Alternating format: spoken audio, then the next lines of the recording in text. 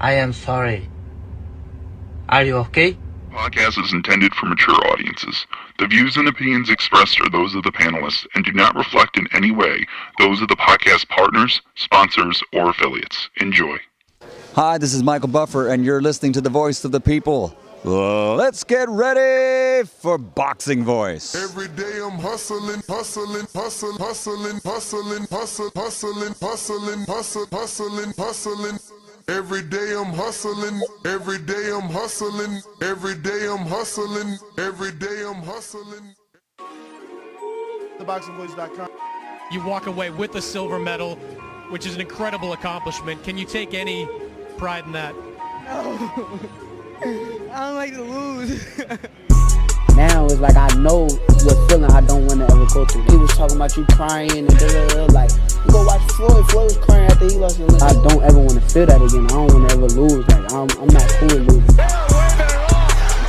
This is a TKO victory for Shakur Stevenson. He's tough.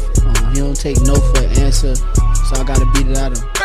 Shakur, of course he the truth. Teofimo not messing with him. I don't think Tank messing with him. Gary Russell Jr. ain't messing with him. Me right now, if you ask me, would I beat Floyd Mayweather back in the day? I'm gonna say yes, and truthfully, really believe that. I know my body. Yeah, I know Shakur body. Shakur know my body. Do I step to you when we fought? Yes or no? No. Do we step to each other? Yes or no? No. The southpaw version of Floyd Mayweather. Oscar can't keep ducking. It's time for him to fight. It's me versus Oscar Valdez. There's nothing else to look forward to. Canelo can't get in the ring fight for him. And even if he could, I feel like if me and Canelo's at the same weight, I feel like I'll beat him. SDS Promotions. I'm one of the best fighters in boxing.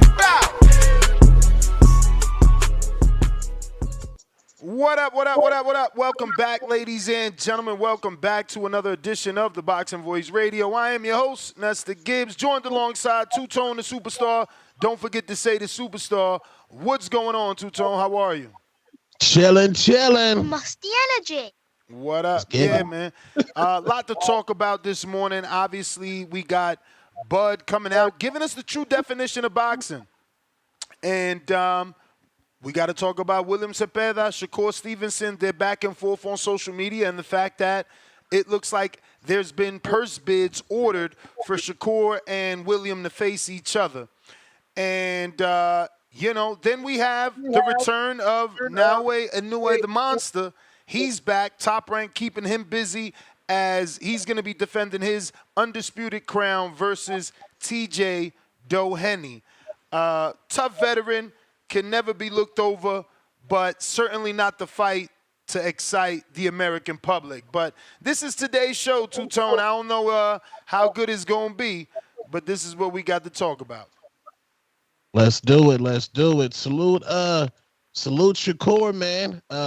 Will Williams Zepeda duck him for a third time? Possible third time. A third time. That is unfortunate, but the issue is that William Zepeda has all these options. We kind of went down, that already. He's ranked number 1, I think, in 4. I've been saying 3, but I'm pretty sure it's 4 sanctioning bodies. He's number 1 in the WBO, number 1 in the IBF, number 1 in the WBC, number 1 in the WBA. So did he duck in the past? Quite possibly. Would it be ducking this time? No. I mean, Oscar said it best. He's just in the position. He's number 1 with 4 sanctioning bodies. How can you tell him who to fight when he's number 1? That is true.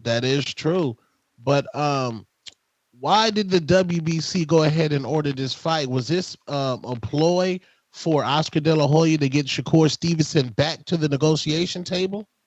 For sure. For sure, it feels like the WBC assisting Zepeda.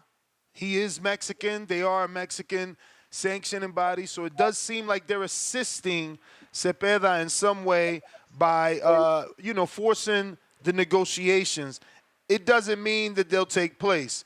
We'll see. We'll see. It's a good fight, but will it happen? I don't know, man. Again, Zepeda has options, so he's got to see what he's going to make in the actual Shakur Stevenson fight. But Shakur certainly wants it. I woke up to screenshots of Shakur, and I'm paraphrasing, but basically telling William Zepeda, like, what's up, buddy? What we gonna do? So that's what you gotta like about Shakur. Whenever he knows he's gotta fight somebody, he's on their heels. But Zepeda, you know, I know his English isn't that great, so I don't know, you know, how he's receiving any of that. Yeah, I mean, William Zepeda want to fight.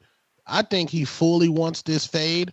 I think that Oscar just wants Shakur to go over there to Golden Boy, and I think that's maybe Shakur destiny. Oscar promoted Floyd Mayweather. Oscar promoted Adrian the Problem Broner. Shakur, go to Golden Boy, be a star, and run that fade with William Zepeda. Go over there, bro. Yeah, I mean, I like Matchroom's options of 1 and 2 fight deals, possibly a 3. You know, Golden Boy, we don't know the details, but when you say go over there, you know, for how long? What fight could he get over there? Well, he got 2. Well, basically, he got the green print is over there. Go over to Golden Boy. You get you the William Zepeda fight. Then you're gonna go ahead and get you a Ryan Garcia fight. That already crosses Shakur over. He's already going viral with Cam and Mace. People outside of boxing are talking about Shakur to me, which his fake Ryan Garcia marketing is working right now. I think that's the best option. I don't know if Floyd Mayweather can get Shakur Stevenson or Gervonta Tank Davis fight, being that Tank is kicking Carmel Moulton off his cards.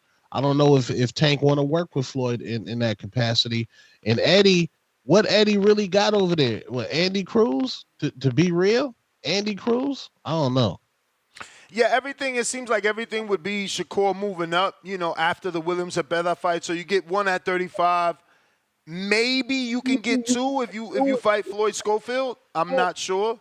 Maybe that can happen. This seems to be a feedback. Let me restart this and bring you back in. Yeah, you know, maybe they can get Floyd Schofield. I don't know if that's something that we are going to want as boxing fans. You know, is Schofield too green? Is he ready for Shakur in our eyes, you know, as a community? Not sure. But let me see here. Okay. Are you back? Yeah. All right. You hear me? Yeah, I hear you. I bet. Don't see you, though. So maybe it is you. Maybe you got internet issues today? Hold on, let me see. In the meantime, in between time, don't forget to hit that thumbs up button. It's going to help with the visibility of the show. It's going to put this episode in the eyes of other boxing fans that don't know we rocking out every day, twice a day. We're discussing the Shakur Stevenson, William Zepeda purse bids that will be and should be taking place. Obviously, Zepeda has options, so, you know, he might not end up fighting Shakur as he's the #1 in all the sanctioning bodies. So, again, it may not end up happening. But I do want to go ahead and screen share the other part of the show, which is Bud basically giving a definition of boxing and defending Shakur and his performance.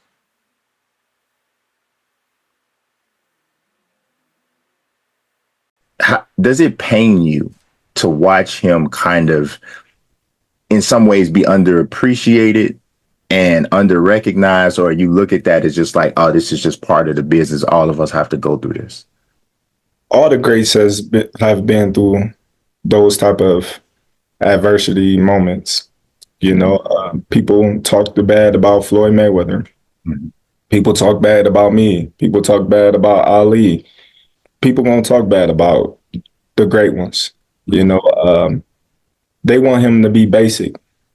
They want him to sit in front of a guy and slug it out with him for they can say, oh, that was a great fight.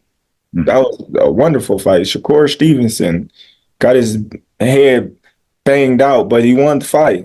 Mm-hmm. That's what they want. But that's not the name of the game. The name of the game is called boxing for a reason. Hit and not get hit. You know, I think people need to look up the definition of boxing. You know, you got a lot of people that claim they know boxing and they follow boxing and they got their YouTube channels and they got their podcasts, but they Shots fired. really don't know boxing. Yeah, they watch boxing, but they don't even know what they're watching half of the time. You know, they look at boxing and they say, well, he wasn't fighting. Oh, I want to see a good fight. Oh, I want to see these two guys fight. It's always fighting. But that ain't the name of the game. It's called boxing. Why don't they say, oh, I want to see Tank box Shakur? Because at the end of the day, that's what it's going to be. It's going to be a boxing match, not a fighting match. If you want to watch fighting, then there's other things like UFC, they fight. They use their feet. They use, you know, the elbows. They kick you, you know, they do a lot of things, you know. But when we talking about the martial arts of boxing, it's a science to boxing. And I just want people to, you know the definition of boxing. So the irony is that he says, look up boxing. So someone did that. Boxing. The act, technique, or profession, of fighting with the fists. With or without boxing gloves. Says nothing there about hit, not be hit. Another one. Boxing. An act of enclosing in a box. A box-like enclosure. Material used to box and casting. The art of attack and defense with the fists practiced as a sport. You got, there's something wrong with your connections, champ. There's certainly wrong with your connection. It's, you're giving a feedback or something. I'm going to jump out. What else we got? And this is the internet. That's what I'm saying, undefeated. They gave him 3 different definitions. So then another one on Wikipedia. Boxing, also known as Western boxing or pugilism, is a combat sport and a martial art in which 2 people usually wear protective gloves and the other protective equipment such as hand wraps and mouth guards, throw punches at each other for a premeditated time. Predetermined time in a boxing ring. Nothing about hit and not be hit. Nothing about the sweet science. Nothing about, not fighting. Instead, all 3 definitions had the word fighting in one way or another. So, have we heard that before? That it's the sweet science and it's hit and not be hit? Yeah. But is that just something that they're, trying to use to change the true definition? I mean, at the end of the day, it's a fight. A dude is coming to take your head off. You can make it the sweet science and try to not be hit, but that bull is always going to be chasing the matador, So it's open for debate. Open for debate without a doubt. That is Crawford's stance on it. And since we're screen sharing, let's go ahead and give you your daily reminder that we are collaborating with the Nevada Boxing Hall of Fame. They will be doing the class of 2023 and 2024 induction weekend, August 8th through the 10th. So anybody that listens to TBV, feel free to purchase yourself a raffle ticket. We got 9 days before we announce the winner. This is the website, very simple, NVBHOF.com/TBV.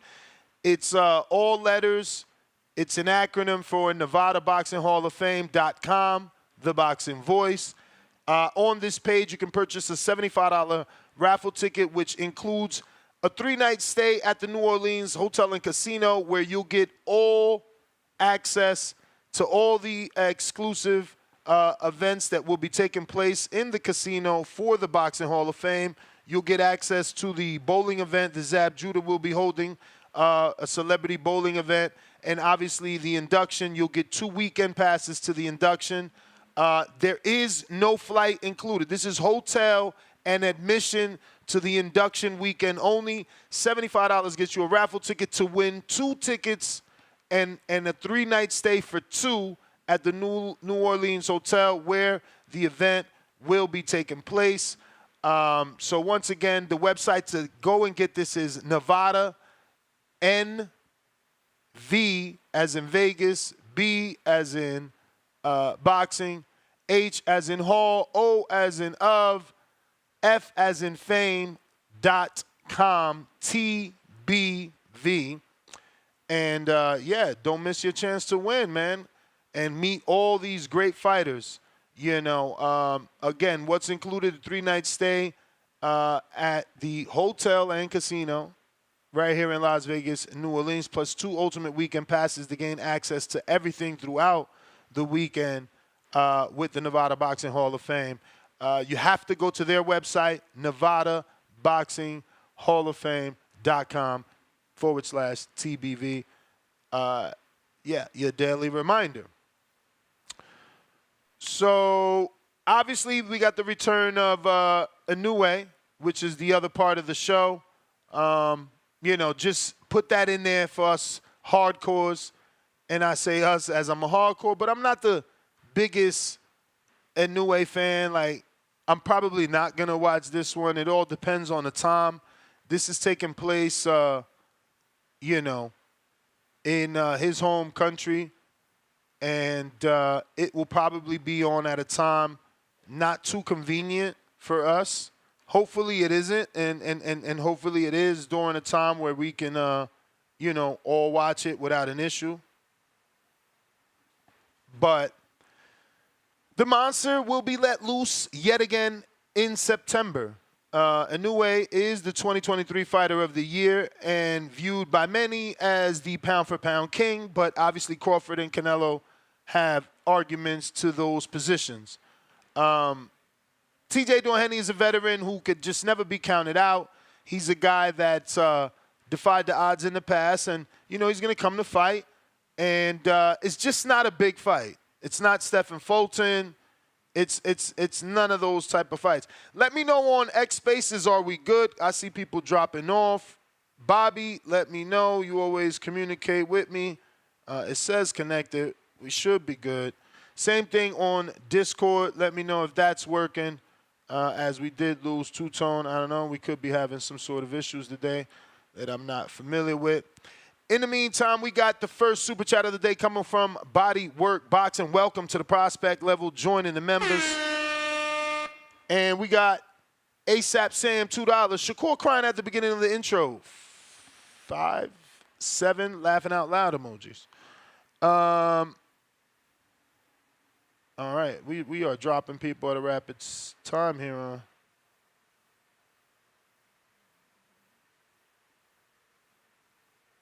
Let me get a sound check on this. X Spaces. If not, we can always restart that. We got G-Ball with the $2 super chat. He says, shout out to Two-Tone for being on time and coherent. Yeah, I don't know. He had some connection issues. We kind of noticed that before we went live, but it continued. So I don't know if he's jumping back on. G-Ball, $2. We definitely need that Schofield fight. Okay. I thought maybe you guys would think he was a bit green or something like that and not give Shakur the credit he deserves if he fights a Schofield. Looks like I got King Amin jumping in, though. What it do, player? Top of the morning, TBV. What's shaking, man? What up? I don't know what you heard and didn't hear, man. Yeah. Yeah, I didn't really catch much. We talking, was it Shakur's, the statement he made? Yeah, as far as let me just bring you up to speed, and then we're gonna take a 1 minute, you know, break to reset the Twitter. Is obviously not working, but we're talking the return of Naoya Inoue, the monster. He's gonna be taking on TJ Doheny and defending undisputed. We're talking purse bids for Shakur and Zepeda, plus they're back and forth on Twitter, and Shakur openly asking him what we gonna do. And we're talking Bud and the definition of boxing according to Bud, but then we actually showed the true definition on 3 different internet, dictionaries that they say the opposite. Boxing is fighting, not hitting and not being hit, not the sweet science. None of that is in the actual definition. I know it's a boxing definition, but he made the mistake of saying maybe we, the fans, need to look up. He said, re-look up the definition of boxing. So we did, and he seems to be wrong. But that is what we're going to be discussing. So I'm going to let you digest that while I go into a quick re-say it. Definitely. So as far as Inoue, the Donaghy fight, I guess that's everybody deserves a break. That's kind of like an active rest, if you will. On my workout, people know what that is. That's an active rest. I'm not disrespecting Donaghy, but whether it be, all right, I don't want your thoughts to go unnoticed. So give me 1 second while I mute up, and it'll be less than 60 seconds.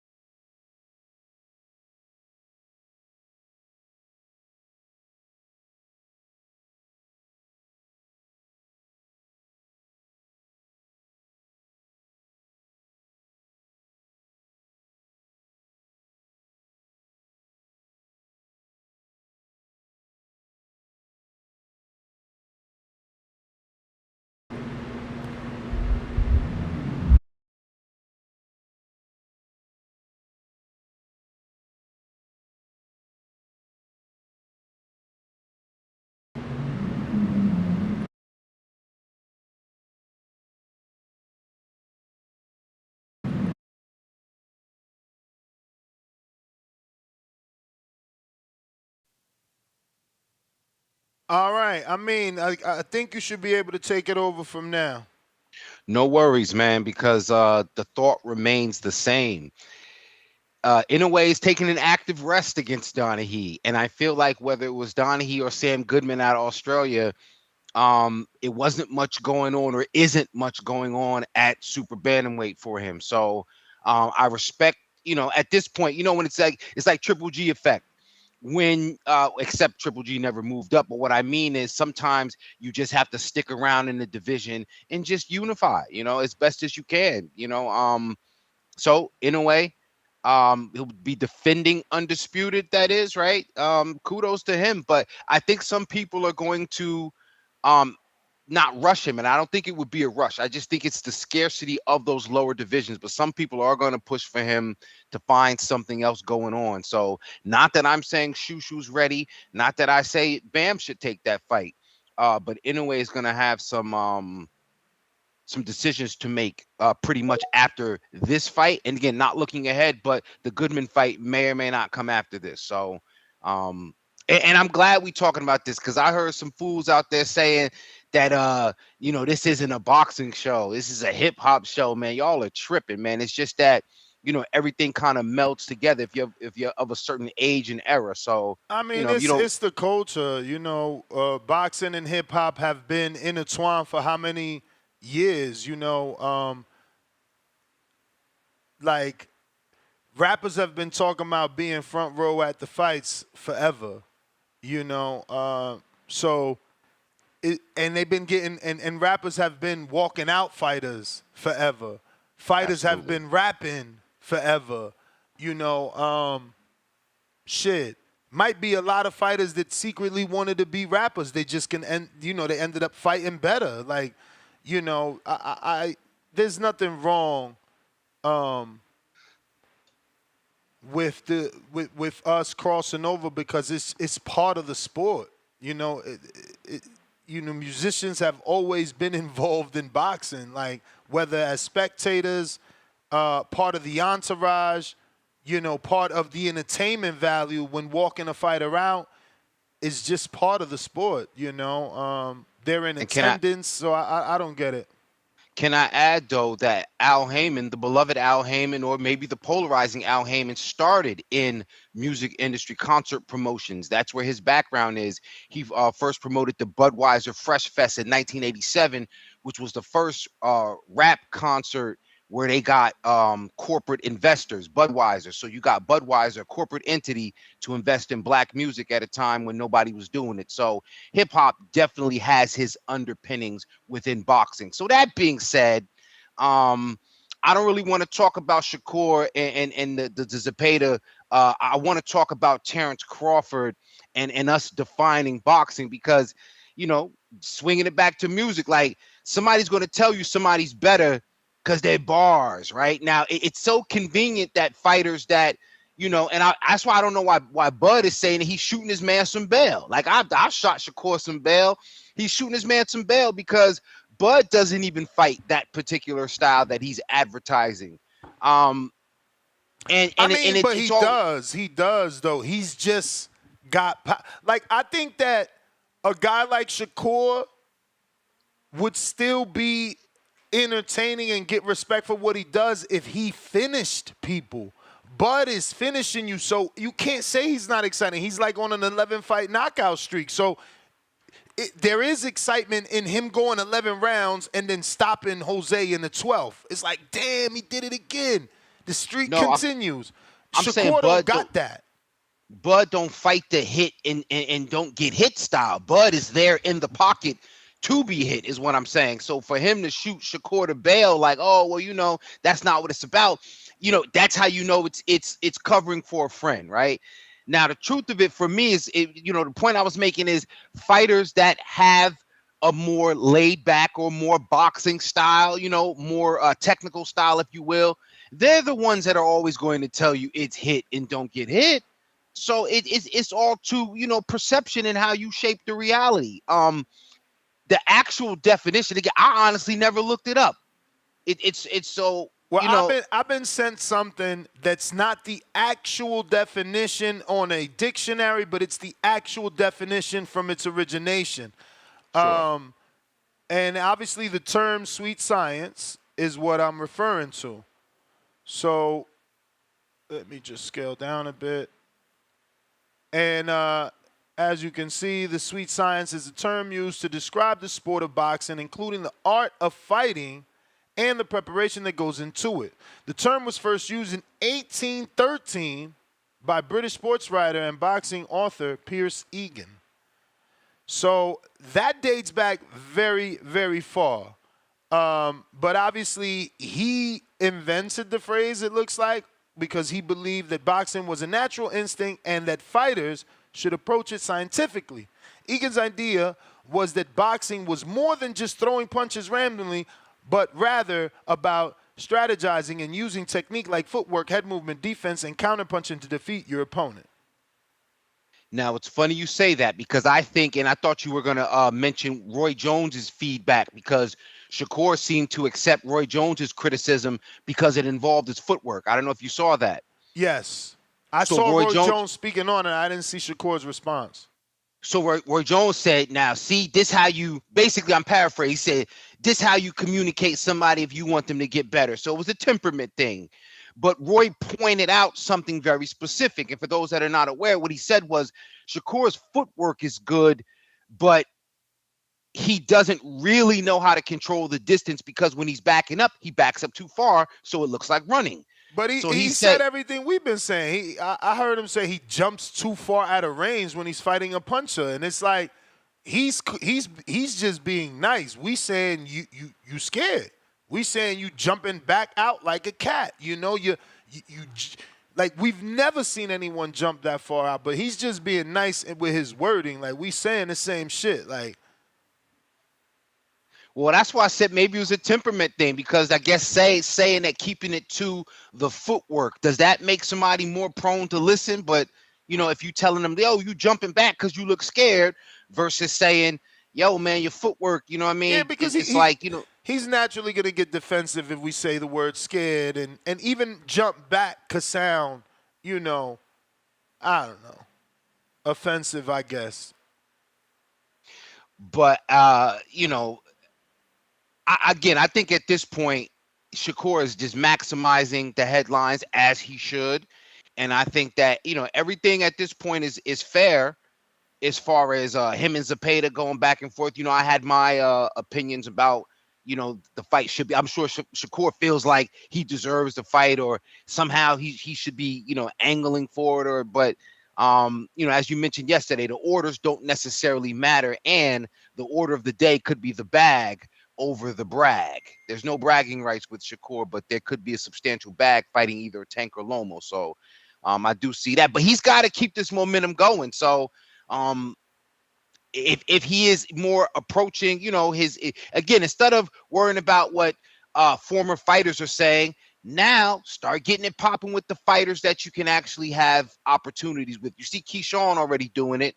And you mentioned Floyd Schofield as a you think that's a potential opponent that people would be satisfied with?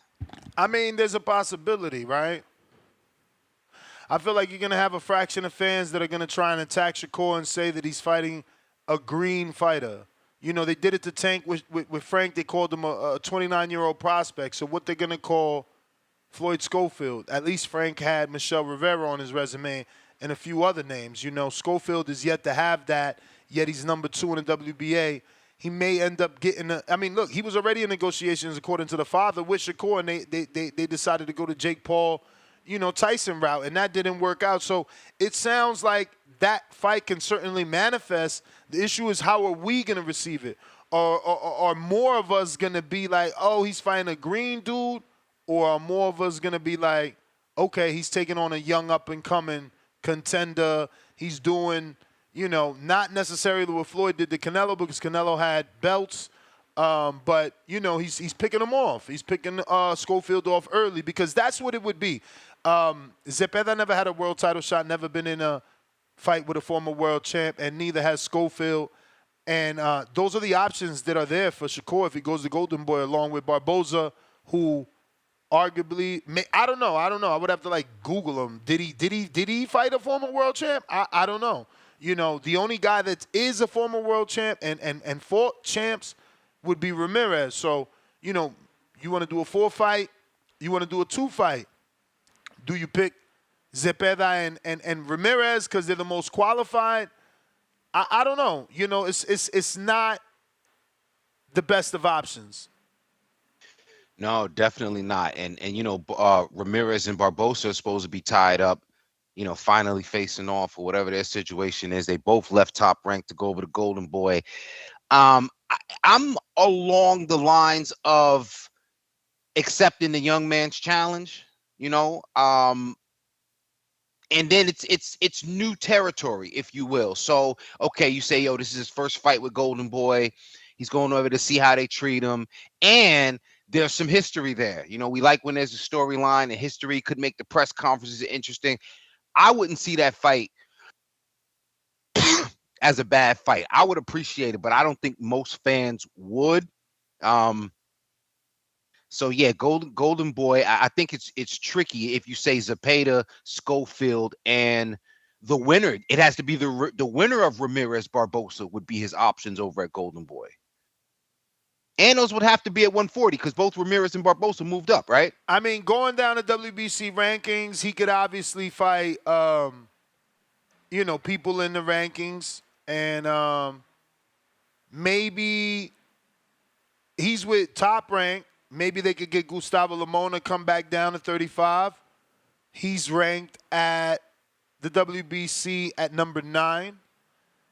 You got Zaul Abdulayev, common opponent with Linares and Haney. He's number 6. Mark Chamberlain, maybe Eddie is offering him that in the sit-down, to satisfy a mandatory maybe. Maybe they could send a letter and fight Mark Chamberlain, satisfying a mandatory. I doubt it because Zepeda's there, but, Raymond Murataya is there at number 2. His best friend Keyshawn is there at number 3, and somehow Edwin De Los Santos is there at number 4. So it's not bad fights. The top 5, we would obviously want the Keyshawn fight just because they friends, to see them fight. That's how society works. Murataya is not a bad fight. Zepeda is not a bad fight. But again, you look at that top 10, only Keyshawn has faced the former world champ. Obviously, Edwin faced the current one. Abdullah faced the current one. But it's slim pickings. They're not the most accomplished bunch. Yeah, I think Shakur should, reconsider or not reconsider, but make sure he considers everything before he makes a final decision. Because even if as we look at these fights, and I felt like that yesterday, we was throwing out names, and then, this is being ordered. This one is in the, so, boxing the way it moves, man, you kind of got to pick a track and see if you can pursue it to the end, man, because you got to find a dance partner, a coordinate, somebody to help you lock in what you're trying to do. Because if someone else is trying to get paid and you're not offering a lucrative opportunity, then damn the fight we want to see. We keep bringing up Limos. He got signed to Top Rank, and I've mentioned him as a potential opponent for Tio. But if he could move down to 135, I wouldn't mind that either, right? Some interesting pieces on the table, man. I want to see what's going to happen when the WBC call Keyshawn. Because I could see Zepeda saying no. He's number 1 in 4 sanctioning bodies. Like, no, I don't want to fight you. I'm going to wait to see what happens with Tank. I'm going to get some step-aside money from Tank. I'm the number 1. Tank trying to fight Loma, I want my step-aside money. Y'all ain't even thinking about that.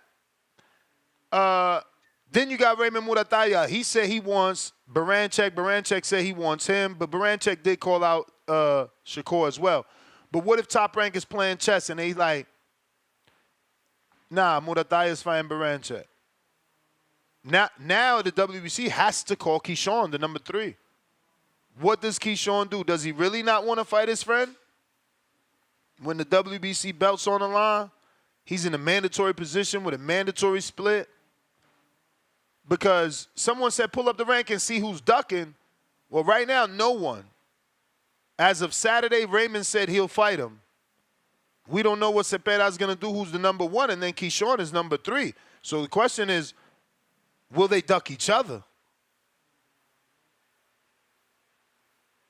Yeah, man. Oh, I think okay. JoJo lost to Zepeda, so that is a former world champ for Zepeda. Do you think that any of that, I mean, you may be more Shakur than Keyshawn, but since, because again, Shakur is the one that's most adamant about his friendships in boxing and how, his friendships may prevent him from having certain bouts. Do you think his friendships would impact his business decisions? So the WBC calls him up and Keyshawn say, yeah, bro, and then Shakur said, don't worry about it, man. I was going over to Eddie anyway, man. You can have it all over there, man. I doubt it because, regardless of promotion, he's got the WBC's attached to him. So if he's going to say you can have it, he's going to drop the belt. He's going to drop the belt. Would you do that for a friend, Ness? Would you do that for me? You going to drop the belt for me? I would. If you fuck with me, man. Come on. I would. If I'm getting told by Eddie I'm going to get a title shot at Liam Paro, yeah, I'll have the belt. They'll announce my fight. And then I'll drop the belt because now I got the announced IBF title shot at 140, and I let my mans, however y'all want to put it, I let my mans, I let them run loose with the division. I'm letting them, I'm letting them loose on y'all. I'm out the way, so to speak. I could see that. We've never seen that at this level, but I could probably see that happening. Yeah. I got Leonard Sterling, 5-pounder. Ishmael Basuro is back versus Andy Hiroka.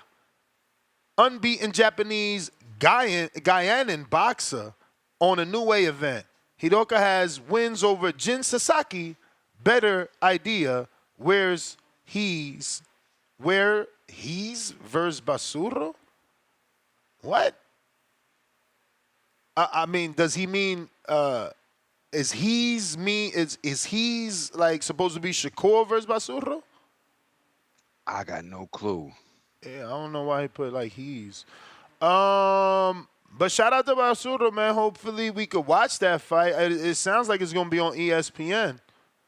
Modern King Boxing, welcome to the prospect level. I guess you just read up. But you see, he's a prospect, a champ, though. Because he's been a prospect for 40 months, his icon is a champ. Because, again, it's by time, not by level. And he comes back and says, champ, Terrence Crawford with the tiger emoji is right here in America. American flag emoji, fire emoji. We got ASAP TV member for 1 month on that prospect level. Can't hear on Twitter Spaces. Hopefully we resolved that already because we seem to have a lot of people on Twitter now. Definitely. Which World, welcome to the prospect level. Leonard Sterling right back at us with another 5. Talking Japanese, Monday morning boxing, matchroom prizefighter Estrella wasn't ready. No, don't say that. He got knocked out in the 10th, bro. Like, he made it to the final round. I forgot to talk about that. I wouldn't say he wasn't ready. Like, making it to the 10th and getting stopped in the 10th just shows that McKenna, who I've been talking about for some time. Tyrone McKenna. No. Aaron. The white Aaron boys. McKenna, okay. Is what? Steve and Aaron, the two brothers. Okay. But this one was the 60-pound. I think it's Aaron. He knocked out Estella that was signed to Mike Leonardi and I think MVP. 10th round, though, bro. Like, I don't know.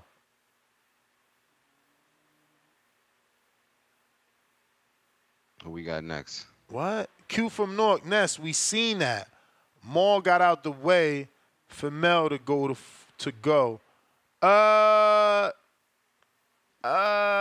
You right. He moved up. You ain't lying.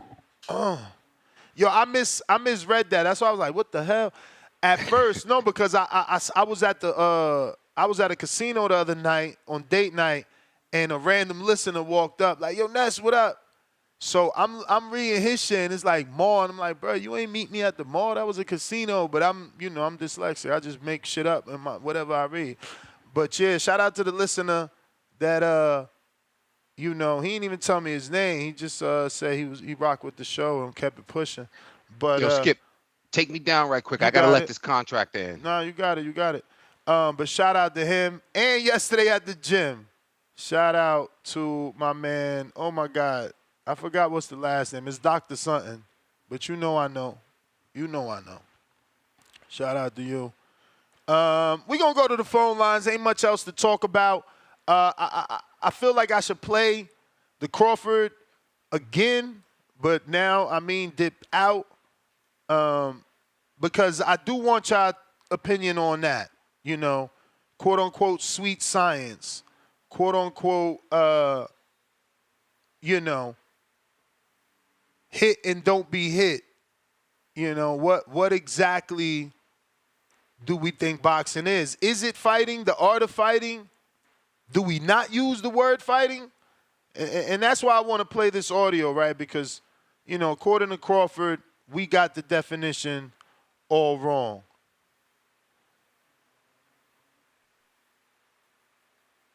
To watch him kind of, in some ways, be underappreciated and under-recognized, or you look at that as just like, oh, this is just part of the business. All of us have to go through this.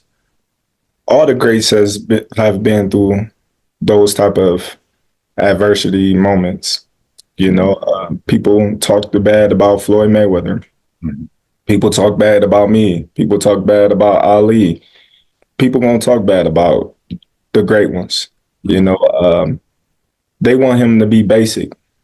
They want him to sit in front of a guy and slug it out with him for they can say, oh, that was a great fight. That was a wonderful fight. Shakur Stevenson got his head banged out, but he won the fight.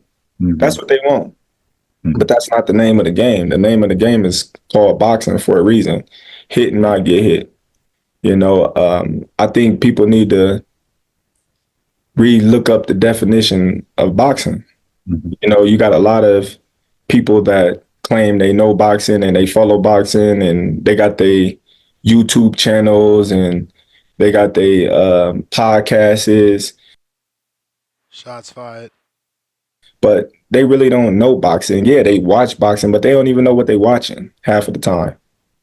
You know, they look at boxing and they say, well, he wasn't fighting. Oh, I want to see a good fight. Oh, I want to see these two guys fight. It's always fighting. But that ain't the name of the game. It's called boxing. Why don't they say, oh, I want to see Tank box Shakur? Because at the end of the day, that's what it's going to be. It's going to be a boxing match, not a fighting match. If you want to watch fighting, then there's other things like UFC, they fight. They use the feet. They use, the elbows. They kick you, they do a lot of things, But when we talking about the martial arts of boxing, it's a science to boxing. And I just want people to, know the definition of boxing. Again, the actual definition was dropped in the comment section, and it's not what he thinks. It says nothing about hitting and not being hit. And in fact, it uses the word fighting repeatedly.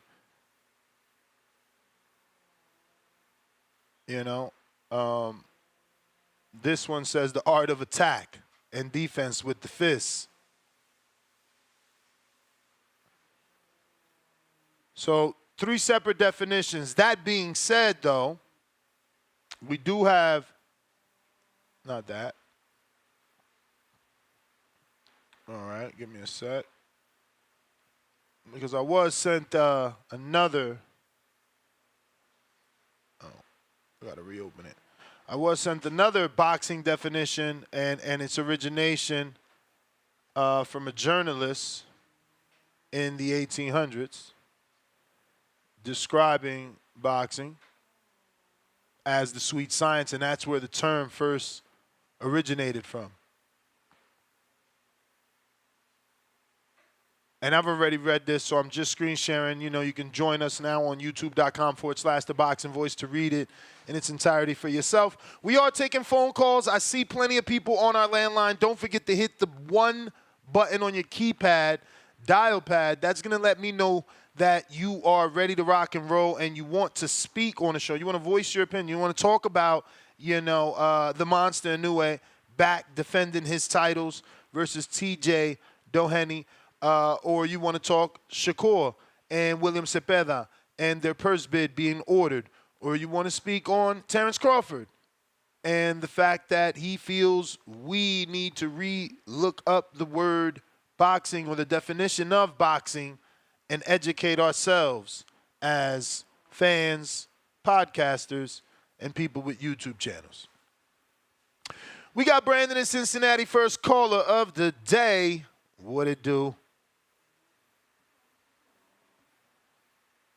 Yo.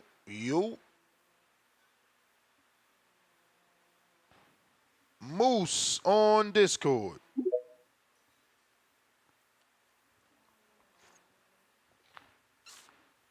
Gotta unmute, Moose. What I've read, so it's more of a showcase, but yeah, that's garbage. Inoue's division is kind of dry. Brandon, start over, champ. Because we weren't hearing you, so I restarted it. So we jumped into whatever you just was saying. How's my audio now? No, you great. You great. Oh, okay. No, I was saying, I fuck with the monster, but TJ Doheny, that's diabolical, nasty work. It's not a fight I was looking to want to see from him. It's bad. From what I've read, the Henny's built some kind of cult-like following in Japan, and that's the way they're trying to sell it. But it's more or less a showcase for a new way to just dominate and just look good, I guess. Similar to Canelo versus Eubank. Nasty work. Like I said, I'm a Inoue fan, but I ain't fuck with this. His division, it's time for him to either move up and face some of the guys at 126. There's some good matchups for him up there, or he's gonna have to move some guys up from smaller divisions. Your not Juntos or your Bams or something. Because right now, outside of MJ, ain't much there. I disagree with Bud vehemently. Like, I get it, it's hit and not get hit, but it's ways to do it to where hit and not get hit to where you don't make it a boring fight and it can be exciting. I've given a million examples of fighters who mastered the art of sitting in the pocket, being in the range, of being able to get hit, but technically knowing how to slip shots and make guys miss and make guys pay. Like I said, Michael Nunn, James Toney, Pernell Whitaker, Prime Roy Jones were guys that were able to sit in the pocket, not just pepper with the jab and back up and shuffle around the ring and dance, sit in the pocket, make guys miss and make guys made because they were just that much more athletically gifted and skilled than other guys. So it is a way you can box, hit and not get hit without it being a fucking boring matchup. So I disagree with Bud there. What Shakur does for the most part is boring. It is very boring. Now, if you're a Shakur fan and you're just invested in Shakur getting a win, then you don't mind the boring shit because you just invested in Shakur getting a win.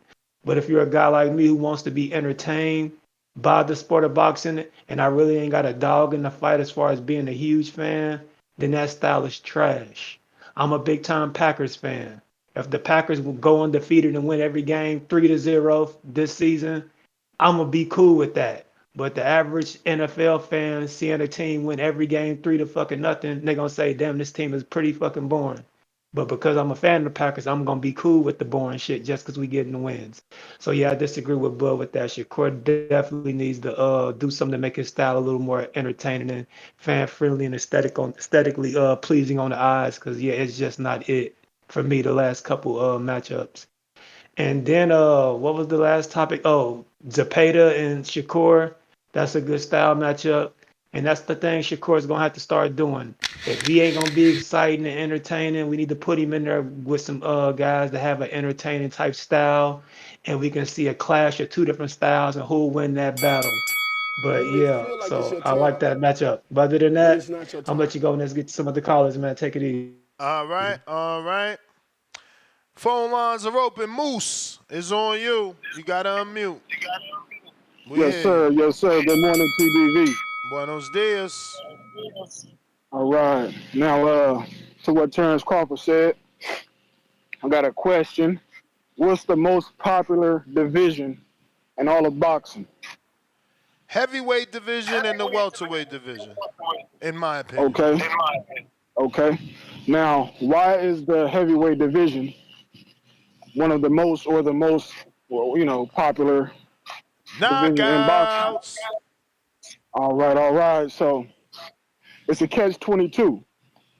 The way it works is, if you're not the kind of person to get knockouts, you might not sell as much. If you don't throw a lot of punches, you might not sell as much. That's just the way it is. So if you got a career and you're a boxer, that's just something you have to consider there. If defense is the first thing on your mind, it's going to be tough to sell you, to the casual fan, because they like offense. So that's just something that just comes with the game. You can't tell people what to like. People like what they like. That's why they like Mike Tyson, because he was knocking people out. So it's just what it is, man. You can't complain about it. You can't say people need to change. That's just something you have to accept. Or you can change, because before, that's something you can control. But off that, as far as the purse bid, I don't really have any thoughts on that. I would like to see that fight though between Shakur and William Zepeda, because William Zepeda throws a lot of punches. Shakur, he's a great counter puncher, very patient, but he's.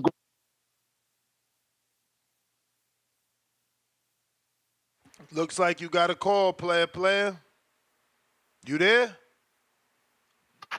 You back? Yeah, I'm here. You back? Okay.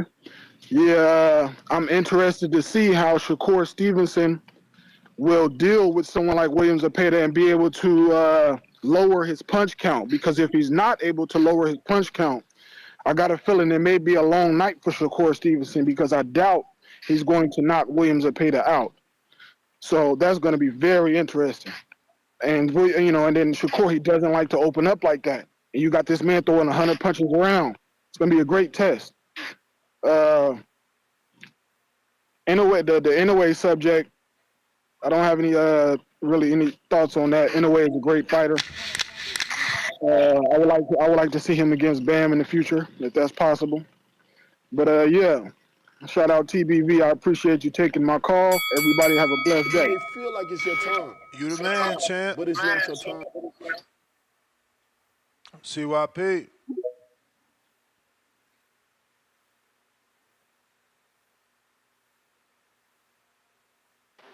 What's up? What's up? What's up? What up?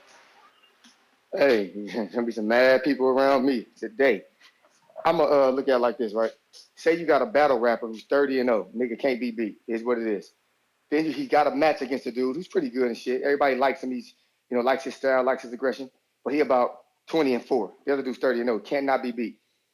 So if dude that's 20-4 tells you, man, that dude don't be really battle rapping. That shit he be doing, that shit for kids. That shit ain't real battle rap. Are you gonna not question like, well, why the hell he 30-0 then? I'm like, dude, if Bud Crawford, 3-division champion, has an opinion on what boxing is, Shakur Stevenson, what is he, 30-0 himself, 2-division champion, he's undefeated, hard to be beat. These two dudes alone can't tell you what boxing is, but then you use examples of dudes with a lot of losses. So I'm confused here. If all sports are made for a winner and a loser, how you win, as long as you stay on the rules, is okay. If you're a brawler, that's okay. If you're a finesse fighter, that's okay. If you're a counterpuncher, if you're whatever you are, it's fine if that helps you get the win. If you don't start winning, then you change things, correct? So if that counterpunching ain't working, you try to be more aggressive. There's certain things you add on from the repertoire of boxing. A lot of things go into boxing. You just find your style, and whatever works, works. I noticed that about a lot of people in the boxing world. You get mad when people don't do what you want to do, but they're more successful at doing it than you would be. So I'm confused here. Like, until Shakur loses with that style, I would say keep doing whatever you're doing, homie. Just keep winning, because a loss is way more devastating to you than these motherfuckers talking about you, homie. Shakur Stevenson, if you listen to the show, a loss from doing what they want you to do, it will be way more devastating than you continuing to do what the hell got you successful. That's pretty much all I'm going to say. Somebody will disagree because it's TBV. Y'all swear y'all smart, but I never coached nobody to do nothing. Ain't never been around no world champion, but y'all know better than Bud and Shakur, who got 0 losses between them. Shit. CYP out. West Virginia. Who's this?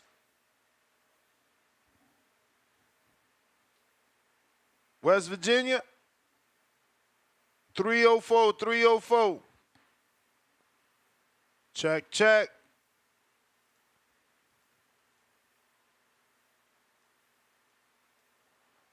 Alrighty then. Let's see. We got Majid. What it do? Yo. Everybody need to like the video, subscribe to the channel, join YouTube members and Patreon for something. I think at this point, Inoue coming back to fight, just good news. Shout out to him. This Shakur shit that everybody talking about. All I gotta say is, yo, just be yourself. Keep motherfucking winning, man. You can't make everybody motherfucking happy. Andre Ward ain't lose since he was like fucking 14 or 12. Got in the boxing game, did everything that he had to do. They said he was boring. He ain't this, he ain't that. He need to act more like Floyd Mayweather. Just not too long ago, Bud beat the shit out of Spence, then move up, try to get title shots, and they try to block this nigga out to the point where he had to go outside of America to get a motherfucking fair shot at just a fight with some decent money. So my advice to Shakur is play all your options. Eddie Hearn got something set for you. De La Hoya got something set for you. See what the fuck Turk talking about too, and just get yours, man, because you could be yourself and be like they say boring, or you could be Devin Haney and be willing to stand in the fire. And even if you fucking get cheated, these niggas make motherfucking memes, say you should have did this and did that. It ain't no honor in this motherfucker. People just fans of who the fuck they want. So they gonna do what they want. They gonna tease you when get what you want or whatever. So until niggas moving like motherfucking Inoue, just doing champion after champion, going for undisputed, or like Usyk, champion after champion, undisputed. All of these niggas that standing on the side of Shakur or above him, if they ain't challenging him, this boxing world just moving like bitches more so than telling you to tap dance for a higher dollar Fuck that shit. Get yours. Fuck these niggas. Like you said, fuck the fans. Just keep it moving, man. Have you a good day. You're already a millionaire. That's all I got, though, man. Shout out to you. I was just a record, man. That was about 20 F-bombs, man. Certainly flag. Thank you for that. If we have anybody interested in calling in, now is the time to do so. We got Joe Ripper, $5, celebrating his 10th super chat on the live stream. He says, regards to Leroy Jones' advice, you just got married, so you know it's about how you say, not what you say. My girls stay on my head with that line. You ain't lying, so does mine. I think that's a universal woman thing. Leonard Sterling, $5. Chamberlain with Queensberry, Turkey's favorite lightweight. Won't be shocked if it was Baranchek, K2 versus Chamberlain on Usyk versus Fury card. He's. What? Okay, so it must be a punchline we don't get, or that dude has a nickname? He's.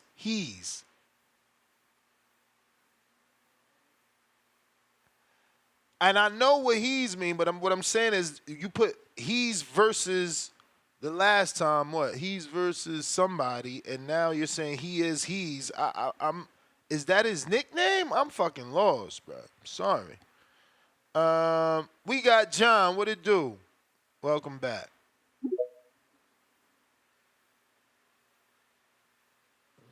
What's going on? Chilling. Hey, so earlier we were talking about Shakur and Golden Boy, and didn't mention Duarte. So let's say he goes Golden Boy, and he gets a Duarte match, and then he gets the winner Barboza and Ramirez. He's also got Zepeda, and then if not, I mean, you do that, and there's a potential Ryan fight a year from now or 2 years from now. But I mean, I would love to. We were talking about Schofield. I love to see the Schofield fight, but the thing is, the public doesn't know what we know. They don't get to hear Schofield's dad on here, every few weeks talking all the shit and stuff. And so they're not going to get that. Bro, I was trying to get his dad on yesterday, man. His dad was telling me some shit behind the scenes that I'm like, bro, just come on. You know what I mean? Because I love debating that guy. I don't know. He's funny. I love him. Oh, he's ridiculous. I love when he's on here, too. I literally am dying laughing at work. Floyd Schofield's dad, he cracks me up. Yeah, we need to get him on here. I would love to hear that again. But what I wanted to say is, okay, this is another thing. So I finally seen Cam and Mace, reply to Jay Prince, and to me, it's not good publicity. This looks so bad. Like, Jay Prince, you are a boxing promoter manager with all these fighters signed to you, boxing promoter, and you're out here threatening podcast rappers, talking about beef in the street. And then they bring up the what happened with NBA YoungBoy, and I remember that happening watching that video. Bro, the timeline pushed it to me today. Yeah. This is gonna make so many people that don't know about that story, because it kind of blew by, and Shakur wasn't as big. They're gonna go look at that now, and that just looks terrible. That video, rewatching it, like y'all try to strong arm NBA YoungBoy and Shakur. Why is Shakur there? A boxer, holding YoungBoy's umbrella, and so we got your stuff. They're like, that's a terrible, terrible look. And you're in negotiations with these other companies to sign, and it's like, what was match like? We got to look at Top Rank. They did a great job promoting him while suppressing or all this extra stuff going on around him that we probably don't even know about, because Top Rank was promoting him as this Olympic. Remember when he had the Olympic hero, facade back when he was fighting Joette and stuff? Now it's like, oh, he's hanging out with these super goons, threatening to pretty much, get in a street beef. Like, what does he do? It's a terrible look for Shakur. Like, it's not good promotion. And now these new fans, they're gonna, when they Google his name, see this information and be like, oh, this dude's a thug. he's a dummy, and it makes all his moves look even worse. Like, why are you not big homie in him? Why are you not telling him to shut up? Why are you letting him threaten people? Get the strap. Like, why? What are you doing, Jay Prince? Like, it just makes Jay Prince look bad as a manager, promoter, and a shady figure, which nobody likes seeing athletes around shady figures. And it makes Shakur look like a crash dummy, and like he's probably getting taken advantage of, by his management people, so he can be Mr. Tough Guy in the streets. It's just, it's a bad look overall, And he acts like he's the weapon when he knows he has these dudes behind him, but like, it's just, it's not good. It's like when you hear these controversies about these MMA athletes with these dictators, or any shady story you heard about that stuff. That's a black eye on that athlete and his history, and his story, his legend. Like, and this is, it's not a good look for Shakur. It's not. But that's the end of my rant. Nah. I get you, John. Yeah, you feel Great me? call. Yeah, for sure. Yeah. I mean, we all But, said this already, man. We all said that, we expected James Prince to big homie in him, not to add fuel to the fire. He's supposed to be like, chill. You can't argue with everybody. Like, everybody got an. It was supposed to be as simple as like, yo, little homie, man. Everybody got an opinion. They like assholes, Yeah. right? Everybody has one. That's It may it. feel like Y'all it's laugh your it time. off. Like, Yeah. you just But it's got not paid your time. X amount of dollars. You a hot commodity in terms of people will be interested in you. Where you going to re-sign, and those that want to sign, they are interested. So I don't know, but again, and remember, you he got has to Abdullah understand. Mason and Jared Anderson and all these other FA Jogbe signed to him. Like, it's more than just you. But that's my call. Thank you. You got it.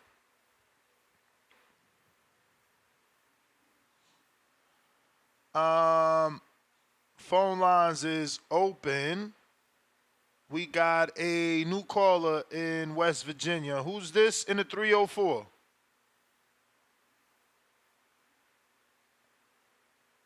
.304.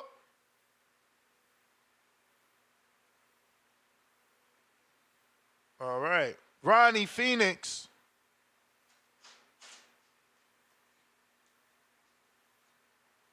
I'm lost here. Why you guys? I don't hear y'all. Ronnie in Phoenix. All right. Huang in Houston.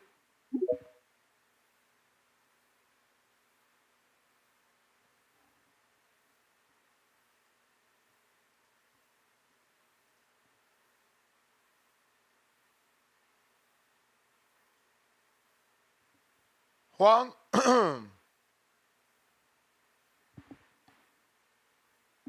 Tip. Yo. Yo. Yeah, man. Hey, Bud out here tripping, man. Bud, Bud only doing that because of his quote unquote little homie, man. You know what I'm saying? His little homie getting scrutinized, so he got to come to his defense and then, redefine, what boxing is. It's crazy out here. Crazy out here. Nobody wants to watch that boring ish, that Shakur put on, man.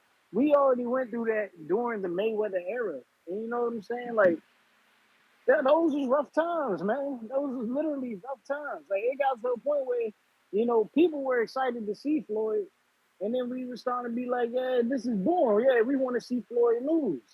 Shakur in that way there, you know what I'm saying? Where people want to see him lose, and but he just ain't got the opponent.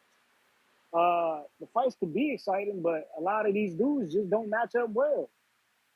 In order to like really see the best come out of Shakur, man, you gotta throw some dudes in there that really know how to get down, like a Shojahan Ergashev, man. If I was Oscar De La Hoya, you know what I'm saying, I'd hit up Salida Promotions and try to make that fight. Because I think that's a great fight for Shakur. Shakur versus Shojahan Ergashev, you know what I'm saying? A guy who knows how to come forward, throw punches. And he's got some power. He's got some pop behind it. So it's going it's gonna make us, find out who Shakur really is. Because I don't think we've really seen Shakur against a puncher, have we? Like, is there an actual puncher, that we've seen Shakur fight? Like somebody who really got knockout power in us? I mean, the closest thing to that is De To Los start your show Santos. now, press 1. To Is hear that important instructions, is De press Los 2. Santos and Nakatilia. I give you De Los Santos. I give you De Los to a degree. He like a boxing puncher, yeah. I give you that one. But I think Ergachev is a little different from De Los Santos. He got a bigger frame, so I don't think Shakur will be able to move around the ring like we expect him to do and stay out the way of his punches. I think he'll end up being able to close the distance to get him to the ropes. Because if he's fighting a dude like that for the second time, I think the judge is going to start to look at the fight different, and he really going to have to bite down. Because that can only go on for so long. It can only go on but for so long before they start to change their minds on how they're going to view the fight. I mean, shoot, we seen the other night with Tevin Farmer, honestly. Because those scorecards are wide, hella wide. So, yeah, man, I don't know. I wish the best for Buddy, man. He definitely need to get out that corner with Jay Prince, man. Ain't Jaron Anderson over there too? Yep. Yeah, Jay Prince signing all these young emotional dudes, and that's the problem, man. These young emotional dudes with no guidance, you know what I'm saying? And they out here crashing out. They looking like crash dummies out here.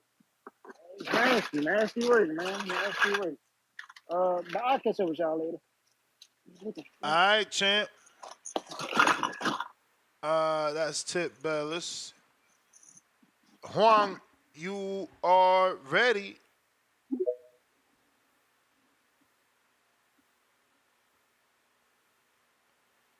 Huang out of Houston.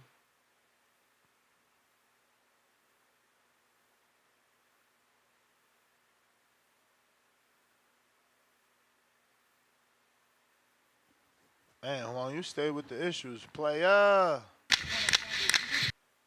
What is up? If you're watching this on YouTube, go ahead and give me a thumbs up. Hit that like. It's going to help with the visibility, putting the show in the eyes of other boxing fans. That's going to help us get new callers, new opinions, different takes on the sport and everyday's topic. We're going out to DC3. What up? What's the deal, Nish? Buenos dias. I give a Bud doing, but he just trying to defend his little bro. I understand it, but I think Bud, trying to redefine boxing because Shakur just don't have that in him. He don't have that grit, that dog that he has. You know what I'm saying? Like, he sees it. So we just gotta accept the fact that I don't think my biggest fear, cause I ain't gonna shit on him, but my biggest fear is him getting down on the scorecards because I don't think he had a will to be able to pull himself out of position to go take a fight from a guy like that Barrios and Tank fight when Floyd told him he was down on that scorecard and Tank got up and he got on Barrios' ass, or when Bud. When he found out he was down on scorecards against Porter, and Bud got up and he finished him. I don't think Shakur has that in him, And I get Bud, that's what you're gonna do for your little bro, but you just gotta accept the fact that that's not him. He's not a monster. He was beating up on them little guys, the Valdez's and here, because he's the bigger guy. That's why he was able to move up from 26 to 35 so quick, because he was clearly the bigger guy in them fights. So I agree with Tip. He spoke facts pretty much. You know what I'm saying? Like, we just got to accept the fact that he's a good fighter, he's a good technician, but he's not a dog. He doesn't have the grit. He don't have that monster in him. He don't have that. He don't have that. And, in a different time now with guys, we don't want to see you take a beating. We want to see you be able to engage, take risks. That's all we asking for, because, this shit high. A lot of us blue-collar guys, we not rich, so we spending he fought on ESPN, but he trying to take that next step and be a superstar. That means a superstar that's gonna make us start having to spend money to watch you fight. So we just want to see, start start stopping guys, showing us, or not even knocking them out, just beating the shit out of people. You know what I'm saying? But that's my call, though.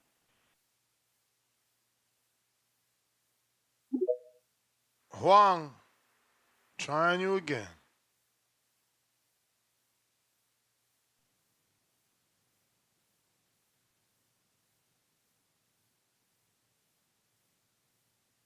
Huang, I got Tone and Amin back at it. What up, y'all? Yo, yo. Yo. Oh, shit. Tone got his shit fixed. Oh, it's lit now. Where's Shakur at? Pull up. No, What up, fellas? I've been trying to get Huang on, but we got line 6 Reed. What it do?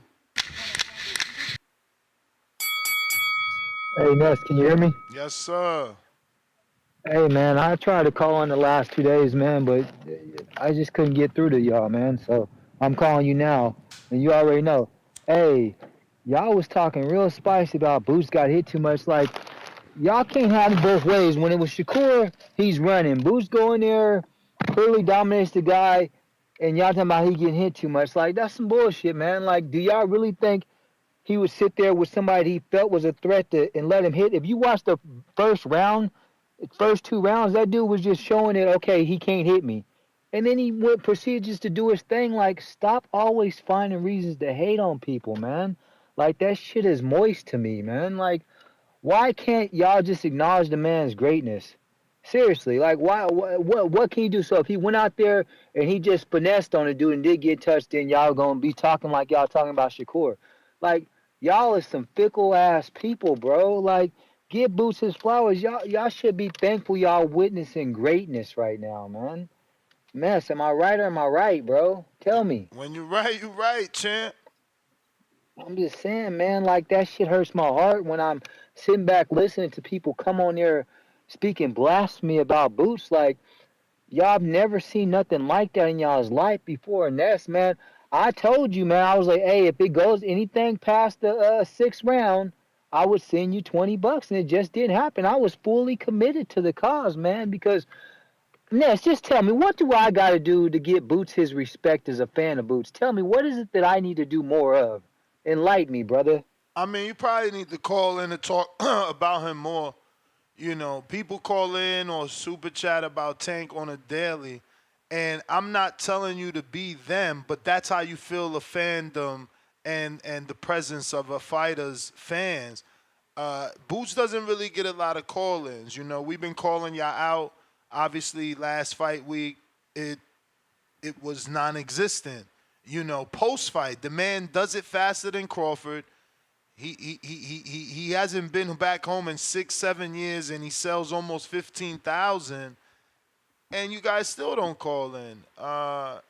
You know, it's gonna be tough. You know, it's gonna be tough for him and Brian Norman to have a big fight in Atlanta and do the numbers that Tank did if you guys don't start supporting. Now look, they showed up.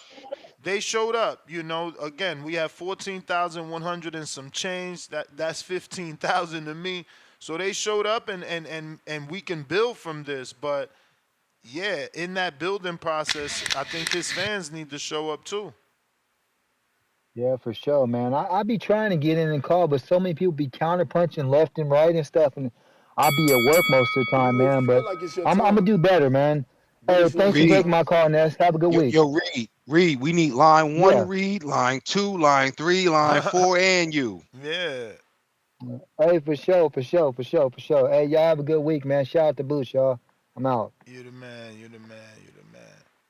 Also, Boots has to hold himself accountable as well for horrible marketing. Floyd Mayweather had the entire package. He boxed in the ring, and he knew how to market outside the ring. Certain fighters know how to market. Boots, he needs to embrace he needs to get a sponsorship with Timberland. Where the Timberland sponsorship at? I'm with you, man. This I do my talking with my hands shit, bro. That shit is for the birds. That don't sell no tickets. Again, even though he sold tickets. So because because of what I'm getting ready to say. See, Eddie can do well for fighters that don't speak for themselves, because he can like draw it out of you, or him standing next to you, he can give you the alley oops. So we're seeing a total different Boots. Remember when he was on the other side of the street, yo, his father, if at all, spoke for him, right? Now you got Eddie jumping out there proclaiming his greatness, and all Boots got to do is be like, yeah, I'm all right. Remember it Paid in Full and shit? AZ, he always like, yeah, you know, he always cheesing and shrugging his goddamn shoulders. That's all Boots got to do, because he's got Eddie out there being the Rich Porter, being fly and flashy. So I think that at this point, he gonna be all right. He's gonna be all right the way it's working, and he can only improve his marketing by speaking out more. And I think that will happen. Yeah, I think sometimes he got to be like, "Yo, I'm coming to Arizona. Let me hit a promoter out there, and let me get a club walkthrough. I'm about to be in the Bay. Let me call a promoter out there. Let me get a club walkthrough." Those things market you. They want to see, fans want to see the lifestyle. Hell, even showing up somewhere and giving out book bags, going to, charitable type. Just show up. Yo, Boots Ennis. I'm, Boots on the Ground Foundation. We out here giving out book bags to kids, man. I showed up to a local gym, and I'm giving out, I'm signing gloves. That kind of thing, man. You got to get out there. Facts. COE Films. What up?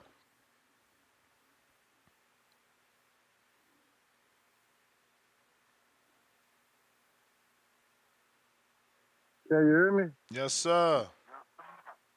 Yo, man. So, I agree with my guy about Boots need to market himself more.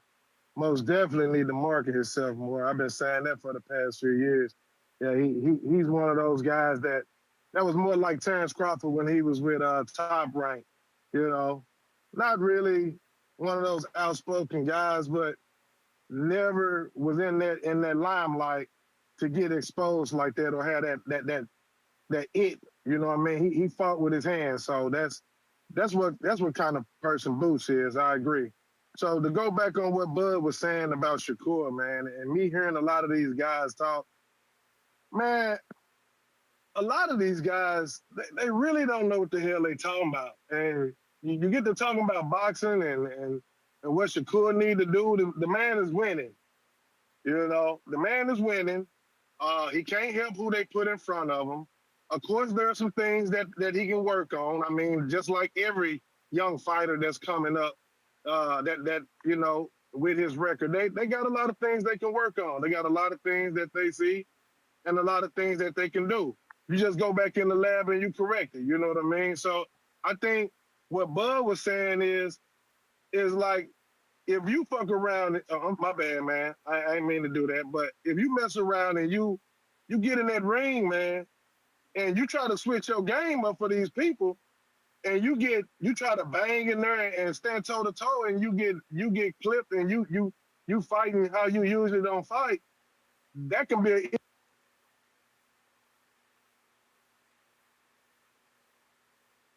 inside your body, and you get clipped, and then, You must have got a call. Yeah, I did. You cut out a little bit because of that. Okay, well, my bad. Let me just go back. I know I don't have that much time, but I'm just saying, like, if you get in there and you get the banging and you get clipped and your career get thrown off, that can do something mentally to that man. I mean, and he'll probably never bounce back the way he would have been. So let's keep that in mind. And what Bud was hitting on is like, hey, a lot of these guys, man, they taking licks and they never the same. And their careers getting derailed and trying to fight for the fans. Okay, fight for the fans, but at the same time, fight for yourself, man, what you feel comfortable with. Because at the end of the day, these folks don't give a damn if your family eat or not. Whether your kids go to school, whether you're able to play with your kids or even talk to your kids in a normal fashion. A lot of people don't understand it's bigger than boxing, but at the same time, they still trying to entertain. That's a balance, man, that a lot of people can't do. And you got to give your hats to these gladiators that get in that ring and be ready to risk their life just for our entertainment, man. I mean, at some point, we gotta step away from the I want to see them blood and guts and get knocked out, and just appreciate, man, the art, the science of the thing, man. It's an art to it. It's a sweet science to it, and if you appreciate it, you can see that the adjustment that Shakur made in that fight and what he was at least trying to do to entertain the people. It's just his dancing partner wasn't willing to cooperate. So styles make fights, man, and I think a lot of these guys just need to just take a step back and think about, man, if your life, if you get a bunch of concussions, head concussions, your life won't be the same. You won't be able to talk to your kids, and let alone wipe your butt if or take care of yourself. So I think a lot of them just need to take a step back and evaluate that part before they start criticizing, and just learn boxing. Go back and watch the Sweet Science, man. I mean, just go back and watch it. So that's all I have to say, man. I appreciate your time. Shout out to everybody that's listening. You may Shout feel out like to it's y'all. your time, but it's not your time. Huang, trying you again. Yo, you got me? Yep. All right, let me get on what he's talking about right away before I forget. So look, if you worry about getting hit and all that, you need to pick a new profession. It's just like an underwater an underwater a welder that puts pressure on the body and lowers your lifespan. You want to make that money, you got to take that risk. You know what I'm saying? You don't want to get hurt, pick another profession. You know, football, if a football tackle, we say, oh, CTE, well, man, I'm just going to miss tackles sometimes. You getting out the game. So miss me on that one. And I'm no disrespect to nobody, but that just sounds unintelligible in the sport of boxing. Number two, that argument, that narrative that, hey man, you making money, just make, you don't worry about that, you making your money. Okay, yeah, make your money right now. Guess what? In the long run, you're killing yourself. Because I'm gonna tell you like this, and this is not just bullhorn. If you told me Schofield and Claggett gonna be a co-main on a pay-per-view, to me that just made that pay-per-view spicy. You know why? Because I don't care how many losses Claggett got, he gonna come and entertain me. You know what I'm saying? You never know. He might get an upset and then, wow, now we talking about it. Everybody, we back to not want to lose that. And MMA, why you think MMA taking over? Why? Because the boys, they ain't worried about that. And they take real head shots with leg kicks and elbows and all that. So come on, man. Those two narratives right there, you killing me with that. You know what I'm saying?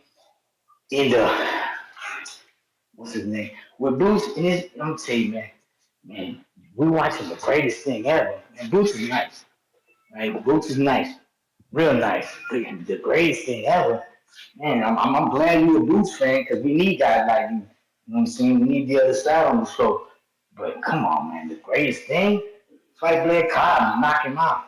You know what I'm saying? I mean, he ain't great either. You know what I mean? It's like, man, y'all gotta slow down. You know what I mean? But all these names about you're gonna get your money right now, and then guess what? Nobody wants to watch it. Look where it's at right now. You think we want to pay for a pay? If you told me, Shakur Stevenson fighting Edward Dos Santos on a rematch on pay-per-view, guess what? I ain't buying because I saw the first one. You know what I'm saying? He's scared of that power. He's scared of getting hit. What y'all say? Don't get hit. I mean, I don't know. Am I tripping? You know what I mean? I don't know. Nah, you hitting points. Everything you that's said all was I a got. fair Shout point. out. I mean, that's just how I feel, man. Everybody say, we call here hating on these dudes. We ain't hating on them. We're not fanboys. We boxing fans. From one day to the next, I can tell Terrence Crawford to F you if you're doing stuff I don't like that affect the sport in a negative way. Y'all still on this? Let's keep the O. Let's keep the O. Okay, keep the O. Keep making money. And guess what? Man, Floyd wasn't like that. Floyd gave us exciting fights, man. You know what I'm saying? Hit and don't get hit. Yeah, he hit and don't get hit and made it exciting and gave us great fights. You may feel like it's your time, TVB, like and subscribe. but it's not your time. Appreciate that. Most important thing, and not most important, but important thing, what you said, people got to be fans of the sport enough to provide some constructive feedback about their favorite fighter. That's it. Yeah, and like respectfully, like So what you trying to do is hustle me. When Shakur Stevenson says, well, it's going to be after fans that night. No, bro, you don't owe me an autograph when I see you in the street. But when I pay $80 to go to your fight, when I pay that $80 pay-per-view fee, I'm there to be entertained. Respectfully, I don't give a damn if somebody's sick in your family, bro. That's none of my business. Respectfully, when Nets take a vacation, most of the TBV fans don't care. Y'all want y'all boxing voice 5 days a week. You don't care he in Costa Rica. You want Nets here 5 days a week talking that boxing. Y'all boxers out there to say F the fans, go to another sport, bro. Go to another sport. Stop being so invested. When I pay my $80, I'm here to be entertained, period. And it happens to be that Gervonta Rehydration Claus Davis, regardless of the opponent, mid-class, E-class, A-class, he going to entertain me with a knockout, and I'm going to get a backflip after the fight. Come on, stop capping for these fighters. Respectfully.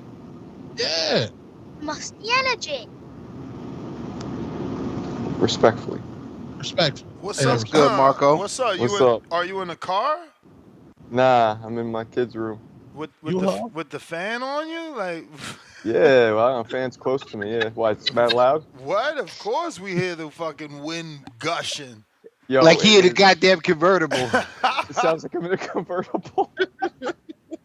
I'll keep it muted or I'm not talking, my bad. Nah, you're good. You're good. But Marcos, man, you want to join the conversation? Have you been listening? You know what's going on? Nah, I just jumped in. So, we are discussing the return of the monster, Inoue. He's back, taking on TJ Doheny, defending his undisputed. We talking Shakur and William Cepeda's, purse bid being ordered, and then Bud and what he thought the sweet science really is, and the definition of boxing. Did you hear that clip?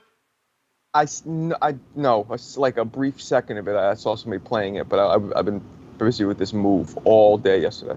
Now listen, real quick, Marco, before you go, this is why, and I mentioned earlier, the fans dictate the pace of the show. The same way we was telling Line 6 Reed that it wasn't a lot of people calling about boots, and Marco was probably the only person, and I'm knowledgeable about it, and many others are, but Marco is probably the only person that gave that reaction to Inoue. So don't act like we don't be talking hardcore shit here. It's just that you guys don't, flock to it, if you will. But Marco, tell us what you got. People weren't excited about Inoue fighting?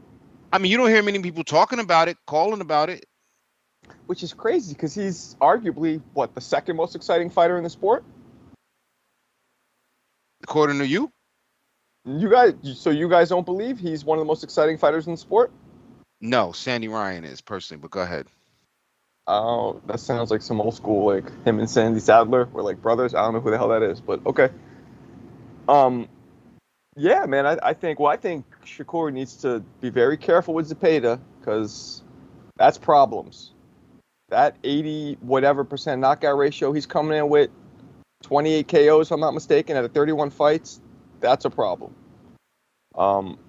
That's going to show what Shakur's made of. I think that's either going to make or break Shakur, as a matter of fact. Because even if he wins, he can strap on his rollerblades and do his Nancy Kerrigan around, you know what I'm saying, and get away and get the victory. Or he could stay in the pocket, he could be entertaining, and he could outbox him and gain respect from tons of people. Or he can get fucked up, right? That's going to make or break Shakur. That is a Zepeda fight. I actually give him props for taking that fight, if he in fact is. Well, it's only been ordered for a purse bid, so we don't even know that it happens. But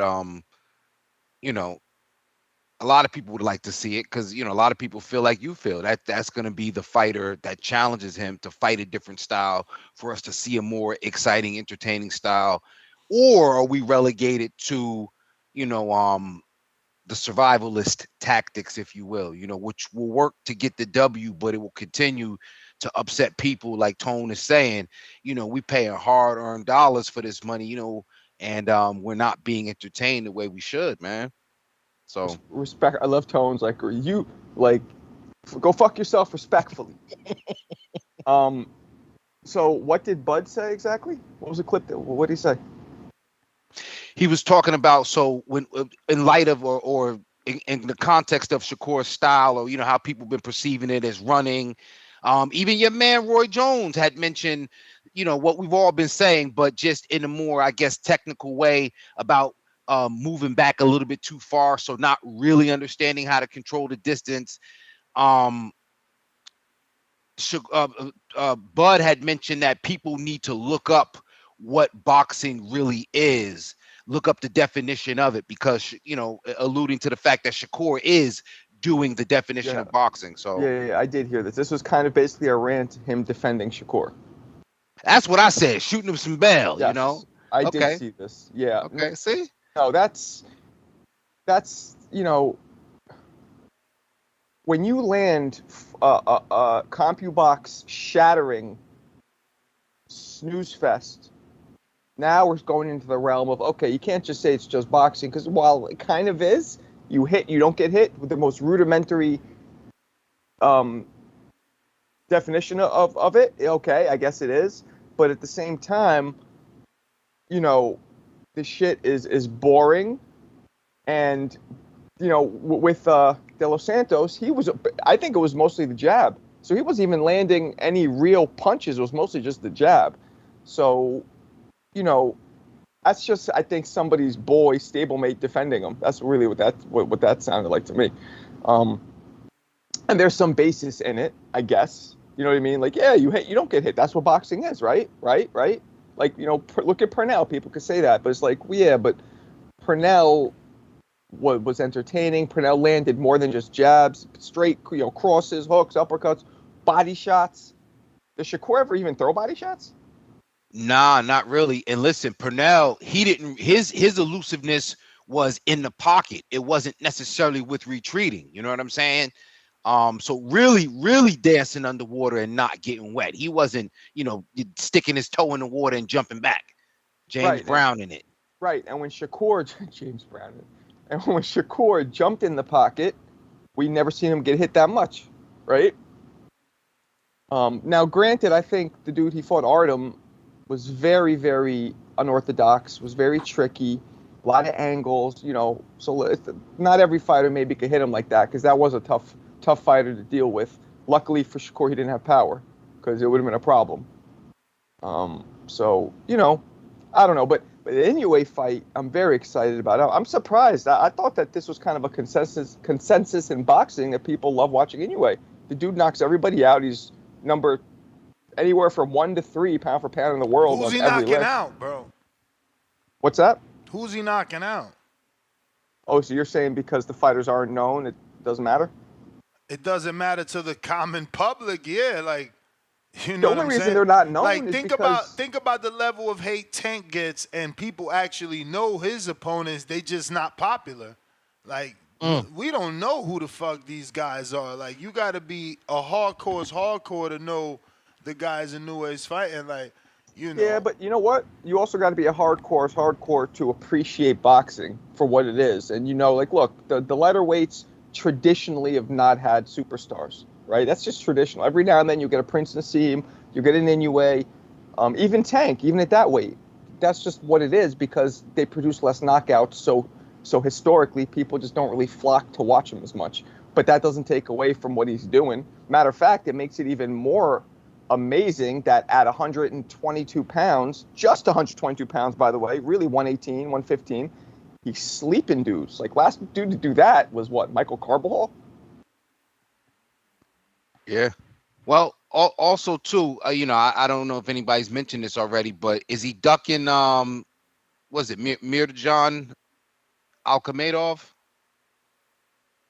MJ, the Uzbekistanian kid. He said MJ like he's nah, but that's his nickname. No, I'm with you. I have no idea what that is. I don't know. I mean, we're clamoring to see him fight to go up. Let's see him fight Bam or go down. Let's see him fight Tank. Like, people want to see him fight a name because they want to get excited. But I mean, I'm excited to watch somebody like that, because when you watch him fight, man, he has everything: footwork, speed, power, angles, tenacity. Like, I don't think I've ever seen him get. He got dropped in his last fight, so he showed heart, got up, slept homeboy. Like he has everything. That guy is the total package for real. Yeah, and stop. People need to stop with the Inoue don't need to come to America. You don't need to come to America, but you need to come to America, bro. Stop the cap, bro. Put America need to be in your resume bag. Y'all giving him a pass over there, bro. Stop. But Tone, why? Why does it need to be? As long as it's televised, why has it got to be in America? This where the smoke is at. Yeah, like listen, when you play at the highest level in most sports except for soccer, football, where you want to see where you cut, you want to see, iron sharpens iron. You want to play in the NBA. Playing in Greece is fine. You want to play in the NBA. Playing in Barcelona is fine. You want to play in the NBA. But he's fought over here though. He's fought here. But boxing isn't a league. Boxing is what it is. Klitschko had Germany the hub of heavyweight championship action for like fucking 12 years. But for the notoriety, for the visibility, you know what I'm saying? Fighting in New York City or fighting in LA with Ohani, old boy that played for the Dodgers. Right, you know what I'm saying? But that's you and me. To him, walking down the streets of Japan where he's like Michael Jackson, people just, like the Beatles flocking on him. He doesn't care where he fights. Yo, man, listen, I got to leave Newark too. That's how they own me when I walk through Newark. But I got to leave Newark. I can't just stay in Newark because everybody's, hey, King on me. Come on, man. And that's what I'm saying. You gotta leave the pond to be a big fish. He's got to leave that pond over there. I understand he gets a great reception and Japan is densely populated, but you got to come over here for everybody to know who you are, unless it's just not important to you. I got to disagree, guys. That's what television's for. That's what the internet's for. Everybody sees them all over the globe at all times. Would Joe Calzaghe still be undefeated if he would have came to America earlier? People see. Here's the thing, you guys have to realize: people fight these dudes. They don't give a shit where they go. If you're the A side, and I hate using that term because it annoys me, they're gonna go fight you where you're at. Joe Calzaghe fought every fighter. You know what I'm saying? It didn't. Klitschko. Every heavyweight. Well, you're contradicting yourself because he's the A side, so they're going to Japan. Klitschko was the A side, so they went to Germany. No, I'm not I'm saying my point is that they're fighting everybody. So to me, as long as it's televised, it doesn't matter where it happens. It matters that you fight everybody, and they did that. That's what I'm saying. Okay. But I got a bunch of callers and a few counter punches. First one is from Tip. Main event, Tip. Is he the main event, or is he gonna get slapped? Come on, Tip. Not unless he taking a rest. Wait, what happened? With Twitter, when you give me on Twitter, it cuts out like. You know what happened? Emperor King, man, he sent that new footage. I'm about to play that shit in a bit. Oh, I can't see. I can't see it. Yeah, play it like the next 10. Play it like the next 10. He a southpaw, Tip. You in trouble? No, I appreciate that because I mainly spar southpaws. Oh, that hook to the body about to be something crazy.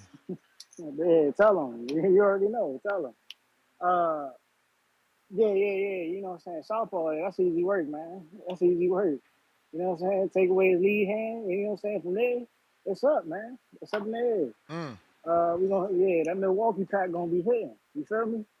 But look, man. I heard King Amin say something earlier about Jaron Boots got to do something. He got to do something to get himself out there more. And that's why Eddie Hearn is a good promoter. Like, yo, I mean, my brother. Listen, man. Go ahead, Tip. Jaron Boots Ennis was already over at Rockefeller. He was with State Property, and then he left. You know what I'm saying? And now he's looking like the G Unit brand. Like, the shit done disappeared, bro. You know what I'm saying? It's like comparing Rockefeller to G Unit. It just don't match up, bro. You know what I'm saying? You tripping. I'm so for real, bro. Like, the dude didn't. When he ever did 15,000, Tip? What are you talking about? I mean. Hey, yo, PBC had him doing what? 3,400 or up in Minnesota at the Armory. He wasn't at the Armory. He was in AC. He was in Jersey. He wasn't even at the Armory. My bad. They ain't take him to Philly. They took him to Jersey and tried to act like it was the same thing. They said, "Nah, we need this site fee money from the casinos." Hey, Tip, get out of here, man. Real promoting is not looking for money from casinos, man. Bro, they, Real promoting is taking a person where they belong. bro, the man would have never got that 14,000 if it wasn't for Showtime. Let's be real. Let's be real. Because they built him up, Tip. Because they built him up. Was it for the 1 round Yes. destruction, all the exposure he got for the 1 round destruction of Delorme? Or was it for the canceled fight with Van Heerden? I mean, stop, Tip. Bro, y'all act like the East Coast ain't see that Romain Diaz fight, and he wasn't fighting in DC. You know what I'm saying? Earlier that same year. Like, come on, bro, y'all gotta quit. And then he had a year. And then he had a year inactivity. All right, that's cool. And then they brought him back home. You know what I'm saying? So they built. Yo, y'all so mad at Eddie, man. Y'all dropped the ball, man. Tip is trolling. The PBC operatives, y'all dropped the ball. Y'all let a future star slip through your hands. And then y'all seen what Eddie did, and y'all like, damn, why we ain't main event that kid? So I got a question. I got another counter punch. I will give you more time. Run it. All right. I just got a question. Why can Eddie do this for Jaron Ennis, but he can't do this for Edgar Berlanga? He can't do this for He did do it for Edgar. He just did it. Hey yo, he did it for Edgar. On, I had Amari Piedra on the show. He's the owner of Caribbean Royale. Yes. He told you they had this scale for Edgar. Yes. He was fighting in a gymnasium, and all the dudes don't do that. Let me tell you something. The Caribbean Royale, the Caribbean Royale has 32 acres. That is a resort. That ain't no fucking gym. Ness, how many people does it seat? What you mean? Jake did 7. Jake did 7 there. That's more than the fucking MGM theater. And Berlanga did 3. Like, come on, bro. Like, Berlanga did 3,400. Give him his credit. like Ness, come on, bro. The man is a New Yorker, and you got him fighting in Florida doing 3,400. Like, come on, bro. We're not doing it. Hold on. Because it's mad Puerto Ricans. No. He messed up. Listen. Berlanga never been in the big room. So in the garden, in the theater, the most you could get is like 44, 48 at best. He doing 3,400 in a completely different region. He not from Florida. Like, he'll sell out the Hulu. Stop trying to minimize that. He not from Florida. Let's remember that Lomachenko only did 2,800 in the harbor. Get the fuck out of here, bro. 3,400 is good. He could do more than that if he was under Top Rank. Like, what are we talking about bro, here? where he did more? Where he did more with Top Rank? Where? Tell us. Man, the man got suspended. So, you know what I'm saying? They was grooming him, all right. So why they had him fighting Kissimmee in a smaller spot and he wasn't main eventing when he was with Top Rank? Because it wasn't time. It wasn't ready. All right, but it's always time when Eddie got them. Eddie always know how to put them in the right place at the right time eventually. I guess. Obviously. Richardson Hitchens was just fighting at my local 7-Eleven, dog. When he was with Mayweather. When he was with Mayweather, he was fighting in Sam's Town. You right. And there's a 7-Eleven right next to Sam's Town, and that shit only hold less than what? 800, 500? What Danny say? Somebody got to Google it. Bro, and now he with Eddie. Now he with Eddie doing big things, fighting in New York, and he all over the news. You mad? This is jealousy at its finest. This jealousy. You wilding out. I want y'all to go. The playback of this gonna be nasty. Go look at Hitch's last fight and look at the crowd, bro. That shit was empty. What? That shit was empty. Bro, it was empty. It wouldn't even matter. We was paying attention to the ring. That fight with Gustavo Limon was action. Man, come on. Yeah. Bro, how do you wake up hating every day? I'm just saying, y'all hyping up Eddie Hearn like he this great promoter. Look, he like Ryan. Hey, fams, it's not our fault that Eddie got multiple fighters that he doing over 14,000 tickets with, and PBC just got tanked, and they got to be renting the services of Canelo to act like they big time. They did under 10 with Benavidez. Eddie did over 14 with Regis and Devin. Then he did it again. Then he did it again with Danny, with Devin and Ryan. Then he did it again with Bam. Then he did it again with Boots. Like, yo, just let it go. I gotta go. His only star is he got a counterpunch. Drew got one. So if you ain't running, we gotta run to him. I'm Oh, gonna come Drew back about to after come Drew. on? Oh, he about to talk about Inoue. Drew, what it do? Yo, I'm audio. Chilling. Crispy. Man, get that motherfucking Mama Luke Tip Bayless out here.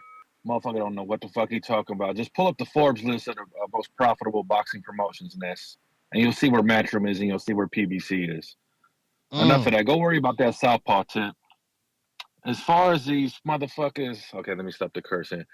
Y'all being real casual, Two-Tone, talking about Inoue need to come to America. No, he don't, bro. No, he don't. TJ Doheny's last 3 fights are in Japan. They know him.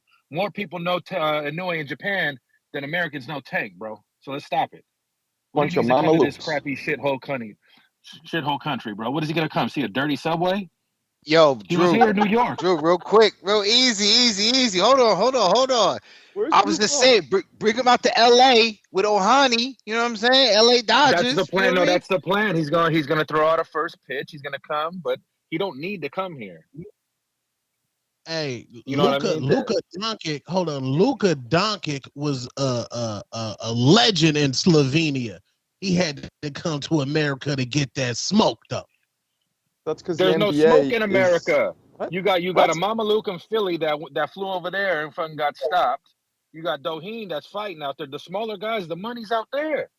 Bunch of Nobody cares about it. mamalukes. Tell We him. don't care. We don't care about that little lifestyle stuff, Tone. We not FBAs, all right? I don't care to see what Boots spends on his jewelry, all right? That's the casual stuff. I No, don't need that love and hip I'm hop for my talking fighter. competition. Come to America. Go see that What man from competition is Brownsville, what Brooklyn. That competition? man shoot. That's a weight class above. He doing 122 work. Tell Shushu to get his numbers up. What Shushu bringing to the table? Shushu got like Not 3.5 even a belt. fights. He Man, don't even got a Vanilla Ice belt, went platinum, Tone. bro. Oh He don't even damn. got a belt, Tone.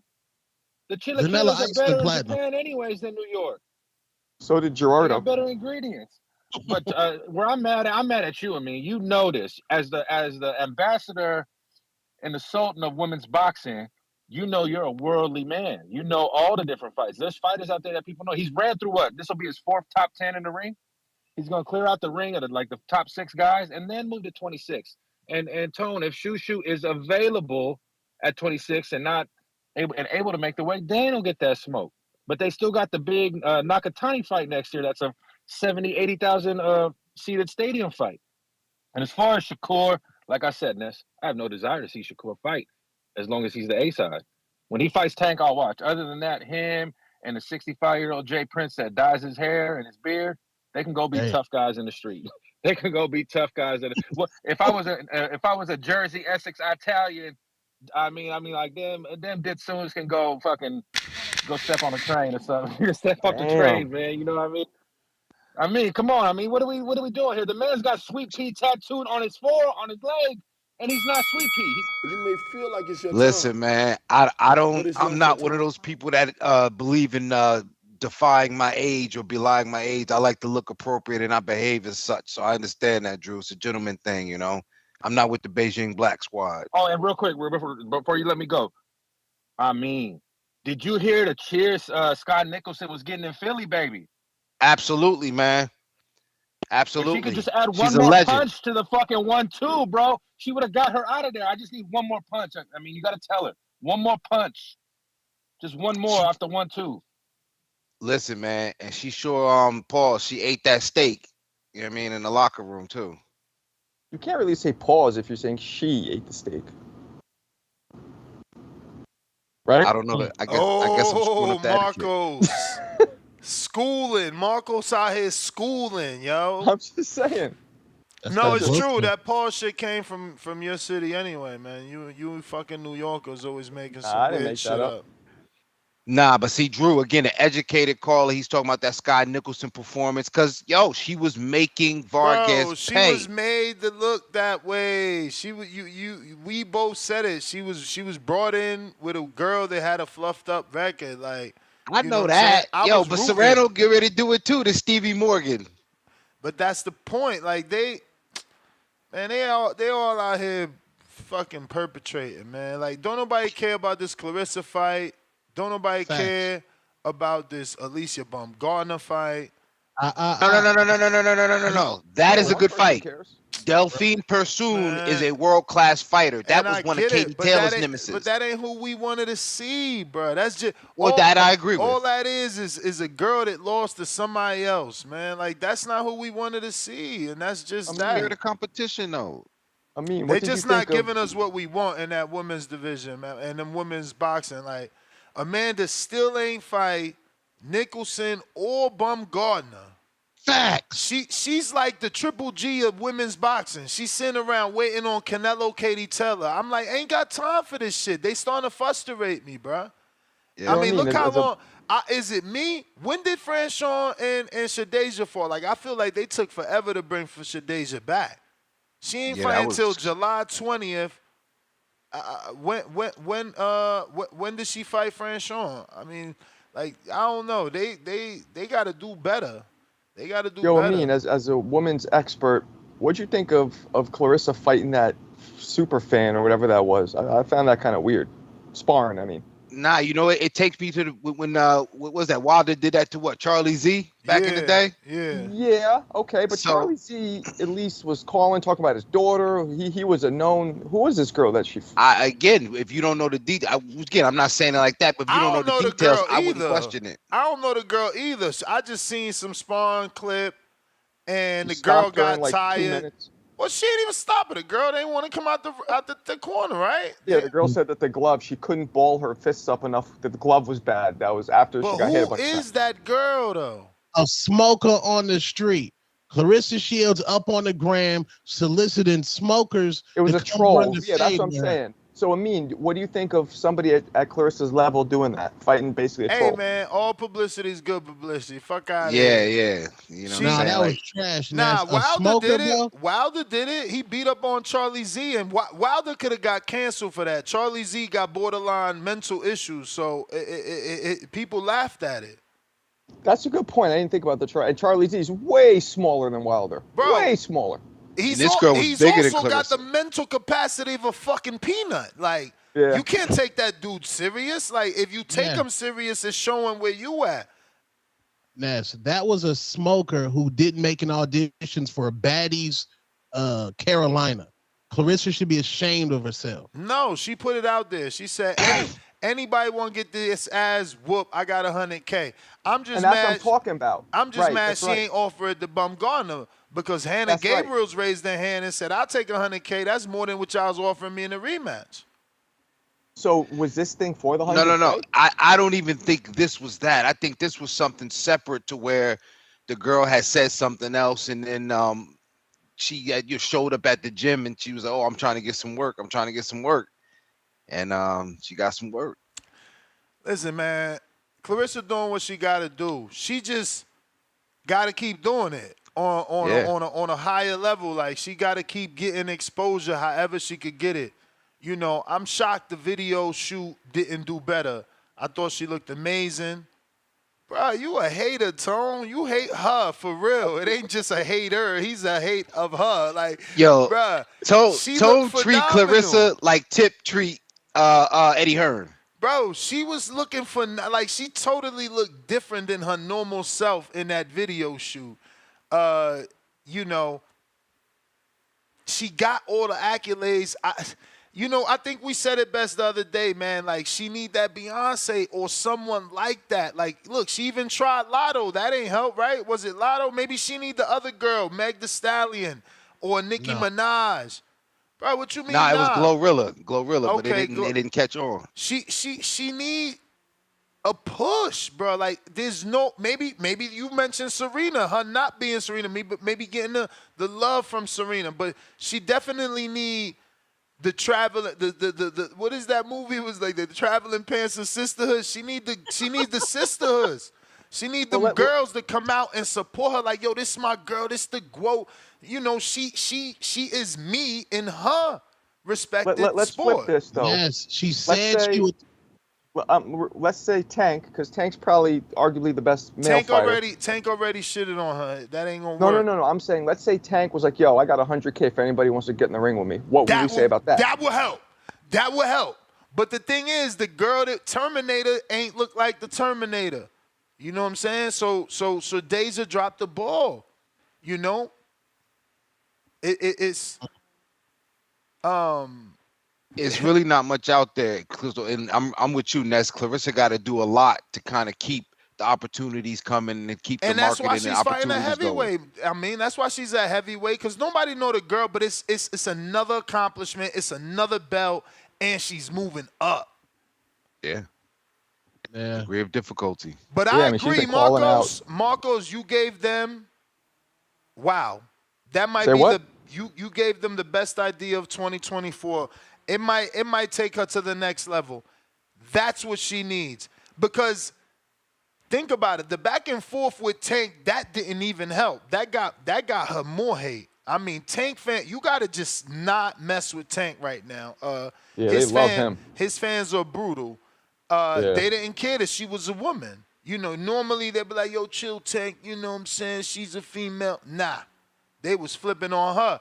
So Tank offering $100,000 to any girl.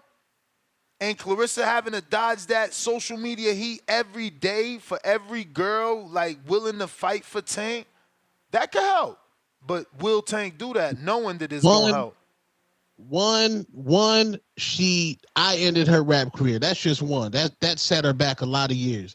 Two, she ducked Alicia Baumgartner. That's the fight that America was going to pay pay-per-view to see. That's a huge weight discrepancy, Tom. Still, what about the crossover? What about the crossover with Cyborg? Does that do anything to I can't believe you, I mean, you still talking about that goddamn fight, man. She's so old.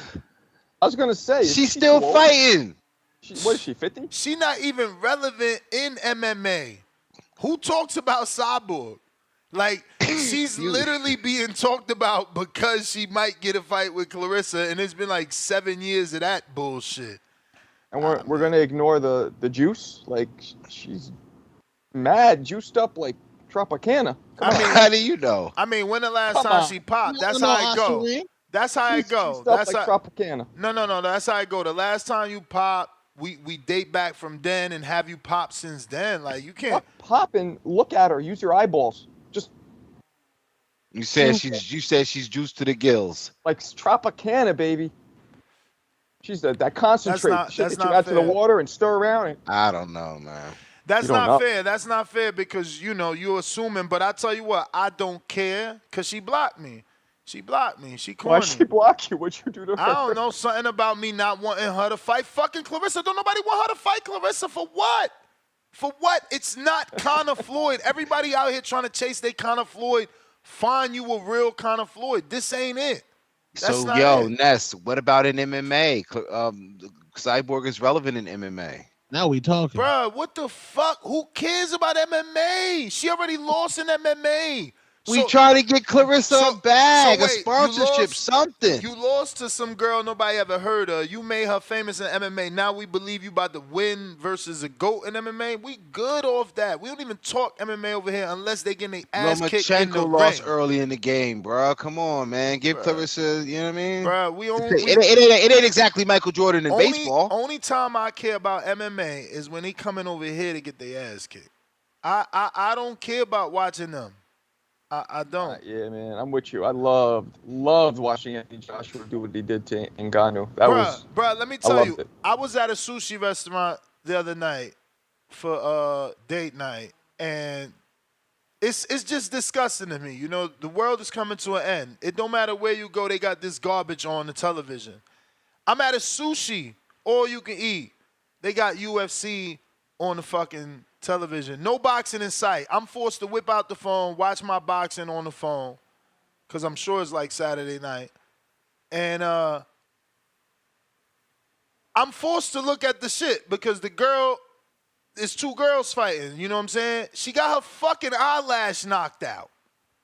She got her eyelash. Like, first of all, who's in her circle that say, yeah, girl, let's do your lashes before your fight?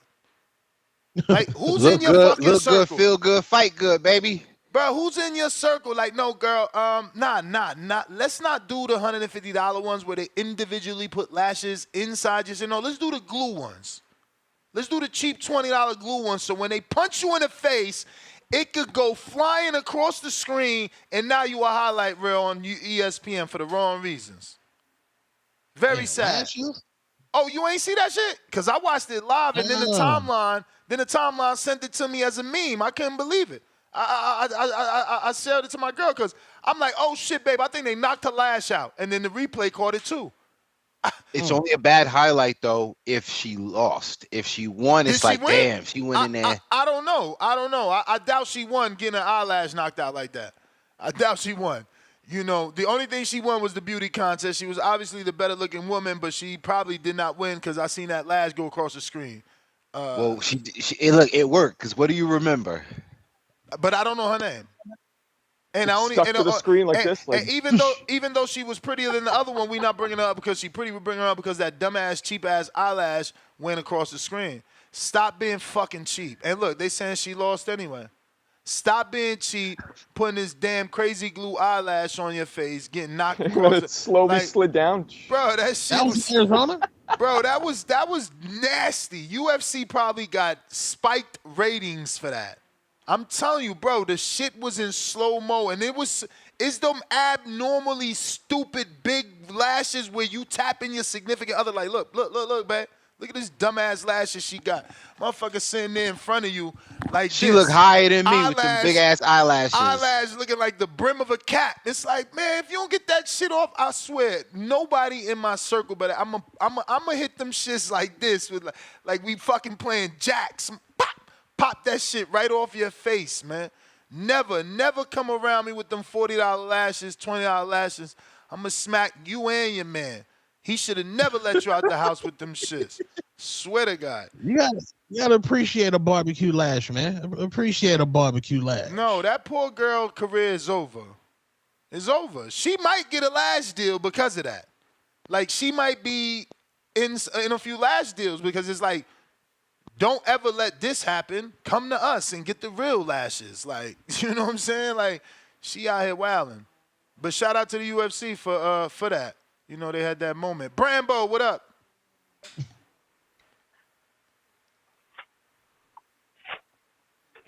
Brambo. Okay. You're gonna be sad when you hear that playback. We got Tip. He want counterpunch 3 and 4. Yo, has Tim Boski been back here at all?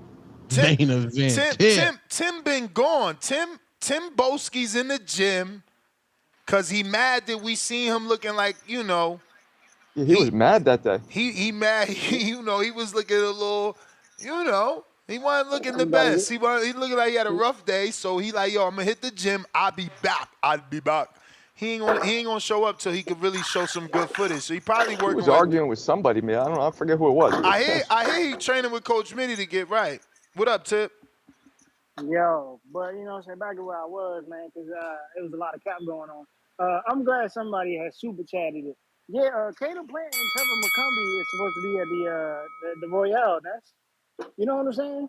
Yeah, but it ain't been announced, bro. That's what I'm saying. Like, PBC do nasty work, man. Like they don't announce they fights till 30 days out. Like, that's why my wedding, I couldn't do nothing for the tank fight because they take forever to announce, bro. Like, that's not good promotion, Tip. You wasting money on this argument. Like, you not fooling us, and you really not changing our mind. Like, good promotion is not telling people, hey, come buy these $5,000 tickets 30 days out. Some of us need more time than that. For some reason, Boots has sold out AC, man. Like, come on, bro. What we doing here? Sold out AC. Yo, Berlanga sold out Orlando, bro. Like, we talking the same shit. Come on, bro. Like, yo, Tip, man, I sold out Irvington, man. Get out of here. Yo, but check this out. I mean, Berlanga's Puerto Rican. He's supposed to sell out in places like Florida. What? You know what I'm saying? Like, he got that's racist. Boots black. He's supposed to sell out in places like Philadelphia. What the fuck does that mean, bro? And he did exactly that because Philadelphia is his hometown. Now let's see if Boots can sell out in DC. You know what I'm saying? Let's see if Boots can sell out in New York. You know, hey, yo, so you want to test Eddie now. Selling out, having Boots do, what is it, more than 3 times what he did with PBC in terms of ticket sales ain't enough. Now Eddie got to do that in another region. I'm just saying there was anticipation for Boost to come back and putting him in his You're a hometown was a smart crybaby, move. Tip. You're a I mean, crybaby. if PBC did that, he would have sold out too. So it You a wouldn't have mattered. crybaby, man. Just admit And it. Just matter of admit fact, it. He did. if He he exceeded look, expectations, and you upset. if the PBC put Boost versus Cody Crowley in Philadelphia, it would have sold out as well, and they would have had a better undercard. The Like, let's stop the PBC BS, didn't man. put Cody Crowley anywhere. They had Cody Crowley inactive, and he gonna go back to inactivity because he was only getting his opportunity with Matchroom because he was the mandatory. He lost that, so he going back to inactivity and waiting. And then the thing about Hearn is Hearn can only sell out his fighters in their hometown. Like, come on, bro. Like, what we really talking about here? Bringing boxing, bad. Bringing boxing back to its essence. Thank saying. God Hearn is here now and not when Ward was, because Ward needed Andre Ward needed Eddie Hearn when people was hating on Ward for selling out the Oracle and forcing him to leave, saying he had home court advantage. It's not fair. All he does is fight at home. Hating that someone could sell out. I'm just saying, it sounds good when you can say Eddie Hearn, hey, Regis sell out in New Orleans, hey, Boots sell out in Philly, hey, Dev sell out in the Bay Area. You know what I'm saying? It do sound good. Ohio. It do sound good. You know why it sound good? Because no promoter before Eddie believed in Regis or believed that Regis could sell out in New Orleans. Neither did they believe that Devin could do it in fucking the Bay. But Eddie believed. Eddie seen the vision. Eddie seen the vision. You mad? That's we gonna sit on the PBC for half. Did you send one or two? I'm lost. I sent one, but I'm done. All right, because you losing this argument. What about Comp City though? Is it Comp City? Comp City? But where's these rumors of comps coming from? Because there's a Twitter handle that he puts it all day, exposing boxing myths, and he always puts what's comped and what's not. I'm sure he already tweeted Devin's 2 fights. Yeah. Also, you dudes out there with screenshots of seating charts, please delete your apps, bro. Go find a life, bro. Damn, yeah, no, because you gotta understand. You gotta understand the seating chart doesn't represent how many seats are available. The seating charts represent resellers already. That's not. They got the Terrence Crawford seating charts floating around on Twitter right now. Nah, but that's probably is true, Tone. There's articles that fight is struggling with the ticket sales, and listen, it's priced very expensive. We've had physical callers call in and say that the nosebleeds was $500, and don't forget that they were overcharging us to try to get like an 11-man suite, trying to charge us basically it was going to be like $1,200 per person. I've been telling people this inflation, and my business is suffering. Everybody's getting hit over this inflation, so people are not trying to spend that much money. Yeah, no, man. Listen, it's serious out here on these streets. You can't just be blowing cash for no reason. Yo, take me down right quick, Skip. That's why what Boots did is super impressive because, in a time where people are being frugal, he got damn near 15,000 to come out, man. And we need that. Yeah. I don't know why Tip even hating. Like, we need that. We don't have many people that can sell that many tickets. Like, we celebrated Ryan doing 12,000 with whoever he did 12,000 somewhere in San Antonio, and I think the gate was like 1 point something, but for that fight, like, bro, you got to celebrate these guys being able to draw that many people, that much attention, man. That shit is beautiful. Like, to hate on that makes zero sense. To block that the way that they did Ward, I always felt bad for Ward that he couldn't fight in the Oracle more. It's like you got a fan base, and they telling you that is an advantage. Now, if you have a fan base, they telling you the A side. Poor Ward came up in a time where, his home court, his home fan base meant home court advantage versus A side status. But we got hella callers, man. Hella callers. What's up? What about Zepeda Shakur? Zepeda not gonna go to Jersey. What you think? I mean, of course he not. I mean, if you fight a Zepeda, because he's with Golden Boy and Oscar, and that's one of Oscar's few named fighters, they're gonna try and make it a big fight. And because you're Shakur without a promoter, obviously Oscar's gonna offer you that fight a certain amount of money in his region, LA or Vegas. You know, he'll have a better chance convincing Shakur of doing it in Vegas, but I don't know. You know, maybe they're not ready for Vegas with Zepeda. This would be his first title shot. It would be a dream come true for Zepeda. Your first title shot is for the WBC, and it's versus a pound-for-pound fighter, and it's in Las Vegas. It's a win-win. But, there might be something special about that fight landing somewhere in Texas that still is a win for Zepeda, giving him the extra boost in cheers that can motivate him, and possibly swaying the judges, you know what I mean? Because the fans influence the judges too with the cheers and the oohs and the ahs, in my opinion. Right. So if Shakur in that fight most likely gonna be on this bike using a lot of lateral movement, how can he beat Zepeda if Zepeda is just unleashing punches? But do y'all think that Shakur's counter punch are gonna drop the Zepeda punch output? For sure the output is gonna drop when he gets hit with some clean shots. Now the thing is, if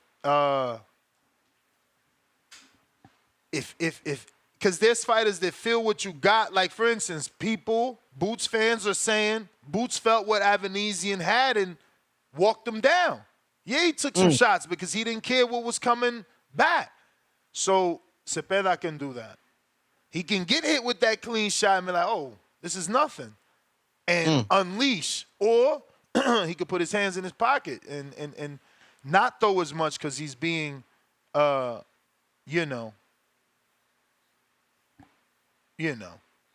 cautious. We'll see. What you think, Marco? You think his hands gonna be in his pocket? Shakur? Yeah. You never know with him, man. You never know what he's gonna do.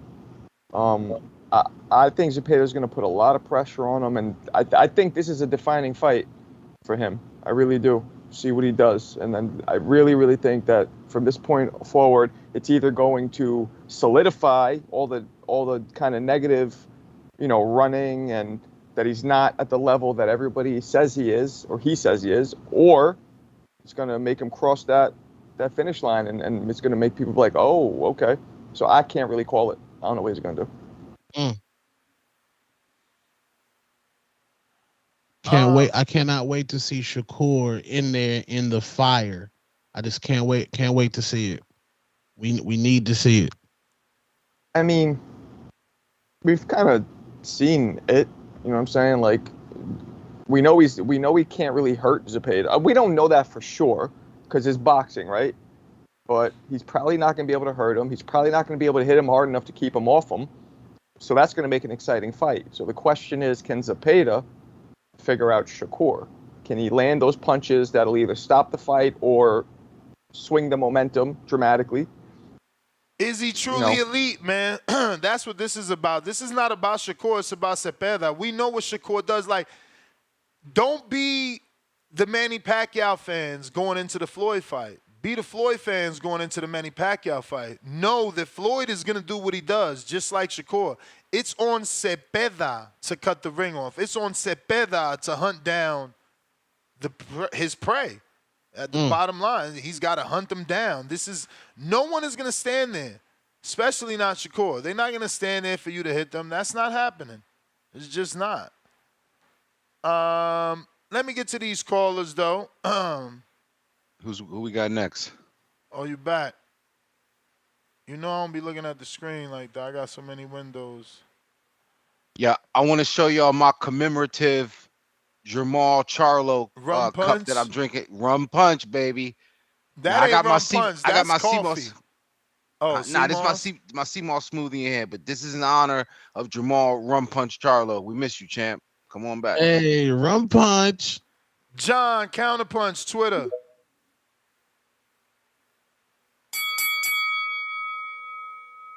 Yo. I finally got on here. I'm trying to get this last call in so I go to sleep. But I'm gonna do some quick hits real quick. Number one, Caleb Plant. I've read multiple articles saying he's fighting on October 17th or August 17th, and we don't got no place, we don't got no card, who's fighting on the card. So what's going on with that? PBC, come on, you keep saying the date's August 17th. August 17th is like 3 weeks from now, so that's one. Number two, in a way, I am looking forward to it. I just feel like Shakur's the bigger topic right now. And why would he need to come to America when he's doing 50,000 in the Tokyo Dome? The Tokyo Dome. And he's fighting America's best. We sent our friggin' dream team fighters from Mexico and America, Stephen Fulton and Louis Neary, and they both got smashed. They got knocked out. And then Stephen Fulton, we seen Stephen Fulton recently. He's icy as hell, pulling out Bentleys and stuff because he went to Japan and got that bag with Inoue. So, they get their biggest payday going over there. No point in coming here. He can come here and he should, but that's not that important right now. My next take.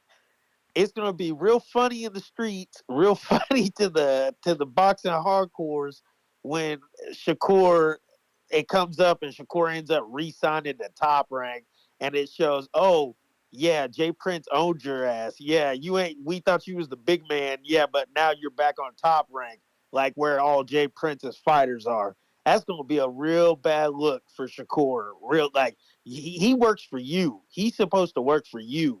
He gets a cut of your money because he's your promoter or manager, but he told you get back to Top Rank. And we'll see though. We'll see, but that's gonna be funny.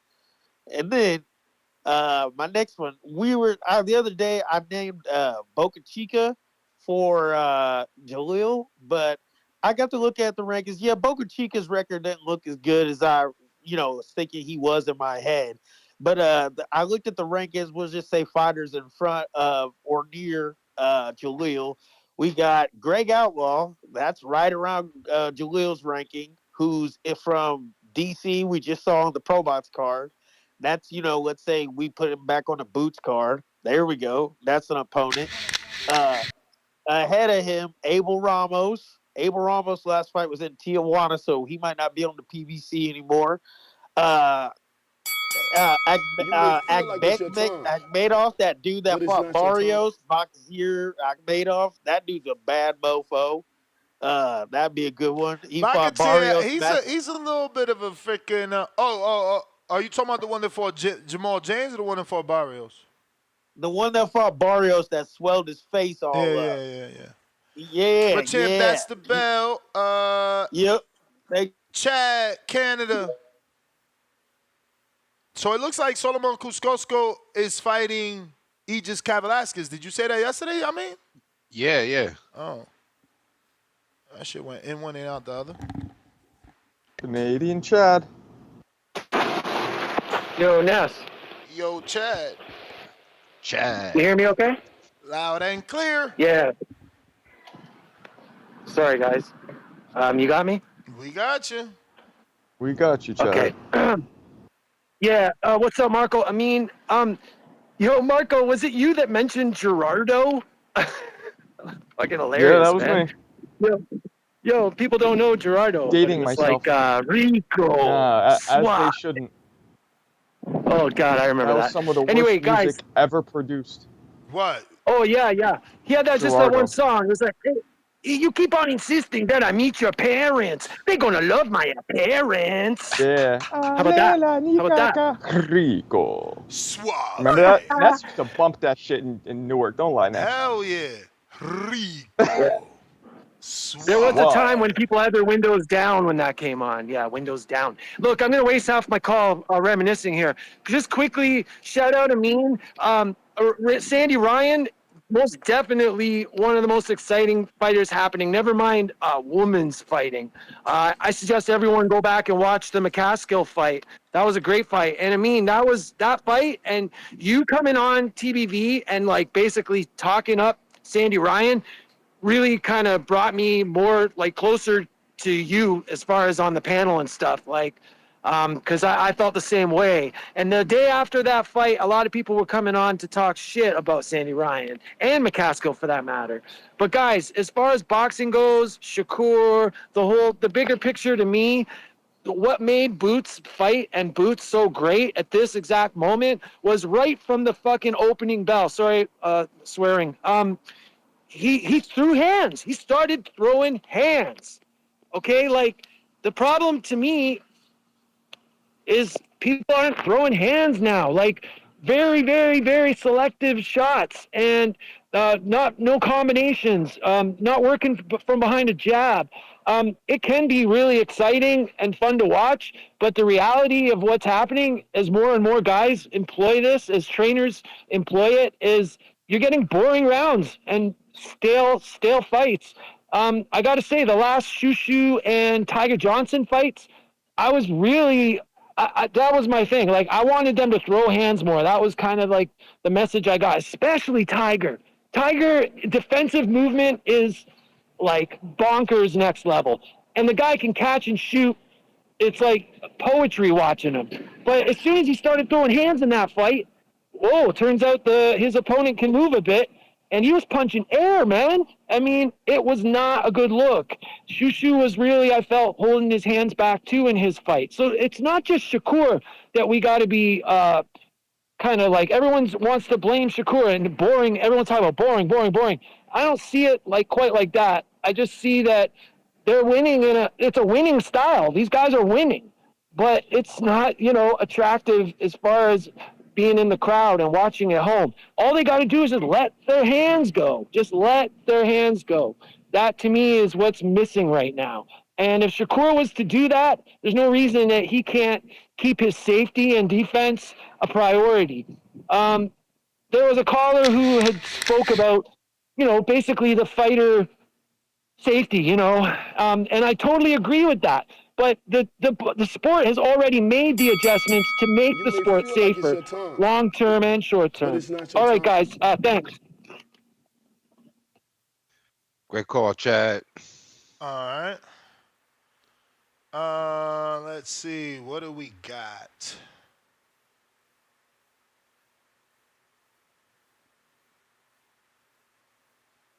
Oh. Yeah, man. Boots was letting them hands go. He came out there pushing. He was out there chunking them. I can't hate on Boots. He was chunking them. We got Leonard Sterling with the 5-pounder. He says Chamberlain with Queensberry. We said that. Q and North. We said that. Brambo, Counterpunch, we'll go back to you again. Modern King Boxing with the $4 super sticker with the pair with the coffee cup. Jiff, salute, appreciate it. DC3, no words, all love. Ryan with the $5 Canadian Nest. Tell Tip PBC first free event is at the Caribbean Royale, Plant vs. McCumbee. Allegedly. We have to actually get an official announcement. We got Miss B, $10. We can say the WNBA isn't entertaining because they are not dunking. But we can say Shakur isn't entertaining because he's not throwing his hands enough. Thinking emoji. You are in the entertainment business. Shout out to Ms. B because she got a point. Because I literally said that. Like, I don't watch WNBA. Ain't nobody dunking there. Yeah, lower the rim. Lower. What's going on? We're trying to see Angel Reese come down and dunk and dominate. Y'all better get it right because Juju coming. Is the rim at 10? You said what? Is the rim regulation for the men, at 10? Yeah, for no reason. Men are 10. Women are 10 too, right? Yeah. Damn, that's crazy. They need to drop that to like 8.5. You guys are canceled, all of you. What? You want to see yams yamming. I'm just kidding. Oh, yo, damn. now you a sexist. You killing us right now. Brambo, $2. Can I get the time back? I was seeing a patient. Oh, you a doctor, eh? Doctor, I saw that, or maybe physical therapist. We got to find out. Dr. Brambo. You a Dr. What's going Brambo? What on, are you? Ness? What do you do? What's going on, Marco? What up? What's going on? Y'all can hear me? Yes, sir, We doctor. hear you, doctor. Now we're gonna overuse Nah, I ain't the no word doctor, doctor. man. I work. I work in orthotics and prosthetics, man. I was fitting the knee brace on a patient, but okay. man, I wanted to. Yeah, so the Inoue thing, man. Listen, man. Inoue came to New York. He saw the young boy Bruce. Bruce let them hands go, and he decided he wanted to stay at 122. He was brave until he saw them hands get let loose, and when Shushu gave him that little head nod at the end of the fight, Inoue decided he wants to stay at 122. So I ain't really that excited about him. He's scared. Facts. When it comes to No, as far much as as I Boots, love Shushu and I got a personal relationship with, no, I'm not gonna let y'all do that. Like, knock it the fuck off. How could you be I'm with you, scared Ness. of a prospect? I'm with you, Like, Ness. Shushu. Bro, And they're never going to bro. match up at the same weight. Yo, Shoe York. put Shoe York in with a fucking former world champ. Make it all real. Make it all real by putting him in there with somebody like Robisi come on, Ramirez. Man. You can't be saying that the undisputed multiple division champ is ducking a dude that never even fought a former world champ. Like, that's they bananas. had like 9 fights. That's I bananas. feel you. Ness, you Ness, see how but they I'm stood just up? saying, he came to New York. He went to the fight, and he got a little nervous. Nah. The How- problem is when you're the top dog, everybody calls you out. How, Sway? Like, how can I go see a prospect and get nervous when I'm undisputed multiple division champ? Ness, you act like you ain't seen blood spray. No, but you know how many people call out Inoue and dudes at this level? That's just commonplace. You think they get nervous every Shout time? out to Shushu. No, listen, shout out to Shushu, yo, because I didn't know. Like, I'm watching his fan base get crazy big. Like, yeah, I love people Shushu. really want this fight. Like, on Twitter, you see them talking about this fight. It's crazy. Like, I don't see how he's ready to jump in there. Like, think about everyone that's got a title shot. Think about anybody that's got a title shot. Have they ever gone in their first title shot versus a dude that's a 3-division?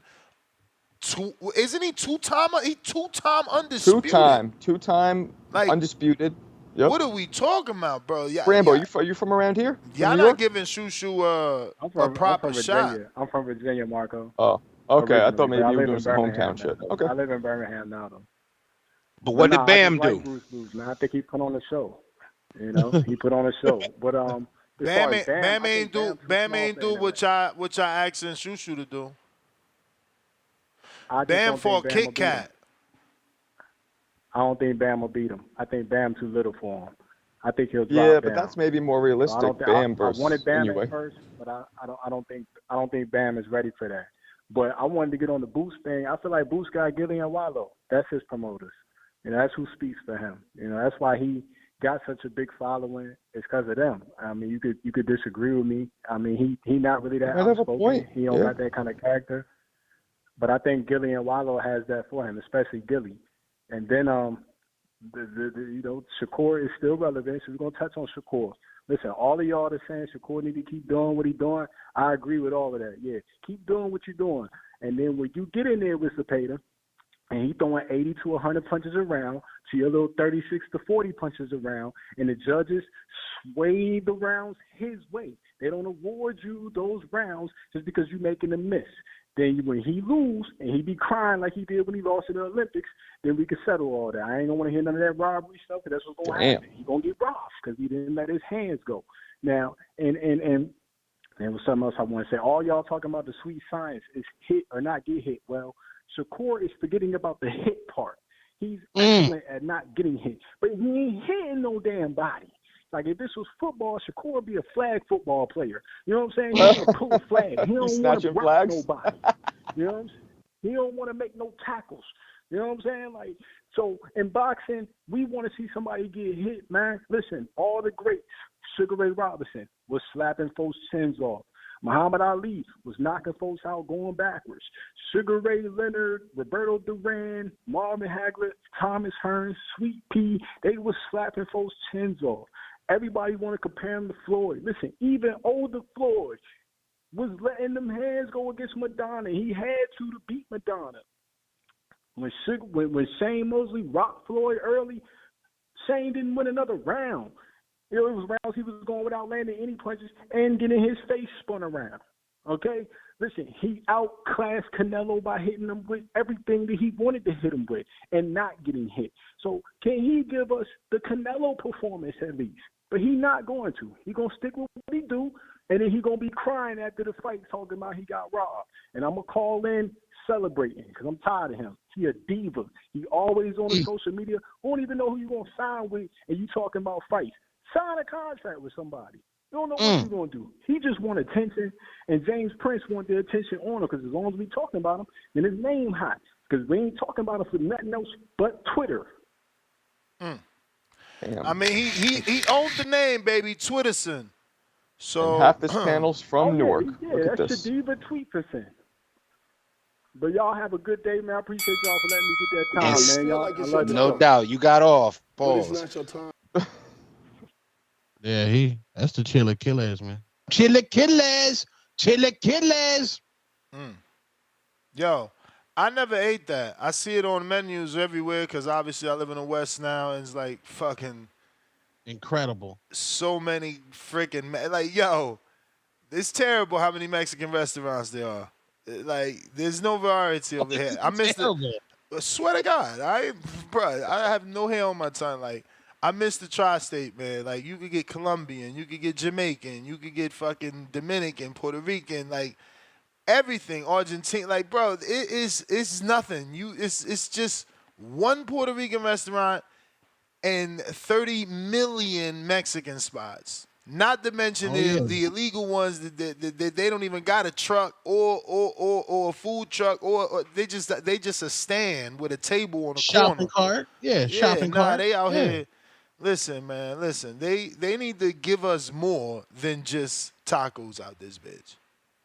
Nah, man. Salute all my Mexicans out there, especially in Arizona. We can't the just eat Atlanta tacos, for though. Mexicans. We can't just eat tacos. Shout out to T.O., man. Fucking T.O. just did my trip. You listening to the show? You mother sucker, you. He just went to Zion, man. I'ma actually show T.O. and Zion. We gonna inspire everybody to fucking go to Zion, man. Where's Zion at? Man, you right there, you fucker. You Zion in Arizona? Bruh, you need to get your ass. I think it's in Utah. I might be wrong. Oh. But Zion. But it's certainly around the both of us. Okay, I need to check that out. Look at What is like T.O. a spiritual awakening place? Oh, nah, it's a hike, a mountain. But it's okay. dope. Like it's world class. You know.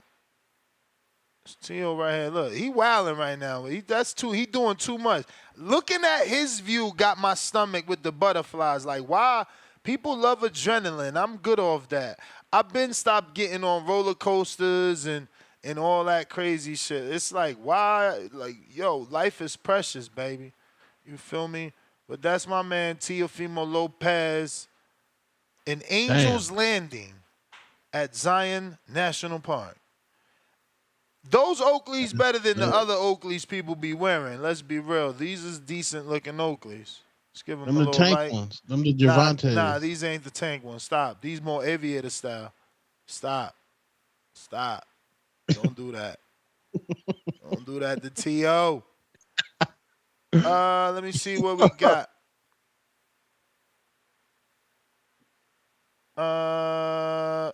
H-Town.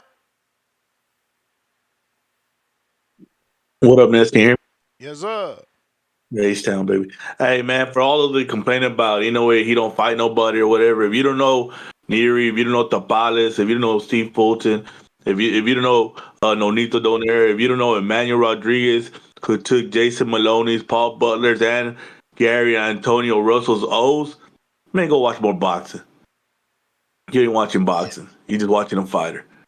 So stop complaining about, who he's fighting. He's fighting real fighters, real people. He's fighting champions. He's fighting legends. He's doing it all. Can't hate on Inoue. But man, and this other guy said that, about football, you got to get hit. Man, they used to say Deion Sanders was scared of tackling people. All he does is intercept the ball. And who's the greatest corner of them all? Deion fucking Sanders. So stop that. Stop that, man. Hey, Shakur's doing what he has to do. He's getting his wins. And it's your job to catch him. If you can't catch him, you're supposed to be an elite fighter. For the 100th time, you're supposed to be an elite fighter. You can't catch the guy that's just running? According to you, he's just running. Well, catch his ass. You're elite. Elite. Or are we just throwing that word around every day now that these are elite fighters? And they're really not elite. They're guys that don't know how to cut the ring. Are we just hyping up the zero and calling them elite? Because, hey, Shakur's making them look foolish. Winning off of Olympic style pointing you. If he took that style back in the 80s, he'd get knocked out. Why? Because those were elite fighters. They cut the ring off, they beat your ass. So you can't be blaming Shakur every minute for people not being able to cut the ring off. That's their fault. Shakur's doing what he has to do to get his wins. And as long as he keeps winning, people are going to keep crying. And we love to see him cry, Ness. I love to see him cry. That's how when I said that Bud was going to whoop Spence and he'd probably knock him out in 2 rounds and everybody said I was crazy. And I said, man, all Spence is a bully. And once he can't push you, he don't know what to do. And as soon as that happened, everybody was like, who saw this happening? Real boxing fans saw that happening because all he did was go forward, just like Wilder. But y'all want to make these guys bigger than they are because y'all want this era to be special like the 80s and early 90s. Tank too, man. Tank ain't as special as people say he is. Yeah, he's special for this era. But we need to stop putting these dudes on a pedestal that they're not on, man. Can't compare them to the old schools, man. It is what it is. This is boxing today. Oh, and as far as Clarissa Shields, if she wants to make money, there's only one woman she could face. Her name's Amanda Nunes. And yeah, she's an MMA fighter, but she's known for knocking women out. And she's the greatest women's MMA fighter.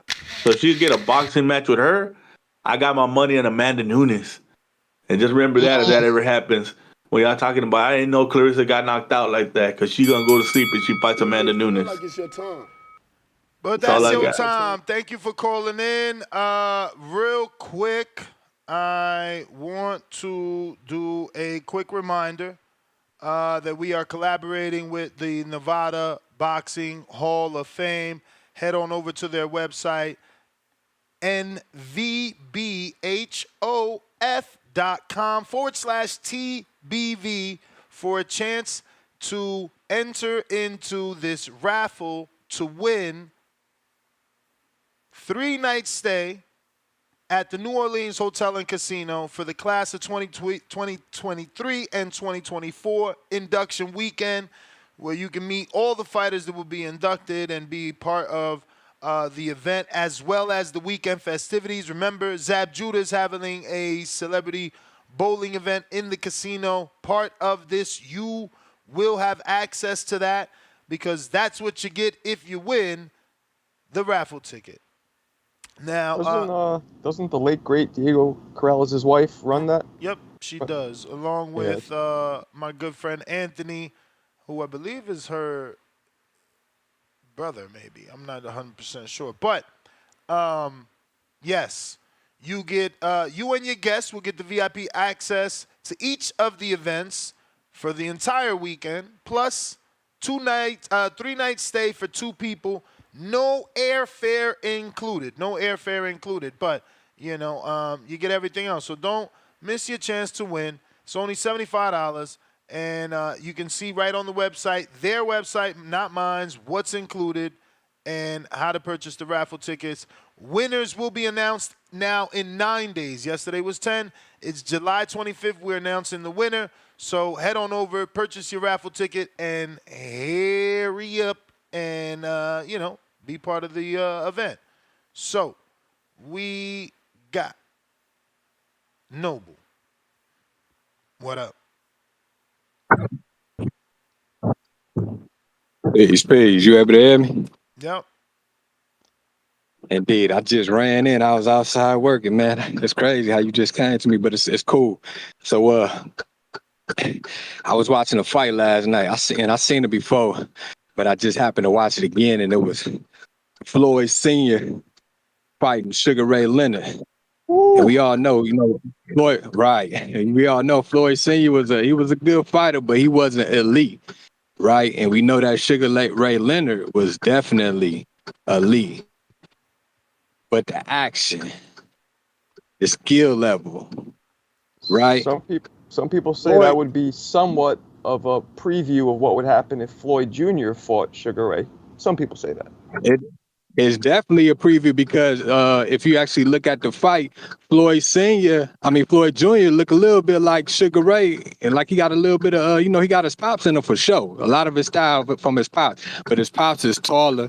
Floyd got a different, a different body type, and he got a little bit of Sugar Ray in him. You know what I'm saying? So I definitely agree, and he got more power than his pops, right?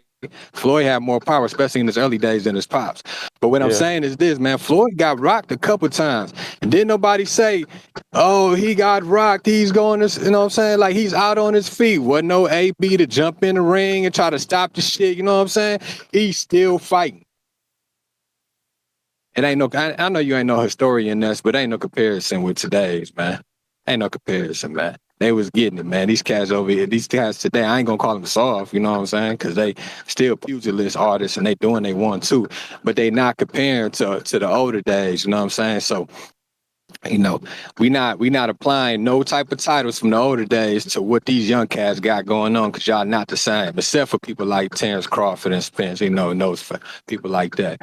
But I just wanted to say that, man, just to add to the conversation. As far as you, Nez, man, I ain't gonna take all the Las Vegas slander, man. What you and your wife want to do, man?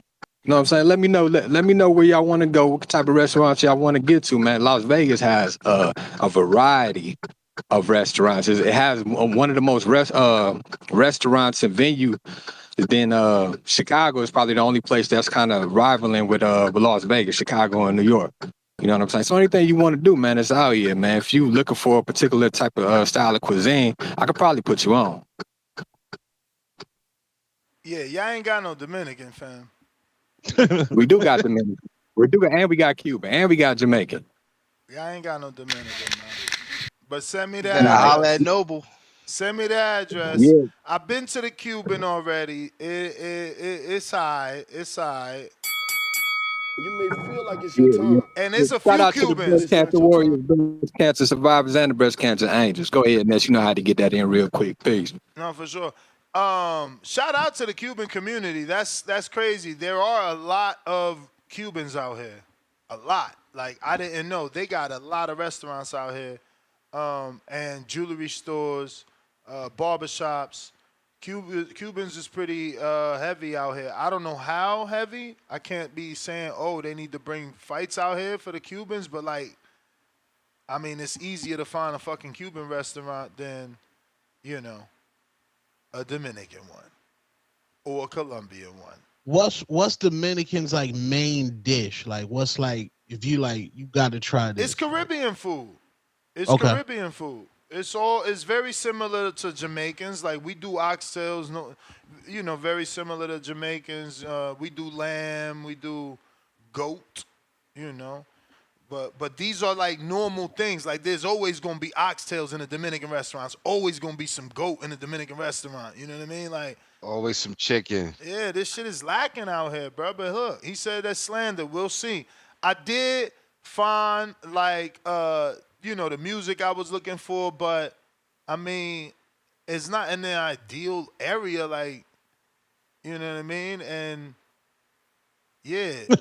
It's in the hood, bro. Honestly, it's the DJs. I'm not gonna say they trash because obviously it's gonna take some time. But I feel like I've been out here. I've been living out here. I got this house over 2 years now, so it's 2 years and some change. So, like, bro, the DJs, my man, they playing the same song like 3 times in the night, man. That shit is not, like, you can't do that, bro. I don't know how this is allowed, bro. Like, they terrible, man.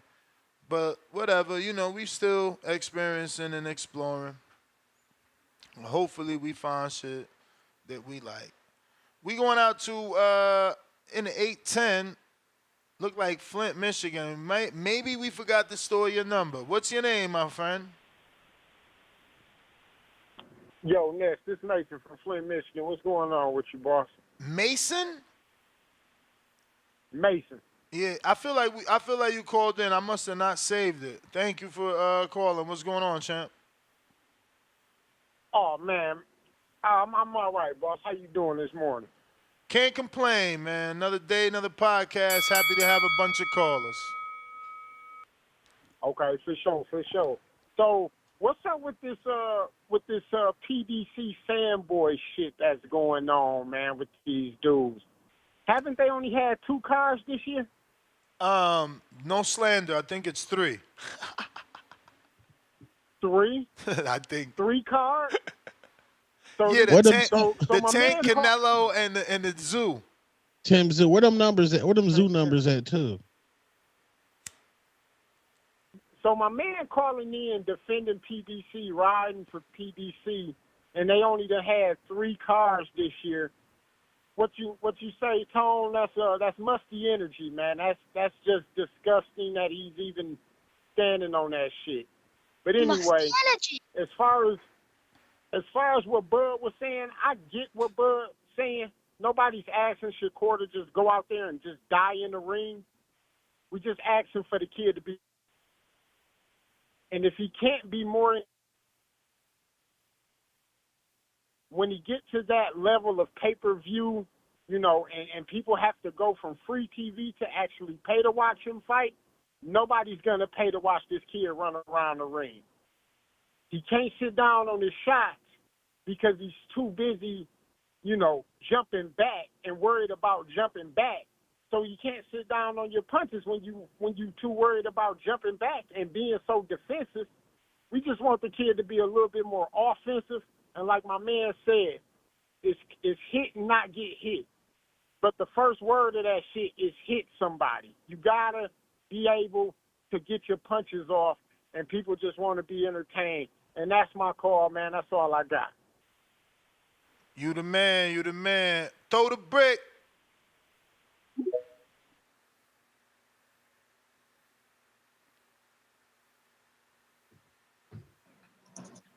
Yo, what up, Nuts? What up? What up? What up, Marco? What's good, man? Marco left, but we So, got look- Two-Tone in the house.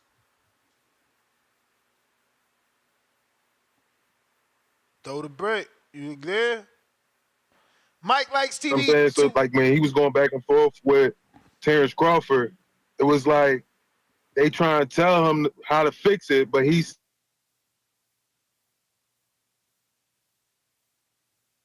Yo, either you getting phone calls or you got bad service. You there? Throw the brick. want to be like Terrence Crawford. He want to be like Andre Ward. Champ. You either getting phone calls or you got bad service. You are cutting out like entirely. We don't hear you. Oh, all right. Yeah, I'm getting messages. All right. Come back to me. All right. Tip Bellis counter. Yo. Yeah, man. I had to call in because the delusion of these haters, man, who just be hating on the PBC, man. Hey, check this out, bro. Check this out. The PBC done had 3 cars this year, right? And yet, neither Matchroom nor Golden Boy has put on a bigger event than any of the 3 PBC cars. But like, we man, don't care about that, Tip. We care about man, consistency. We care about having something to watch every weekend, not once every 3 months. I don't want to hear that, man. It just goes to show that even when the PBC ain't putting on cards, neither match anything on DAZN can't do bigger than the PBC, man. And that's cool. That's cool. But Tip, how would we have a show if we only relied on the 3 events they did this year? It took for Ryan Garcia to upset Devin Haney for that fight to even be as big as it came out to be. Like, come on, bro. Y'all got to stop the cap here. Y'all got to stop the cap. Ain't nobody cared about Jaron Ennis fight this past weekend. Y'all didn't call in to talk about it. But yet, when he was fighting Romain Villa and all these other dudes, he was calling in to talk about Boots.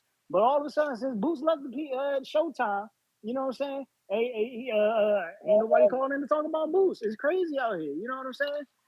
Shoot, more people was looking for Boo Boo now that he had left Matchroom. than when he was over on Matchroom. You know what I'm saying?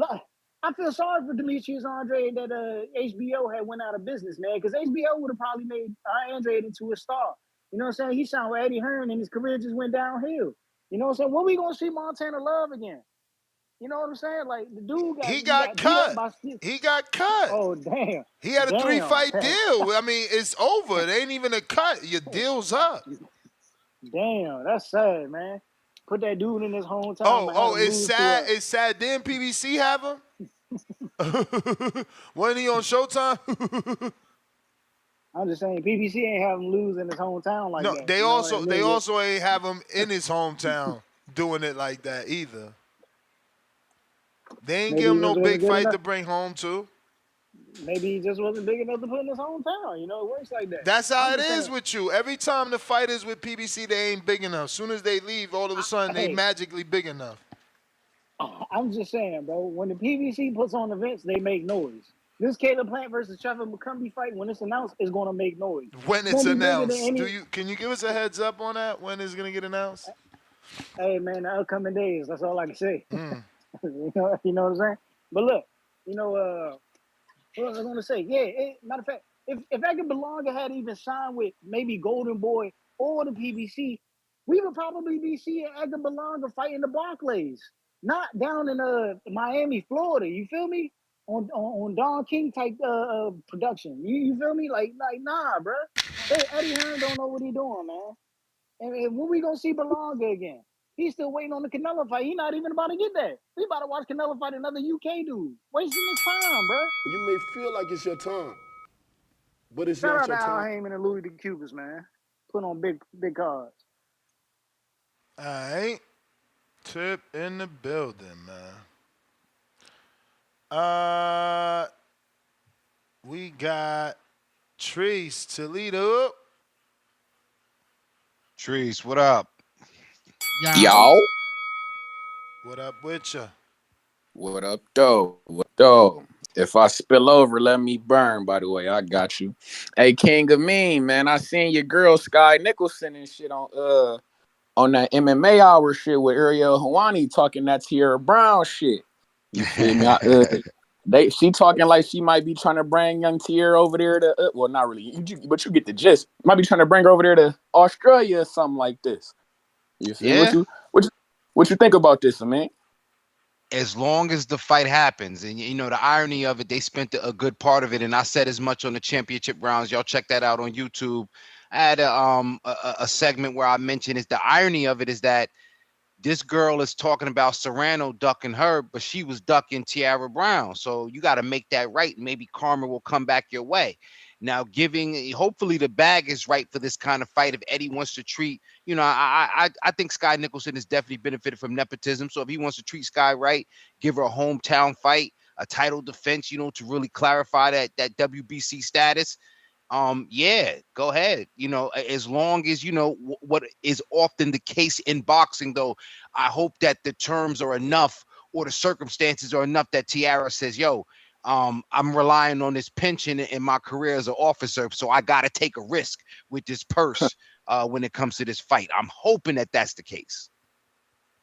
Nah, facts. That's good shit. Good breakdown, because that's exactly what I'm thinking. I hope that's the case too. I know as female boxers, a payday ain't the same as a payday in men's boxing. You get me? So it's like just getting her over there. Yeah, like you say, the compensation probably ain't gonna be the same. But I do hope she take the fight, whether it's in Australia or not. But it being in Australia, you know She me, might have I'm to all Haney about it, right? spectacles. I'm fucking with that. I fuck with spectacles. So we're taking that. And speaking of spectacles, I'm hearing some shit about Inoue and whatnot. I'm not gonna hold you. I don't care about the guy he fighting. I don't know the guy. Don't care. If he not fighting Tank or if he not fighting Bam, not too much caring about them little guys. I'm not gonna hold you. But when I'm bringing up spectacles, it is a guy. Fuck it. Let's bring. If Inoue want to come back to America, let's bring him to Atlanta. Fuck it. Go to Atlanta, fight Elijah Pierce type shit. If you're gonna fight a fucking a cookie crumb like this guy anyway, you feel me? Might as well fight Elijah Pierce, go to Atlanta, make this shit a spectacle, you feel me? Do something spectacular, fight like the Mercedes-Benz Stadium or some shit like that, you feel me? You, in a way, you a big enough star to pull it off. Atlanta got the international airport, you feel me? I'm sure your people will come check you out. You get what I'm saying? So I don't know, man. I think, yeah, In a way, Elijah Pierce in Atlanta, I'd be all for it. Fuck it. If you're gonna fight guys like this, might as well fight somebody we actually fucking know at them lower divisions. But Boots, if you coming back in November, my guy, I like it. I like it.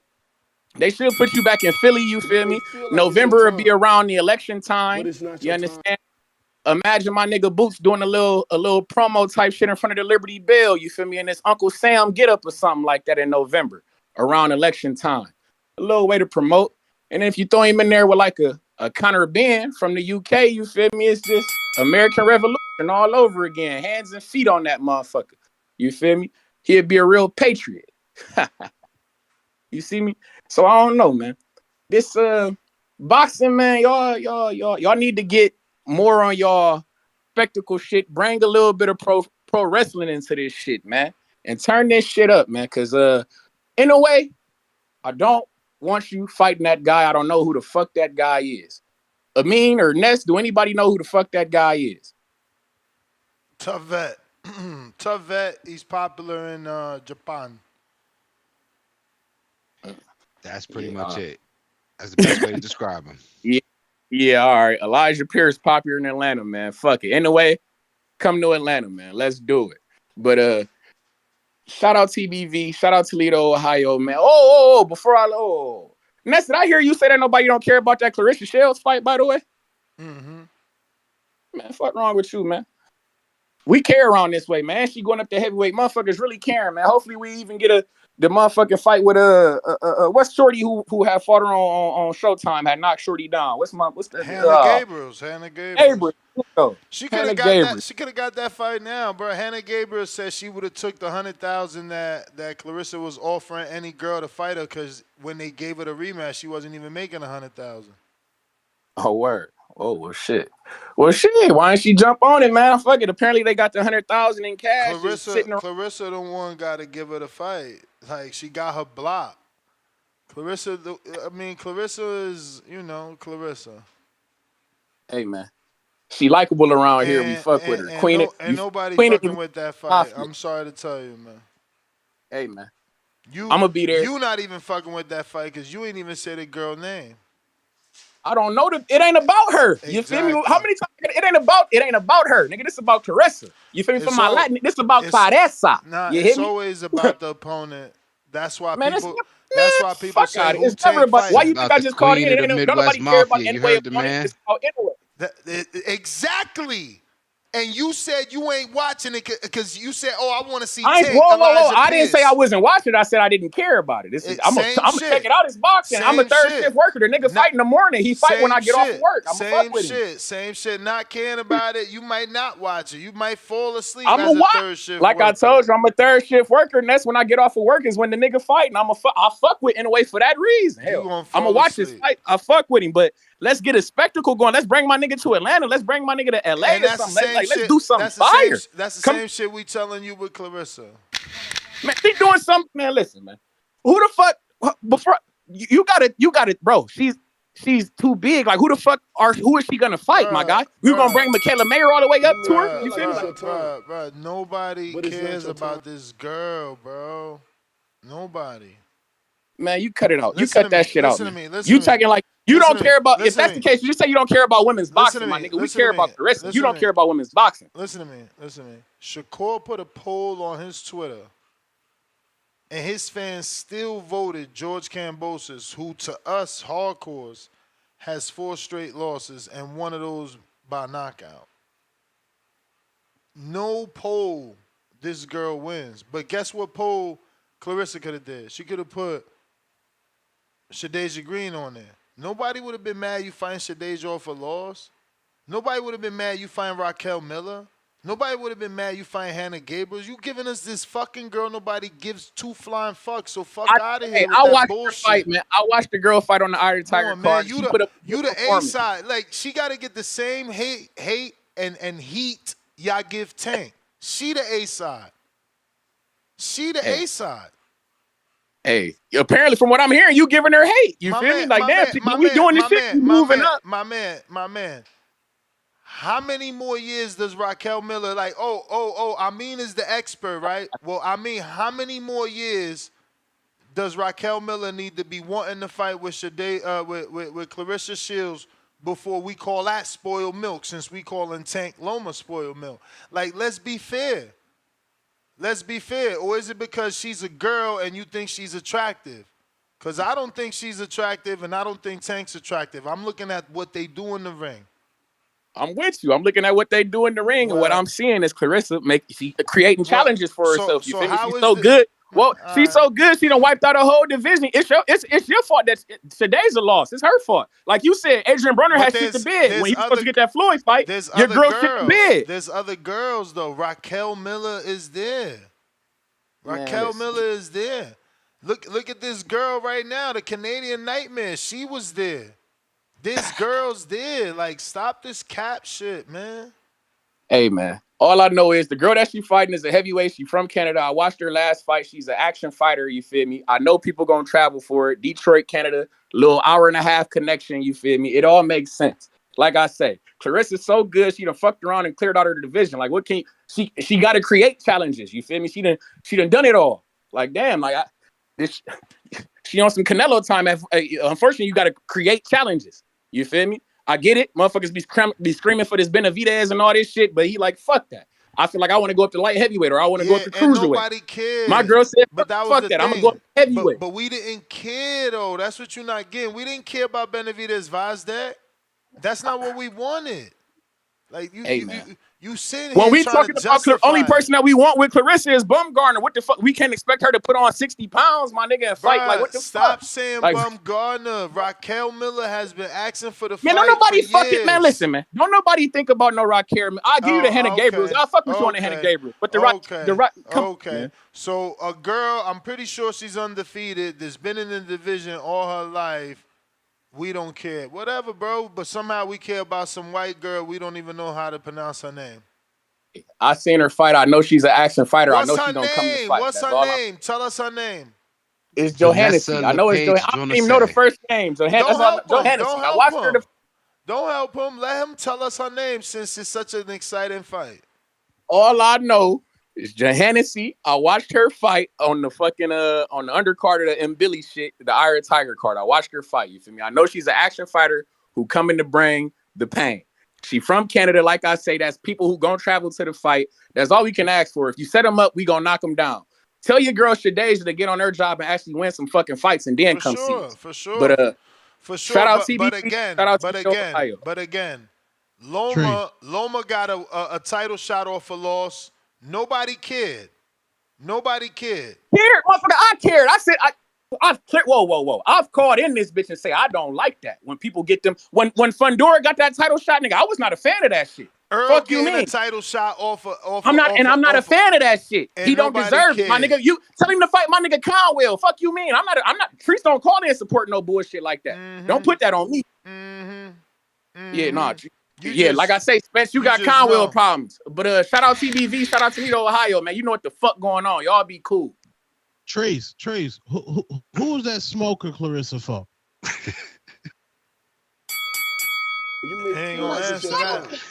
Yeah, before you go to the next caller, man, I gotta cut up out of here, man.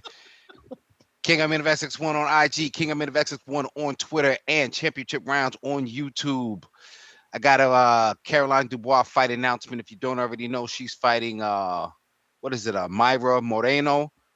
She's the interim WBC titleist at 135. That'll make the mandatory to the WBC belt that Katie Taylor's holding up once she gets done with Serrano. So other news and notes, you guys will see that on the Championship Rounds on YouTube. I'm out of here, fellas. Trees, you got a counterpunch courtesy of Stainless. We got... Damn. Oh shit, Enrique Church, what up? Yo, what's is that your screen? They say Deontay Wilder's lawyer, bro. I would have been went to you. You should have texted me, B. I was, but I'm on the road doing road work. You heard? Oh, what's you good? Sound like you running though. I am. Slow down now. Damn, you out here putting in miles? You ain't joining my step challenge. You ducking. Nah, I gotta set that up. I don't have a watch, the Apple Watch. Ooh. I would I wear the bright lane, you know. Ooh, ooh. That's Play the soundbite. Play the soundbite. Musty energy. Braitland. Musty energy. That shit don't check your heartbeat. Nah, I don't. But now what's up, man? What's up with you, man? I got my microphone and my Scarlett back. You Shit ain't was hidden somewhere. trying to jump on, bro. I seen you post the picture of the Scarlet. I said he about to put that on the Facebook market, man. Nah, you funny. Nah. I was gonna call you tonight and be like, yo, let's do a test or something. You know, I like your panel. Jump on tomorrow. I mean But tonight at 7 p.m. Eastern. what y'all doing? I gotta find a topic. They gotta help me with that for sure. It was tough yesterday. Yo, but I wanted to hear from Two Tone about the purse bid ordered by the WBC. Like, I just started understanding purse bid. Like, I never understood like sanctioning bodies ordering fights at events and then the shit never happens. And then Shakur being a free agent, does that mean? And you know, to talk about people walking out, does that mean that he could get low ball offered and the fight still doesn't happen? You know. So let's hear that from Two Tone. He going to the table with no promoter, so they might give him that No Devin promoter. the Dream, Dev Dollars Haney treatment. You got it. Like, how you gonna do the purse bid with no promoter? They super gonna lowball him, bro. Right. I So then why don't does think they're gonna WBC? super lowball him because I'm sure they don't want him to just end up somewhere else. He's still a commodity. As much as like, you know, he's not necessarily hot in the ring right now. He's still a silver medalist, undefeated 3-division champ, current WBC champ, and hard to beat. Like, I don't know that he's like not.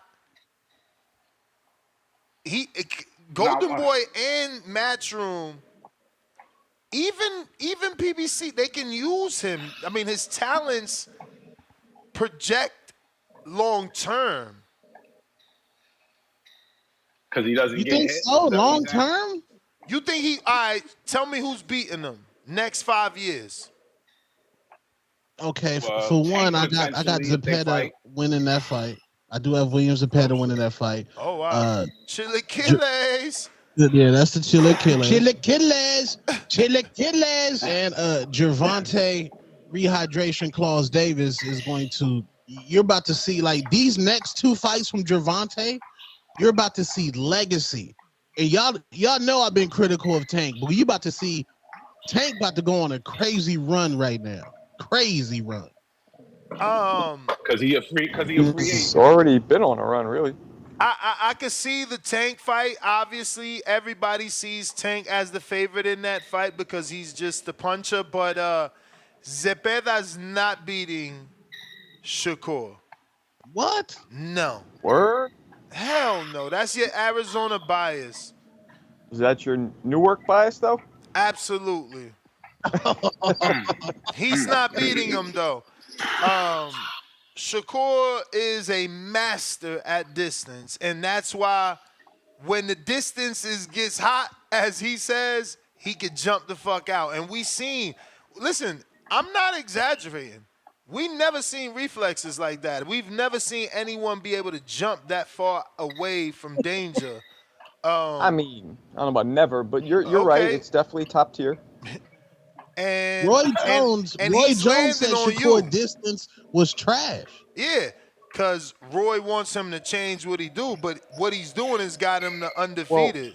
See, Tone, Roy was talking about in terms of his offensive rebuttals, his distance is trash. But in terms of defensively aware and defensively keeping himself safe, his distance is great. Hell yeah. It just doesn't translate to being able to a master at gauge and distance. A master at gauge and distance.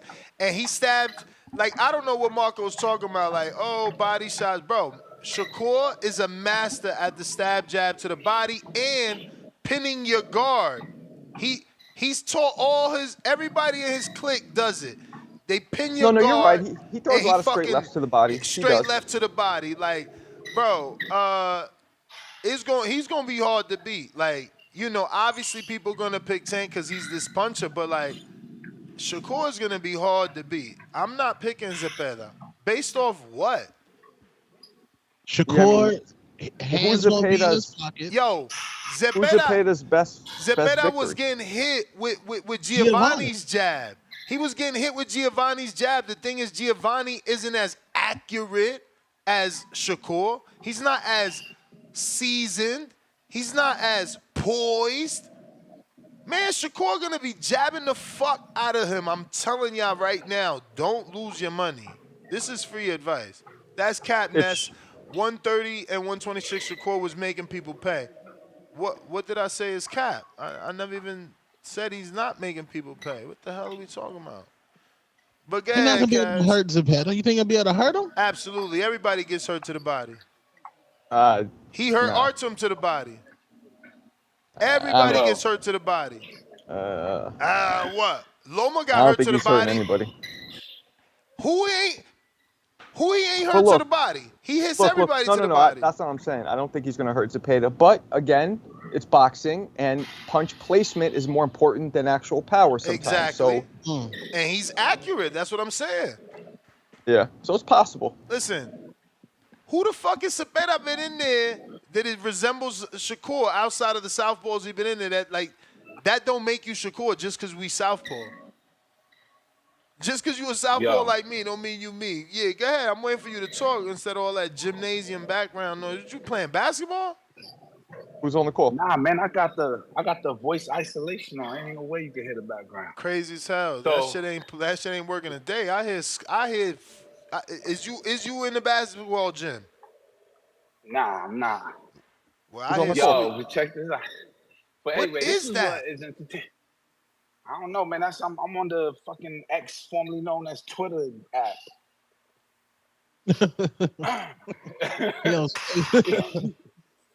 Yo, let me tell you though, that conversation y'all just had is what makes entertainment for me when the show is like that, engaging about who's who, what side you on, why and because. And I feel like with Shakur Stevenson, they ain't enough entertainment. It's true. That whole shit you just said, pin the guard. I'm like, what is pin the guard? Isn't that illegal when you put your hand out and hold it out too long? It is, but everything is to the discretion of the referee. Like I seen this weekend, someone was definitely warning somebody for that pinning of the guard, but they still did it. A warning is warning. You got to get that shit. You got to get a point deduction. That's when it matters. Yeah, but fucking yeah. And then I was talking about Clarissa yesterday, and a little bit about it today. Like I remember somebody on the show. I don't know if it was Ami, was like, "Yo, she not likable." And I was like, yo, that was Tone. That was Tone. I claim that hate. See, look. But she got screenshots of Tone trying to get in her DMs, man. Oh no, she don't. No, she said something very inappropriate to me. I was kind of taken aback. I felt uncomfortable. I don't know. Like, I felt very uncomfortable. She said she wanted. I'm thinking about eating her vagina. Whoa. Whoa. That's wild, Clarissa. Wow. What happened? Yo, she said I wanted a female boxer coaching. No slander. Who said that? You know who said it? To you? Yeah. Why? Okay. But I feel uncomfortable. But I think that's her thing, though, right? Like, correct me if I'm wrong. Did she not say the same shit about Ryan? Yeah, she did say that about Ryan. She be capping Ryan in my DMs. No, you like the press about it. Stop capping. Stop it. You like when Ryan was in the DMs slithering in there. But that's wild. I hate that I pieced that together. So she like that. She'll just randomly say, "Oh, you trying to eat her out?" Like, what the freak? Yeah. That's like a dude that be saying. But that's like a dude that be saying, yo, SOD, you know what I mean? I think that's what she is. She just I don't know. That shit ain't ladylike. But yeah, what you were saying? It ain't ladylike. And that's the thing. Like, I try to like her. And you brought up Raquel Miller and Shadeja Green. Like, I like their persona as fighters. One, obviously, I'm a little bit more attracted to, like, physically and beautiful, and like, yo, I hope the best for her because of that. And I feel that she should fight. Clarissa should get a rep off of girls like that. You know what I'm saying? Otherwise, she ain't going nowhere because I'm not gonna watch whoever else she fights unless it's a main event and I got nothing else to do. But if I have somewhere to be, I'm gonna go. I'm not gonna be like, oh shit, Tank fighting tonight or Clarissa fighting tonight. You know, I say that for Tank, for Bud, if Tio even fight, I'm not going out until after the fight. But for Clarissa, I haven't had that moment. You know what I'm saying? I actually stopped my clock to watch the Amanda Serrano for Katie Taylor in Madison Square Garden, and it wound up being the biggest event in women's boxing. And when Tone yesterday said something about she fucked up with Jake Paul, I agreed with that because she was like, I'll never fight under his card. I think she even called him a white boy. And I was like, why? He's like brings you the fucking brightest light in any event you will ever hold. And I feel that that's what was her downfall. And she will never have that opportunity because of what she says and how Fumbled she the fucking bag. behaves. Fumbled the bag. Fumbled the bag. Big time bag. And, Fumbled. you know, that's one of the reasons. That's Yeah, one of the but reasons in why her she's not defense, Bro, I think what that you she about to has. say? I think that she has this persona that she has to portray that she don't need nobody because she did do it on her own. Like, bro, it was. But she reached her ceiling. She peaked out. Be honest. I mean, She peaked out. in your eyes, but technically, she has an argument that she didn't because she's the only female that's done everything that she's done in everything that she's done. You know, the Sports Illustrated, the multiple divisions, going to PFL, signing a deal. You know, I think they changed the street name to her name. Like she gets all that, bro. She dropped singles. Like no other female is doing what she do. She's truly the GOAT. Like she's the GOAT. No one, and it's gonna be hard to take that title. You see what you just said right there? All those things that she did. She dropped a mid-rap song. She I don't know. She was on Sports Illustrated. I never seen the swimsuit edition. I never seen that. Hey, Tone, it ain't no swimsuit. She butt asshole naked on the Sports Illustrated. Yo, y'all don't Yeah, send that to the DMs. Just Google it. That shit all over the internet. It's like Google Images all over. It's public. We in an era of sports highlighting women. The ESPYs was dominated by the women, and we did not see our best female boxer being celebrated. The reason why she did not link up with Jake Paul. If she was under the Jake Paul umbrella, his marketing and social media mastermind would have had Clarissa being the top athlete in the world. She got the accolades. Yeah, she but we ain't gonna. I mean, okay, but like again, I'm trying to get this defense out because it's like Floyd didn't do it. Floyd signed Savannah Marshall. She's from Flint. Floyd's from Flint. She's a boxer. Floyd's a boxer. She won gold. Floyd didn't win gold. He's TBE. You know, she was the GOAT. Like it was supposed to be him. So I feel like since it wasn't, and he signed her rival. She's had a FU to the world attitude. Like, look at what I'm doing. I'm going to do it. I did it. No help. Look at her promoter. She didn't even, like, you going to tell me Clarissa wasn't good enough to get a top rank or something? Like, how did she end up with Salida? And she's still where she at? I think it's just, why wouldn't Eddie, I'll get you beat Hearn, take Clarissa Shields, being she can walk on stage with 19 million medals, 40 million belts. Because you can't sign a woman that's signed. You can't sign a woman that she's gotta let her contract expire, not re-sign with Salida. But they doing good business. They just announced GOAT Promotions or some shit. I just seen that. She just announced some shit about her own promotion or something. She's gonna be taking girls to the next level. Something's not translating. I think she's a very unlikable person. It's the opponents. You gotta believe somebody could lose when you quote unquote hit a ceiling. Somebody got it's because they stopped believing you can lose. You too good. Mm. Yo, Maybe. can I talk? Yep. Can I? Yo, all right. You know the saying. On paper, it sound good, but in practice, that shit ain't getting nowhere. All her accolades are like maxed out. She only got the audience where she has. It ain't growing. I don't be fucking stopping my day. So, whatever. I still want to see her fight the two names you mentioned, Raquel and Shadeja. And I think that audience would be bigger ever than any audience she ever had. So, but whatever, more power to her promotions and everything like that. I'm gonna be on the show tonight, promise you. All right, champ. Let it be a good one, champ. I mean, send some topics. You in the pre-pro, you already know.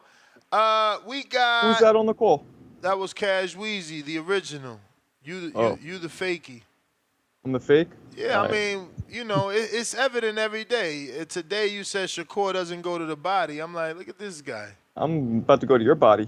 Yeah. Whoa, wait, that didn't. Whoa, no, yeah, no, that didn't work out. Yeah, that's what you do, bro. You trying to shift Yeah, it didn't work out. the direction of where the show is going due to not remembering the fights. Keep it moving, $2. Ain't Inoue the next Pac-Man? Will he be a star emoji if at 135? I mean, yeah, if he beat Tank, that's how you be a star. But he's already a star in his own country, bro. Like, dude's who he is, man. He don't really need us. Alan Day, $2. No one beats Shakur. Keep it moving, $2. At Rule in the 504. Laughing out loud. DJ Academics. 215 G Watt, $5. Shout out TBV. Keep doing y'all thing. I think if Shakur stuck with his jab to set up more shots to the body, he would have got the stoppage on Artem. That's the same thing Buzz said. We got H-Town counter. What up, Ness? Can you hear me? Loud and clear. Man, I'm gonna tell you where Clarissa started falling out of favor with the fans. It all started when she had that little back and forth with Layla Ali. When Layla Ali offered her to come spar and train, and she said she didn't need Layla, then they talked about fighting each other. Then I believe Clarissa said, "Oh, she need to lose some weight. That Layla need to come down or some shit." And then that's when the whole narrative of Clarissa don't want to fight nobody is a real challenge started. And ever since then, she's just been making one mistake after the other, putting her foot in her mouth over and over again, making racist comments towards Hispanics and saying how she only backs black fighters, and she put herself in the corner by herself. So you can't put yourself in the corner when you're in a niche in a niche spot of boxing, which is females boxing. There's very few people that are actually looking out for female boxing, but you just made your spot even smaller by segregating yourself and then turning down one of the most beloved women boxers of all time. And she continues to make the same stupid mistakes. Someone needs to get in her ear and be like, "You need to shut up." You're never gonna make the money you're gonna make because your mouth won't let you. And I can respect it in a sense because as a younger kid, I was the same way. I would never let nobody tell me anything. I was real good at my job and one of the best. So I'm like, hey, how's this guy gonna tell me what to do when I'm teaching him? So I get it where it comes, like, in that frame of thought. But I mean, that ain't gonna get you the money. That ain't gonna get you the fame. That ain't gonna get you the love. Only a couple people will like you, but not the masses, because the masses ain't great. And one thing the masses hate is when somebody is great keeps telling you how they're greater than everybody. Well, she didn't pick Bumgarner against Michaela Mayer in terms of her not only picking black fighters. Well, I mean, that's what she said, I mean, she was supporting Michaela Mayer, who's white. I know, but I'm telling you what she came out her mouth. People don't remember if she supported a white fighter ever or not. They remember what she said. It's just like you're always gonna remember what Ryan said. You ain't gonna remember how he supported, black fighters to win. What your mouth says, it affects you financially, especially these days when everybody's sensitive. It ain't like back in the day where you could say some stupid shit and then a couple weeks later people are like, he was just talking shit. That's not really them. You say one thing and you're gonna carry that for the rest of your life. You see average people losing their job because they made one comment. Imagine superstars. It just is what it is. This is the social media era, and people remember what you say. They record it, they screenshot it, they hold it in their pocket. So whenever you say that you're not like this, they tell you, what about this? You may feel like it's your time, but it's not But your yeah, time. man. You the That's all I man, got, champ. man. It's something about those Olympians that got them tattoos on them. Something ain't right with them. Shakur got it. Edgar Berlanga got it. They all got that. They all got that tattoo though. That's like listen, Robisi had to get his burnt off. They burnt it off because he got caught defecting once. But it's like a coming of age to get them damn Olympic rings, bro. Something y'all about hear them me? dude.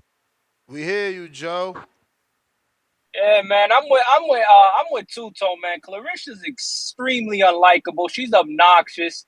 She just says things to get attention, but I get it. Like, she's literally and there. No one really cares what she does like that in reality. Yeah, she's like decent looking. She's nothing crazy. But yeah, it's like she's over here like she was gassed when Ryan hit her up in the DMs. Like, come on, she was gassed. She's like, oh, Ryan wants to get with me, but she had to play it off because she's always talking about white boy this and a lot of people think Ryan's a white boy, so she had to play it off. She probably wanted to mess with Ryan. She's like, But yeah, man, Shakur, bro, it's like Shakur cool. You can do what Bud is saying, fight your fight, but at the end of the day, when you don't get these big paydays and when you don't get the claim that you're yearning for, because he's yearning for a claim from the gut people. He when all that Twitter talk he has, like he wants the fans to like him. He wants to get the love Tank gets. He wants the love Canelo gets. Like that's the type of love he wants. But the thing is that he's not understanding is that just like in baseball, people don't praise single hitters.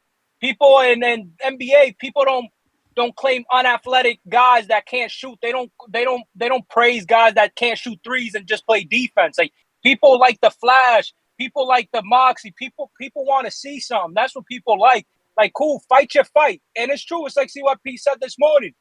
It's true. Don't cater to boxing fans, because at the end of the day, if you go in there and get touched up how Boots got touched up, they're gonna talk about that. And if you end up getting Devin Haney, like Ryan did to Devin Haney, and getting beat up all the way through Brooklyn, it's no matter what, you're gonna get ridiculed even more. So Shakur is like, do what he's doing. Like, if cool, if you don't care about selling pay-per-views, if you don't care about fans saying you're an exciting fighter, do what you're doing. I think he's gonna do at the end of the day, and he's gonna just keep defending himself. And at the end of the day, he had to take what Roy Jones said on the chin. Sure, Roy Jones babied him up. He put some baby powder on him before he gave him his cold truth. But Roy Jones an all-time great, even though he did get knocked out a whole bunch of times and fought past his prime. But Roy Jones, when he was in his prime, he's one of the greats. So he has to take it. What is he going to tell Roy Jones? That he wasn't great? What can he tell the Roy Jones that he didn't do? Roy Jones did more incredible stuff than Shakur is probably ever going to do. Shakur's probably not going past 40. So, yeah, man. And Inoue, why would Inoue come to America, bro, where people don't care about the little weight? There's nobody here for him to fight to get money. That's the bell, player. Let me see here. I got Leonard Sterling saying I missed one of his super chats. Let me go look for it. Aha. You're right. Mike Likes TV, $2. This dude cooked Shakur with the chef emoji. And Leonard Sterling, $2. Didn't Gary Jonas say Plant versus McCumbee on Pro Box? I remember him saying McCumbee's fighting Plant. I don't remember him saying it's going to be on Pro Box. But that would be dope if they finally, decided, let's just, rock with Pro Box. Let's get our fighters active because that's what's needed. Mozzie with the fat $10. Monster Inoue has won titles from 108 to 122. Y'all telling him come to America and fight at 135 for his career to mean something when he's made $20 million fighting at home and is considered the top 3 pound for pound by his peers. Keep it moving. Go ahead, you got it. Then, like, Shakur has a fiance. Salute to that brother. Not Shakur, I'm sorry. Clarissa has a fiance. Salute to that brother. She's getting into it with Tank. And then why would you put your fiance in that position? Like, what he position? Can't beat up Tank. What position she put him in? So she talking crazy to Tank. So she's supposed to watch her mouth depending on who her man could be? No, but you like that's like you at the restaurant. Your girl get a crazy attitude, but then you see Deontay Wilder over there. She got an attitude with Wilder. Bruh. I'm like, all right, I'm trying to protect you, baby, but now I gotta go to the car and get the hammer. You can't blame that on nobody but yourself because you're supposed to know what you got into. If you know your woman's temperament. So I'm sure this ain't the first time, and he understand like this who I marry, this who I love. Shit, and listen.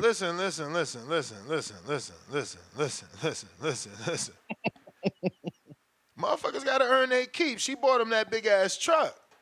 He better fight. Ain't no free rides around here. Nobody get a free ride. You feel me? Like, she bought him one of them trucks Boots got, man. Pretty sure. But she, like, one time on Twitter, she said somebody had made a post and they was like, I could go so long without sex. And then she was like, yeah, me too. Why you emasculate your man like that? Tone. I'm starting to think you got a crush on her. You know a lot of shit. She's fine. She fine. No, I know she fine, but you know a lot of shit. You be on her timeline heavy. Damn, my man said one time she tweeted, then this other time she tweeted. Damn, what else she tweeted? No, I studied like those like the polarizing personalities, Gervonta, Clarissa. I study them. Like I study those people. All I'm saying is this though. It sounds like you might have an issue with the way she act more than her man. Cause I don't know. No, I'm just saying because I'm pretty sure they broke up and got back together. So that was his time right there to be like, you know what? This girl gonna get me in some shit. I ain't trying to fight Tank, But it's like I said, you know who you with. You know what I'm saying? So he's probably like, man, that's nothing. Shit, this is normal. And we gotta understand too. Look, I'm about to go dark though. We gotta understand the whole not wanting help. Remember, she revealed that she was,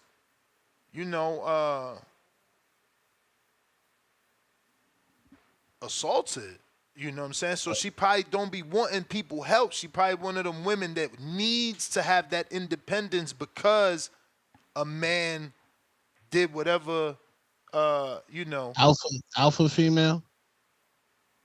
I mean, listen, I don't know. I think they dropped the documentary when she fought on the Zone or something, but she came out and, expressed some things that happened when she was younger, and I think it was an uncle or something. Yeah, exactly. So that you gotta understand. You gonna have a certain type of attitude.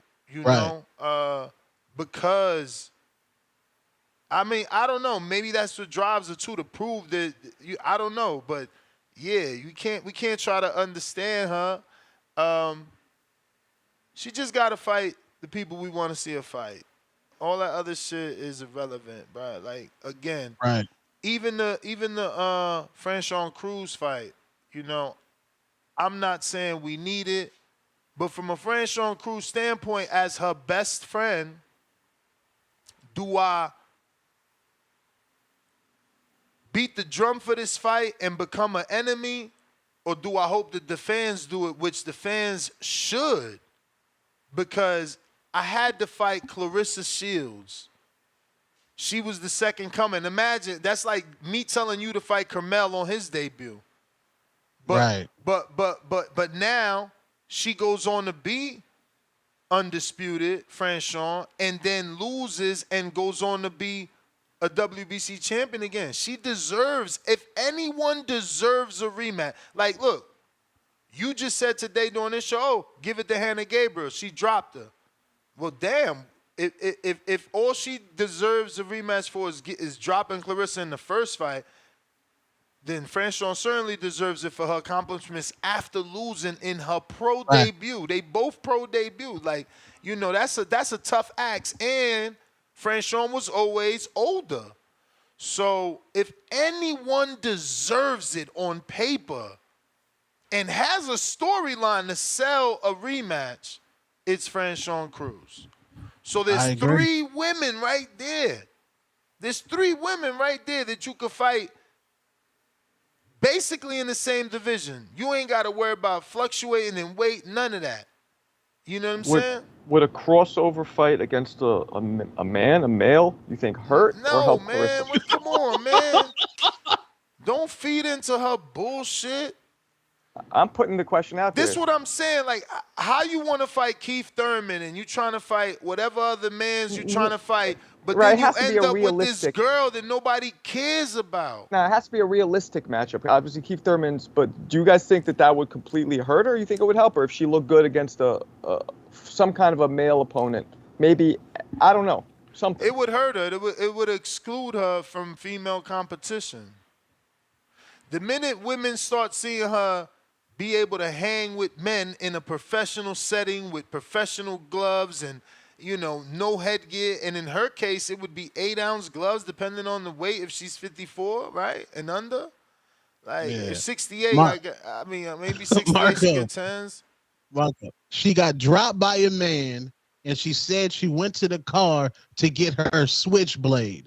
That's another thing which was wild. Come on, you leaving so much out. You leaving so much out. The man, look, by the way, allegedly took padding out the gloves. I'm not condoning that, but I've seen a lot of shit over the years where sometimes dudes do not react well to getting whooped in sparring. I'm not saying it's what they should do, but I've seen crazier shit than that. You went to the car to get the strap, Marco? I didn't say me. I said I've seen it. The few times I took my ass whoopings like a man. That's just what it is. But some guys, you know, some guys don't take it well. They're having a bad day, whatever. There's a lot of top prospects or fighters, a lot of pressure on them, and then they have some bad sparring sessions. They snap. It happens. I can see that happening. We got keep it moving $2. Marco just sit there and look pretty, unless you're IG Marco. Yeah, IG Marco actually talks and is animated. Let's talk about the greatest female fighter in boxing history. That's right. Let's go. That's the Marco we want. We got Lake County, $2. H-Town always has the answers to everything. F out of here. Leonard Sterling, you missed my super chat about Gary Jonas and another one. T-Rex Promotions. She signed Samantha Worthington, who is on the Shields card. Let me see. Damn, did I really miss another one? Lord have mercy. Leonard. Lot of mercy. Leonard. No, Leonard. I only missed that one, according to the details. We got F Grand, $5. I'm surprised no one has brought up Shields saying she can beat up male boxers like GGG, Thurman, etc. Laugh out loud. I think that turned people off on her as well. Leonard, H-Town, $2. Danny and Alicia versus Tone and Clarissa. Tag team champ. Oh, man. Tone got to team up. Can you team up, Tone? With Clarissa? Yeah. Tone, yeah, absolutely. You would start touching other parts. You better that's what I like. You got to team up, bro. That's growth. Hey, John, you know you got to send a counterpunch, right? We already really done went to you twice. That means your free call plus your counterpunch call. We got Kapiku, what it do?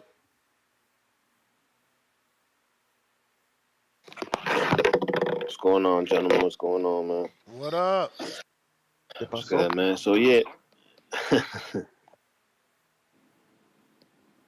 yeah, man. So My bad.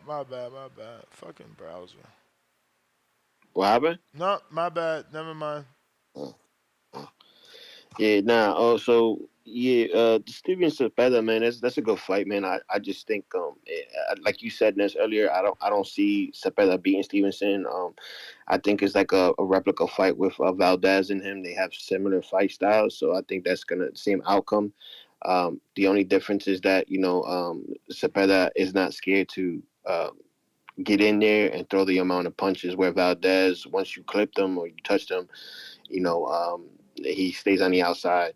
Um, and Valdez is the only dude to hurt Stevenson. And I think that that's an issue, right? Why we don't have. I don't mean me, but why we don't like Stevenson because he hasn't shown vulnerability yet.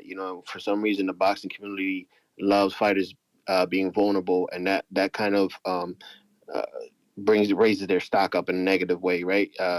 Floyd was a born fighter until he showed that he was vulnerable. When he got clipped, then everybody wanted to see him lose, and everybody was like, "Oh, we got to tune in," And I think that with Shakur, that's what we haven't seen yet was him being vulnerable. So I think that's what we're waiting for. That's why we want him to kind of let his punches go to see if he can take a shot, and so on and so forth. As far as the Inoue fight, on paper, this guy is the hardest puncher he's faced. So let's see what happens with that. People need to stop talking down to him and saying that he hasn't done nothing or accomplished anything. And the fact that we even brought Shushu Carrington's name up with him is ridiculous. Shushu need to worry about other fighters in that division before even trying to compare him anywhere near a in a way, we could put the kid in with a Warrington or Joette Gonzalez. Like, he can fight guys like that before even trying to. It's like you said earlier, and it's like, he's still a prospect. I think he has to fight those guys. Put him with a dog bay, see if he could beat guys like that, and then you can say, okay, let's put him in the fight in the ring with Inoue. That is a little too early for that kid to even try to get in that ring with him. As far as I know we were way early on, we were talking about Boots and why people, aren't liking him and stuff. And I think it mainly is that, he hasn't really fought somebody of caliber or somebody, like you said earlier, he's an email champ.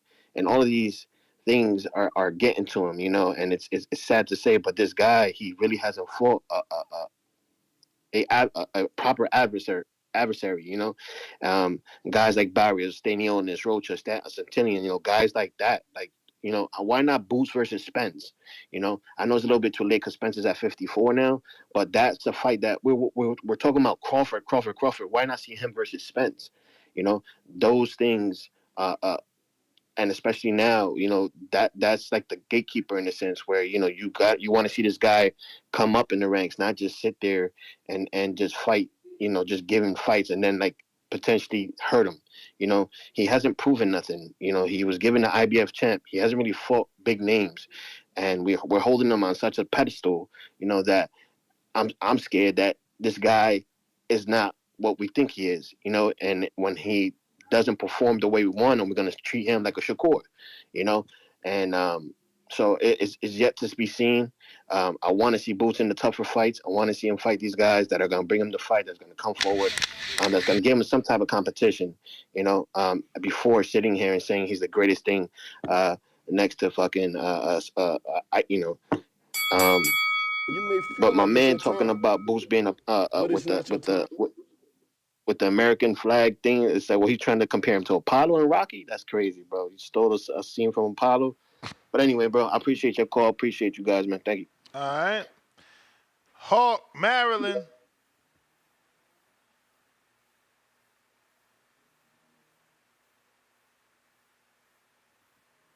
Yo,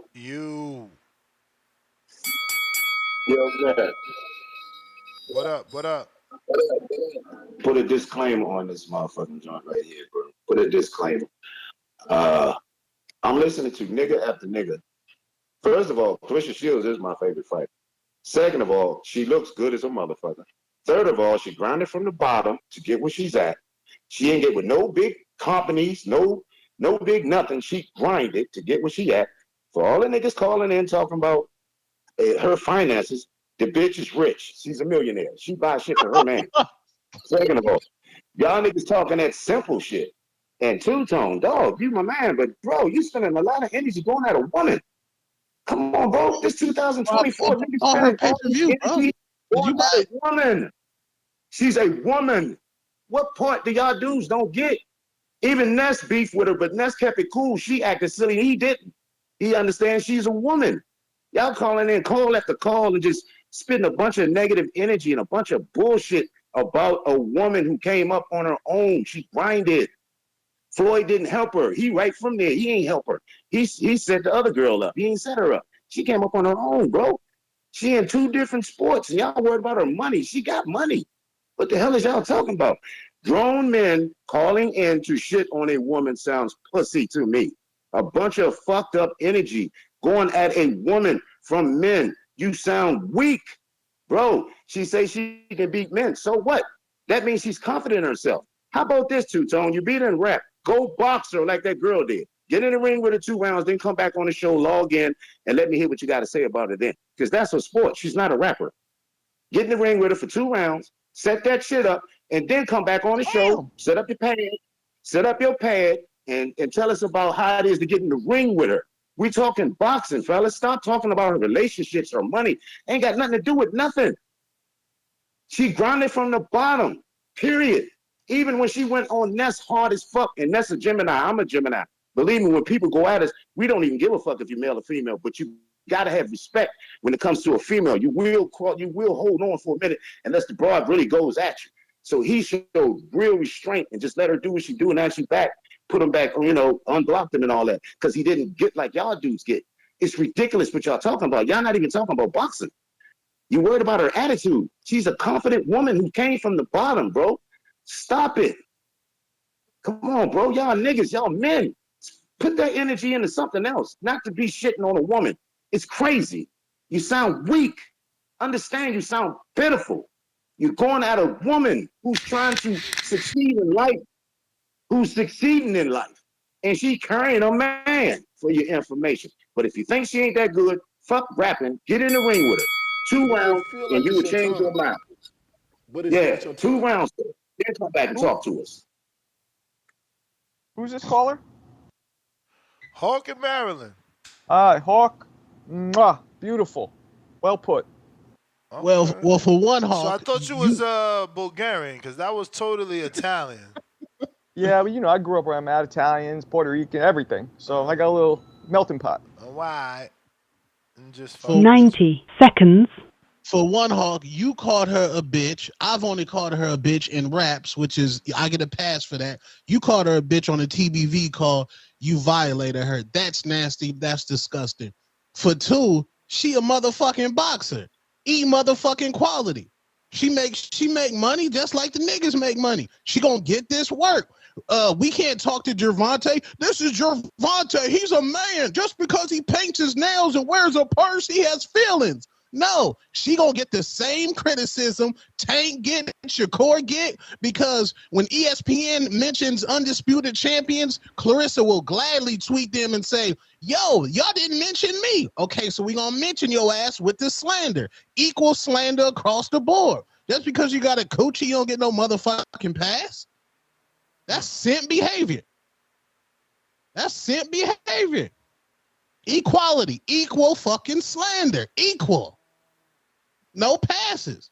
Y'all ain't give Alicia Baumgartner a pass when she popped for Diet Osterine. No passes.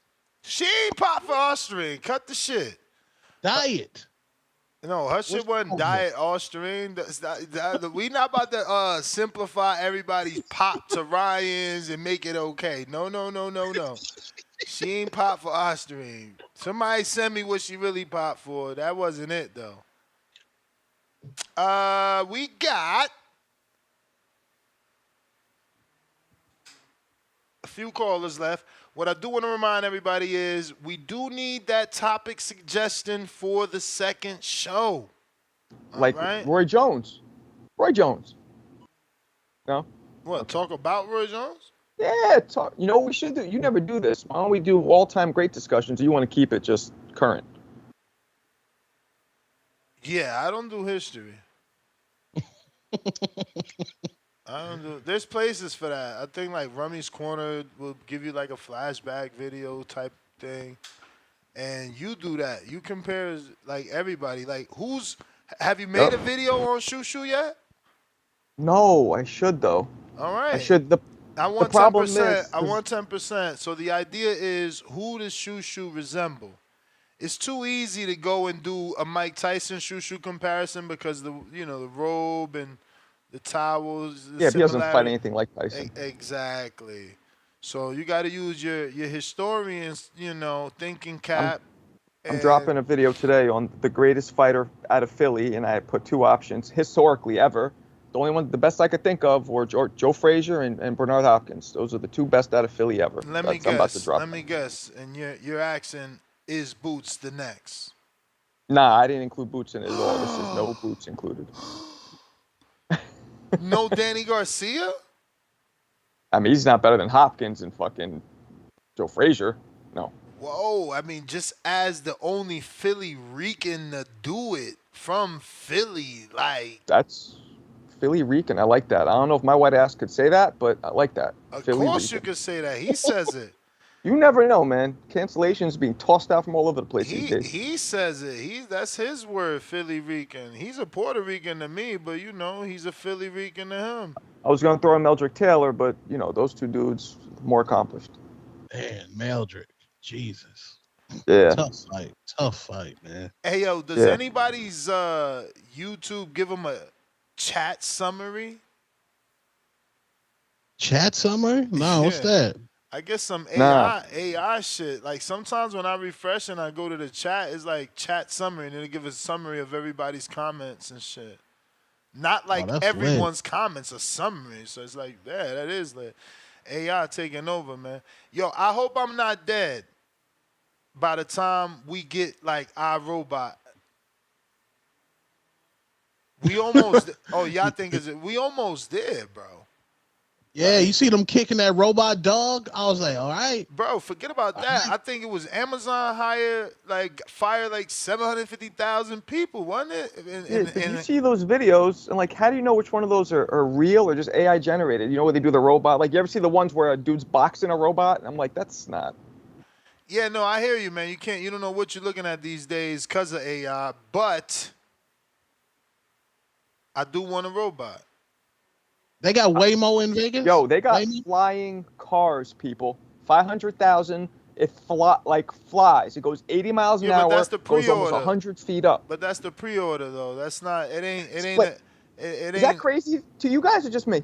I mean, no. I think that we're late, bro. Like, you and I are old enough to be frustrated that we haven't been able to A, teleport, B, sit in a chair and just get a 20-second haircut. I mean, how old were you when the Jetsons came out? And how ahead of their time was the Jetsons? Like, yeah, I mean, I'm 47. I'm only like 4 years older than you. The fact that we don't have a flying car yet is just an embarrassment. But they got it now. Like, you ever sit in traffic and you're like, yo, if this shit could fly. But it's not yet. Like, everything that I've seen, they're accepting pre-orders, kind of like the Tesla was doing, so you probably should believe it, because I didn't believe the Tesla and the fucking shit as real as can be. The truck is actually, I love the truck. I hate that I didn't fucking take that pre-order shit.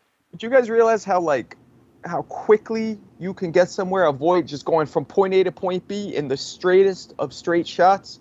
That would be dope. Now, the only problem is, if there's a mishap, you're done. I'm trying to tell you, I don't know that that's going to work as easily. Like, bro, what guidelines are we going to be under? Are we going to fly with air traffic control? Are we going to drive as those single paragliders? Because I've always wanted to do the paragliding too, and they sell single-engine airplanes that you can fly without a license. So I think that the legality of it is gonna take a long it time will be because rough. Like they're not once, just gonna let random fuckers go into the air. Cause you got yeah, and it's gonna be you rough got once power it's. lines and everything. They got to give you designated landing places. I mean, it's just a lot, bro. I don't know. There is a lot, but it goes 100 feet up, so you could fly well above power lines.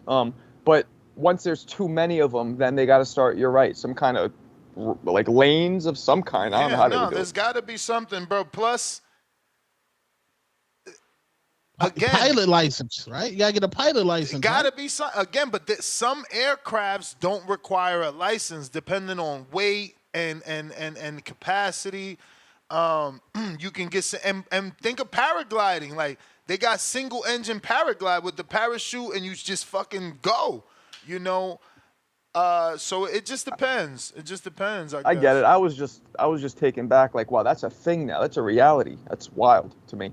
Yeah, I mean, I'm old school. I watch the Jetsons. Like the fact that I gotta go sit through a regular haircut is crazy. Yeah, you being Damn, mad you trying to take insensitive. away the barberness? You Bruh, take away the barber? talking about I mean, haircuts you right probably too young, and then like Jetsons, he would just sit and it's like a little hump, choop, it done. You being mad insensitive talking about haircuts right now, just so you know. Bro, again, if we were in the Jetsons' future, you know we'd be able to fix that. That'd be done. Oh yeah, my shit would just be. I would look crisp. I'm telling you, bro. Somebody says Stargate. That's what I'm saying. Like, yo, we in Spanish it's called "estamos atrasados." We so far behind, and like I don't get it. You know, movies are so ahead of themselves. Sucks. Dude, they got Waymo out there. The cars that drive themselves. Waymo. Yeah, it's like an Uber, but nobody. The car drives itself. Hell yeah. Out here, hell yeah. They got that. Cars with all them damn cameras on it and no driver. Yeah, they pulled one over out here in Arizona. Why? It got malfunction?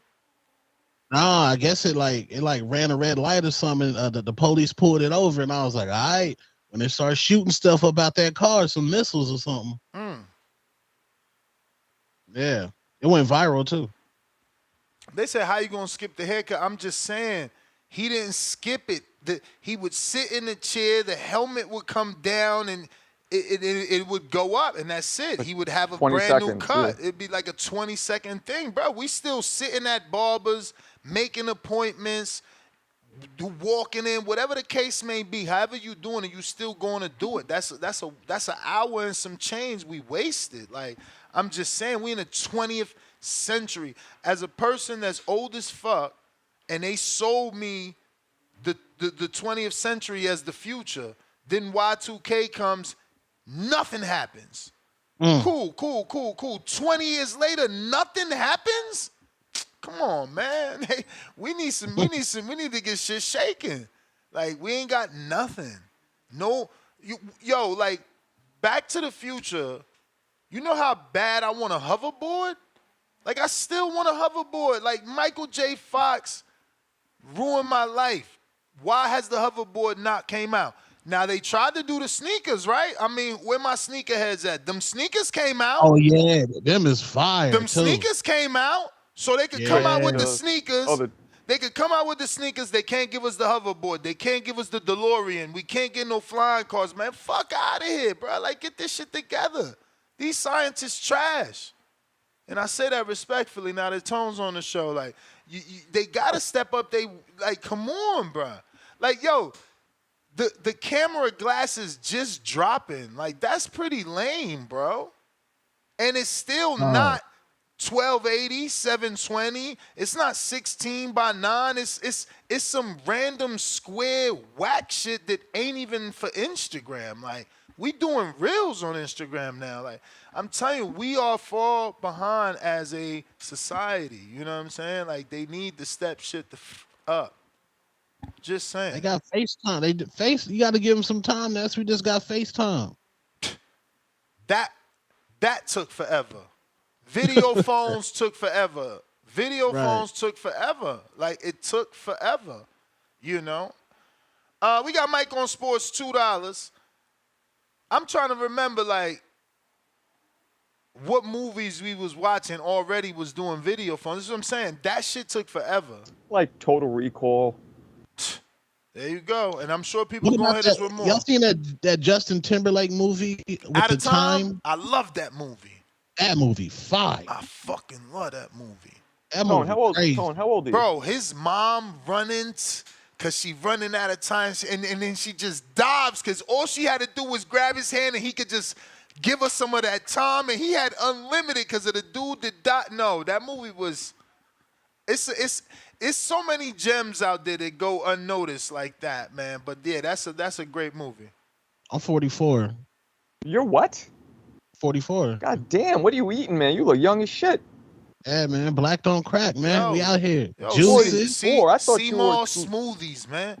Dead ass. I thought you were like 29, 30. Woo! Yeah, We yeah. going partying tonight. It's over. It's over. Damn. Ain't that some shit? I'm old. I look 50 years older than both of you. I mean, bro, you got to get off that liquor, man. I don't drink, you clown. What? I barely drink. Oh, shit. I thought you even have a little in the coffee. The fuck was that? That's racist. That's racist. That's racist. What?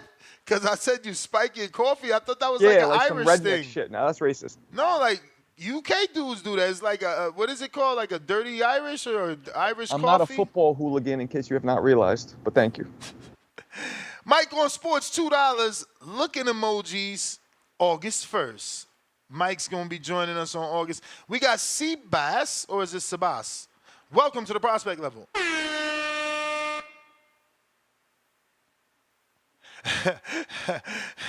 They calling you Jake Donovan. That's always funny, no matter how many times I hear it. Because you don't know Jake Donovan. Like, yo, I'm sure Jake will be like, yo, don't be calling me Marcos. Cloud Chaser, $5. Unk showing his age. Damn. I hope. See, I don't know if he's talking about me now. Now that Tone said his age and we know your age, any one of us could be Unk. I know, like, Unk is a thing where I kind of like 'cause it's respectful, but it's also like, damn, I'm old too. Yeah, you old, bro. You Unk, you old, bro. In Bulgarian, I don't know if they do this in Spanish, Ness, but in Bulgarian, they call people as a sign of respect. They call them uncle or auntie, even if when you just meet them. That's like a normal thing in Bulgarian. Okay. They They do it say in Spanish? Irish coffee. It is Irish coffee where you get a shot with the coffee, see? They don't do that in Spanish, right? What? Like calling somebody uncle or aunt that at a sign. Nah. I didn't randomly call people my aunts or uncles unless they were truly my aunts and uncles. We got Charles Remington, tone, right, hawk, sound, straight, simpish. What the hell is that, right? Hawk? Or did he mistype? Did he type something wrong? Hawk from Maryland. He said Hawk from Maryland got sent vowel. Oh, Remington, that's my man. He comes in my rooms. What up, Charles? What up, Charles? H-Town, been waiting on a hoverboard since 1985, B. I'm trying to tell you, bro, anybody that watched Back to the Future, you couldn't not want a hoverboard. Like, they disrespecting us by not giving us a hoverboard, bro. It's like, we got unicycles, like one wheel. I seen a dude riding down there, and them shit's going fast, bro. It's like, come on, man, give us a hoverboard. Just saying, man.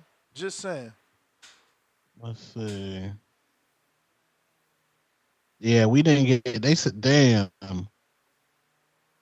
Oh shit. Yeah, we didn't get. They said 37 things out that movie we didn't get from Back to the Future. Damn, 37. Who put that list out? That must be an article already. I must not be the only frustrated person. Yeah, everybody frustrated. Damn, it's like a whole community. Dang, see, people. It's a whole funny, like, knit Back to the Future. That's crazy. No, Since listen, you guys are all I we're on the love same that age range. movie. If you guys remember seeing the Terminator, right, and how futuristic it was, if you remember that, they said like 2010. It was like the year that they said it was in the movie, as opposed to how far in advance it was. We haven't come close to catching that, and we're way past when Terminator, for example, was supposed to be set.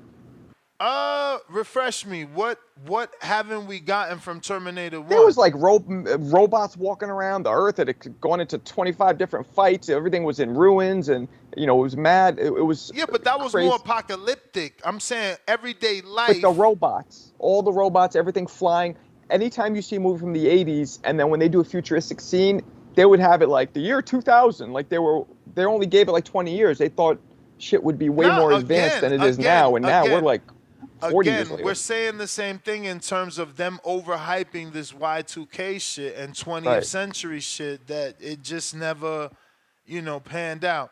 I'm assuming this is Sony. You sent $10 yesterday, never got on. Hopefully you got your mic right today. Yo, Ness, can you hear me? We hear you. Now you got it, bruh. Oh, man, we good. We good. Yo, shout out to TBV. Shout out to the Bad Channel, bro. They know who they are, bro. TBV alumni. What's good, Ness? Happy to hear you, bro. It's been a minute. Good to hear you still listening. Yeah. No doubt, no doubt. Always, B. Every day, every day. Yo, I want to give a special shout out to Info Joe, because I swear he prayed to the boxing gods so much. I think the boxing gods look over TBV and they protect your show while you on there hosting. Because a couple days ago, that ratchet boy, I ain't gonna cuss. That y'all was speaking about Shaolin, bro, I was gonna come in like a sniper on all y'all, bro. Yo, I kid you not, B.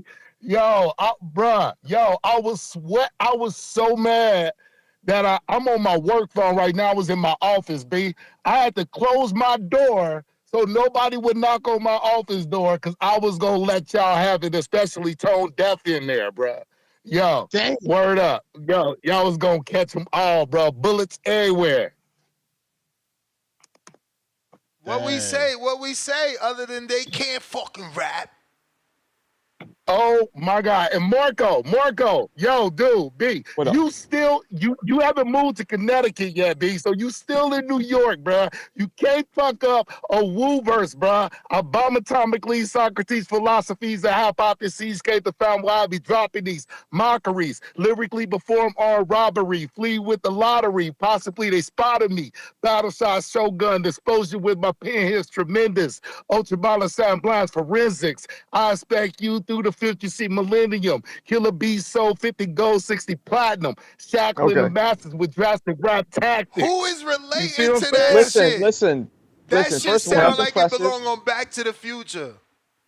That's impressive. Bro, that's a tongue twister. But you want to drop some Big Daddy Kane, I'll close my eyes. I'll recite that shit backwards.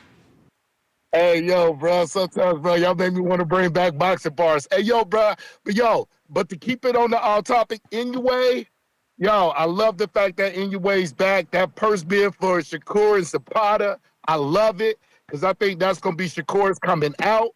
I feel like that's going to be his Teofimo Lopez and Loma fight. And as far as what was the Buzz definition on boxing, Ness, you butchered that. You butchered that. You knew what Bud was trying to say, and I agree with everything that Bud said. He said we need to look it up. Boxing. He said we need to relook it up. And when you look it up on 3 dictionaries, it don't say what he's saying. Okay, yo, and I'm saying, Ness, you know I'm gonna hold you down on the Cash App, so be looking out for that. No, you good, bro. You sent mad money yesterday and never got on. You feel like it's your time. But Bud said that you read the definition. One of the definitions, a key word that you did not elaborate on, was definition in boxing was technique. You could use that as a form of saying what Bud was trying to say was there's a science to boxing. I completely understood what Bud was trying to say, and you purposely butchered that for the sake of your argument. You know you did. Nah, I mean, I just went to 3 dictionaries and they didn't say anything about hitting and not being hit. Only one slightly resembled that, but nothing said that. And and one of them said the word fighting, which he said it's not a fight. He said if you want that, go to the UFC. It's actually, it's just not. Another one said fists. So it's like, yeah, I don't know, man. I mean, to each his own. That's We what the all show know is Bud for, is though. smart. You supposed We to we interpret it all how you know. want. We all know Bud is smart enough to know that when it comes to boxing, you got to use your fist. Everybody know that Bud knows that boxing is a form of fighting. Everybody knows that. You're taking what he said out of context. My It bro. is fighting. Well, Let's that's get why they to the got root. fight night. Let's get to the root of this. Bud has never been in a fight where we called him boring. But Bud is just shooting some bail to his bro, man. Bud ain't feeling like that because he ain't never been in there like that. Buck in his coming out party knocked out Prescott on a week's notice. Bud in the biggest fight of his career knocked out Earl Spence. Like, Bud is different. He just shooting his man some bail, what you supposed to do. Everybody should want a friend like Bud. But Bud making excuses, man. Let's keep this shit real, bro. That's what you get here. You always get the truth. Yeah, you know, a part of But him you is also- like, and I don't Shakur- feel like that, but you know, it's not He bad. literally was telling him in the back, like, little bro, you was following him. You wasn't letting your hands go. He was like, nah, but I was. You wasn't letting your hands. Nah, you wasn't letting your hands go. You feel me? Like, come on. Yeah, well, Like, yeah, but everybody trying to defend Shakur and go off this Bud shit when Bud literally on camera telling him, like, you did not let your hands go. the problem is even when he lets him go, it doesn't create much of anything to look at. That's also the problem. And he said, you wasn't using your jab. You wasn't using your jab to set it up. So it's like, again, using the jab, keeping you active versus following, and then trying to go to the body off a counter and some shit. What we have to digest is. Can I get back in this? Can I get back in this? Let me get back in. Okay. So my point is, and I'm going to piggyback off something that I think CYP said. If it's not CYP, it was another Shakur fan that called in earlier and said this. I don't know which one said it, but I agree with both of them. So basically what we're going to do is tell Shakur to do what Devin Haney did and go out of his comfort zone to try to please us just to make it look aesthetically good, when we all know if we are truly boxing fans, hardcore fans, or fans of the sport that we love, as Ness like to say, I don't watch no other sport but boxing. We're going to be those type of fans. How are we going to knock how are we going to knock Shakur for doing who is a master at the? He got a phone call. We want to blame him for hitting and not get hit. No, I'm not going to do that because I have seen fights to where Shakur done took his man out. No, it wasn't every fight he was in, but yeah, if Shakur gets to that point to where he gets more comfortable about going in there for the kill, then I think we will see those type of results that we saw back when he first started to come in. He started to come in on the scene, but we want him to be Tank out here, and I don't want him to do that. I like watching the Shakur that's out here fighting now. I'm not gonna hate on this style like a lot of y'all do. People like Tone Deaf, and speaking on Tone Deaf, are you there, brother, respectfully? Yes. Musty energy. My brother, yes, musty energy, brother. I feel like that's what you come with heavy, B. How in the world can you give so much smoke to Clarissa and you gonna have a fucking book? Oh, my fault, Ness. Sorry about the algorithm. How you gonna give so much smoke for Clarissa, and then you're gonna go do a bubblegum interview with Ryan Garcia, and you gave him no smoke, and you also come out here and you want to put their business out here, whatever the fuck. Damn, my bad about the algorithm. Just let you it want to go. give so much smoke. You want to give so much smoke to Clarissa about what she's DMing Ryan. To me, that's that musty energy. And brother, respectfully, you are starting to sound like a back caller that Ness gives a free pass to every day instead of a boxing analyst or a boxing pundit like Ness is professional at. So brother, listen, bro, respectfully, you need to get your game up, B, because sometimes I like what you bring to the game, but I just feel like you get in your back call bag so much to do your whole energy is musty. So yeah, that little thing that you like to put out, musty energy. Yes, B, that's you. TBV out, TBV for life. Ness, hold me down. Counter punch for Tone.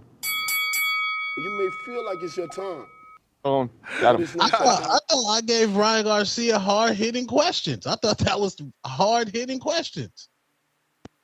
Tough interview. Dateline NBC worthy.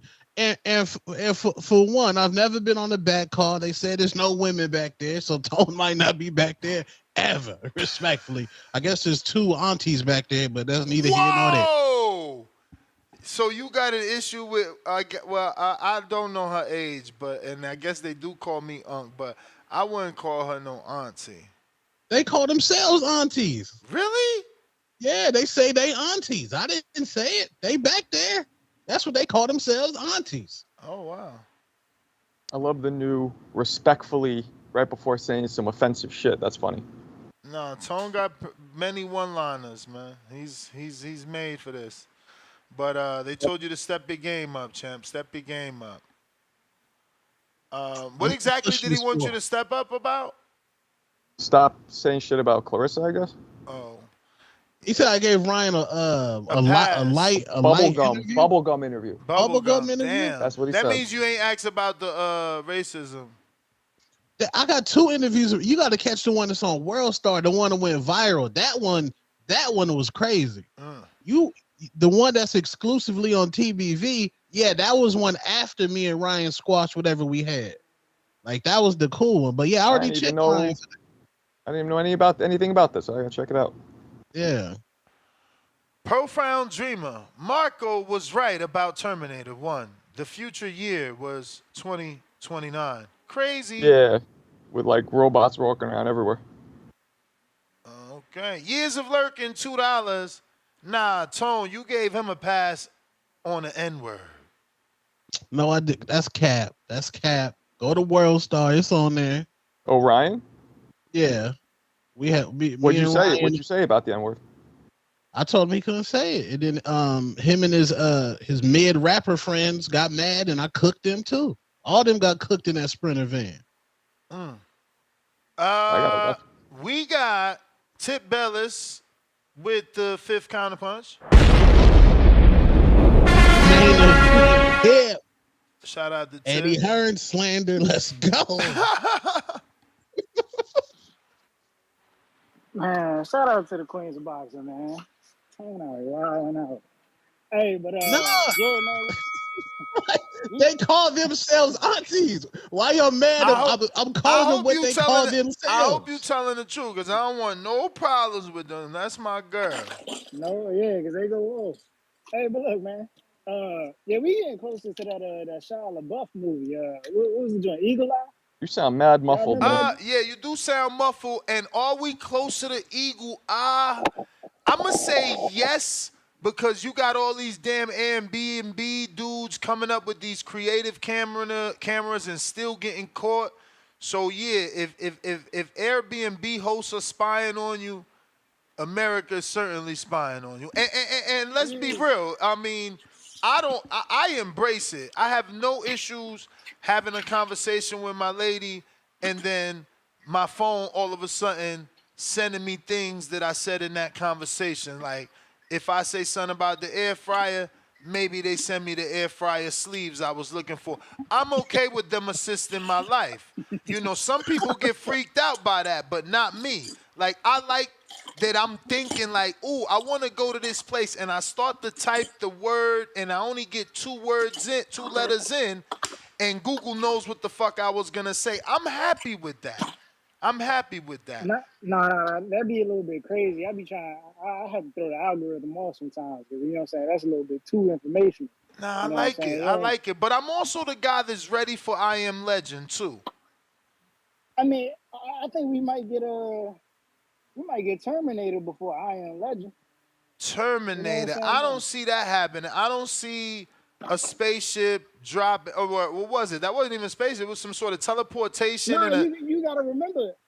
Remember, the way Terminator started off was they had built what was the joint? It was called Sky something. What was it, Skynet? They had built Skynet, and when they built Skynet, the machines started to take over. You know what I'm saying? They start building more machines themselves, and then they start enslaving the humans. Yeah, but we far You know what from I'm a saying? Skynet. That's what I'm saying. Like, what we don't. I need a robot to wipe the ass of these dogs. Like these dogs is these dogs is no joke. It's a full-time job. Like, so I need a robot. I can't even get my vacuum robot to work properly. Let's be real. Like, Damn. we fall The from. Roomba? Man, come on, man. Them shits they start off good. I got the one that even map your whole house and all that, control it from the phone. That shit still do what it want, get stuck on shit when it ain't supposed to. It could be as fake smart as it want, it still need us. Like, we nowhere near Skynet. Hey, but I told him since I was on the topic of movies, man. If y'all haven't seen it, y'all need to go watch Horizon: The American Saga, man. You know what I'm saying? Good 3-hour Western film. You know what I'm saying? It should be like a 4-part series. It's still in theaters. You know what I'm saying? It's gonna be a 2-part. The second part gonna come out in August. So, you know what I'm saying? I think y'all should go see that. And then y'all know next week, Deadpool versus Wolverine, bro. That should come out. And then Oh, yeah. Can't wait for that. yeah, they Bro, I supposed to be just doing went to the Alien. movies the other day and fell asleep. I was tight. I was mad as What'd you hell. I see? fell asleep. What'd you see? I would have to look it up. I don't even remember. I'm gonna have to look it up. Oh, that's You didn't know crazy. what ticket Yeah, you them, bought? You was in there doing steps too. I was like, this nigga that's cheating in the movie nah, that's right. theaters. I Doing ain't Yeah, steps. cheating. they I making ain't it. cheating. I'm making sure I get my shit in. That's showing y'all. My girl be laughing at me, but You may listen, feel like it's your them time, steps making but it's a not your world time. of difference. I know we talked about it the other day, but shit, I woke up feeling skinny as hell this morning. I was looking in the mirror like, hold up, if I turn a certain way, I almost got a 6-pack. You know what I'm saying? Depending on the shading and the light. Yeah, no, I'm almost there. And for Yeah, almost, then I mean a long way, but it's still the same thing. they making an Alien remake too. Nah, that's the problem with this world, though. They got no originality, man. Everything is a remake. Thank God Halle Berry's in some new shit. That's some new shit. Maybe it's a book that I never read, but at least it's not been a movie that I know of. And I watch a lot of damn movies. But they ain't got no writers no more. Everybody remaking something, man. No originality. No, oh, that's what I went to see, A Quiet Place, day one, because I did see the other two, and I do like the story, but that shit didn't keep me, man. That shit didn't keep me. Like, the fucking world's coming to an end, and she want to go get pizza just because she allegedly got cancer. It's like, bruh, that's not what normal people do during an apocalypse. You know what I'm saying? With aliens running around that they can't see you, but they can hear you. You know what I'm saying? So she put me to sleep, bro. And that's crazy because I like Lupita. But she fell off on that one. She took a bad role. Hey, they said 10 things Back to the Future got right. Brain controlled wireless games, they got that right. Voice activated tech, they got that right. 3D movies, tablet computers, video conferencing. Slow. Yeah. What brain controlled video game do we got? I ain't got nothing. I ain't seen nothing that no kid could connect, and unless they talking about virtual reality. The Oculus? Yeah, probably the Oculus. Okay, we talking about them dumbass glasses. I ain't doing that. Yeah. That shit looks so stupid, bro. Yo, it sounds like I got a story for everything, but it's just I'm trying to get more steps in. So me and my lady go to Area 51, and there's a room for virtual reality, bro, but everybody is just walking aimlessly and like using their hands to like reach at shit that we can't see, but only they can see because they got these glasses. That just seems like, I would need to be in a safer space than that.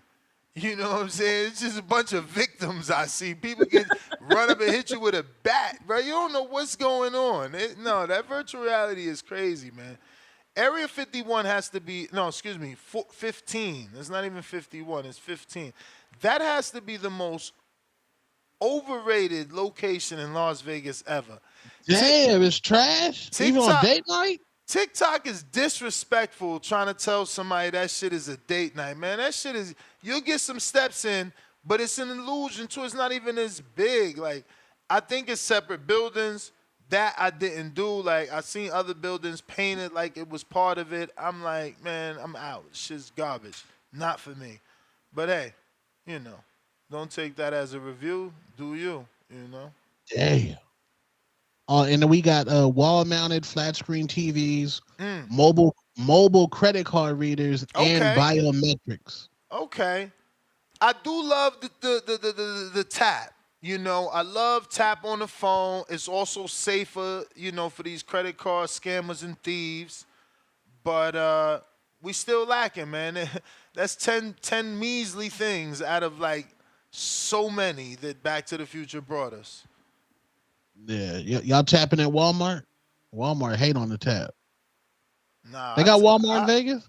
I think we tap at Walmart. My lady goes to Walmart, but when I go with her to not Costco, what the fuck is the other one? Sam's. Sam's, yeah. Yeah, I tap. Damn, Actually, you tap at the bodega, Mark? we don't even tap. We don't even tap. We just pay on the app. You scan everything now with that. Again, I'm good with the future we headed in, but I just feel like, you know, we need to get there faster. Cash. You use cash? I do. At the bodega? I got a cash business, so I don't not fully cash, but I use as much cash as I can. That's no bueno, man. Unless I'm doing something that I might want to return or whatever, because then you're screwed. I even learned this the hard way. You can't, if you use a debit card, you can't file a credit card, charge back, nothing. Like, you use a debit card, whatever you bought, you can't, it's yours. So credit card is the only way that you could actually buy something. Let's say it's broken or somebody tries to not give you services or whatever.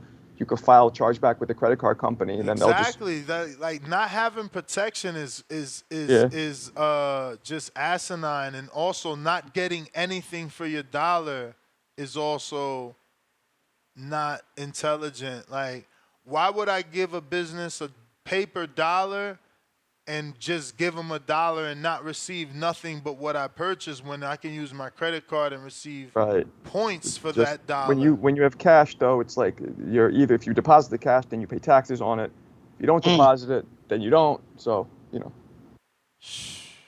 Tough life to live, bro. Tough life to live. This inflation, this shit is rough, but that's a whole different. Nasty. Treese counter, courtesy of Stainless. Yo. What up, though? What up, though? Man, you as wild talking all this futuristic Y2K shit, man. Damn, y'all planning on the world to end or something? That nigga Marco moving to Connecticut. He got him a bunker and shit in the back of his house now. You gonna be on that type of shit. Okay. Doomsday. But speaking of Doomsday, Tone, man. Why you hating, man? You be hating on Clarissa something serious, bro. This shit is out of control, man. Why you I've never hated on her before. What'd you say?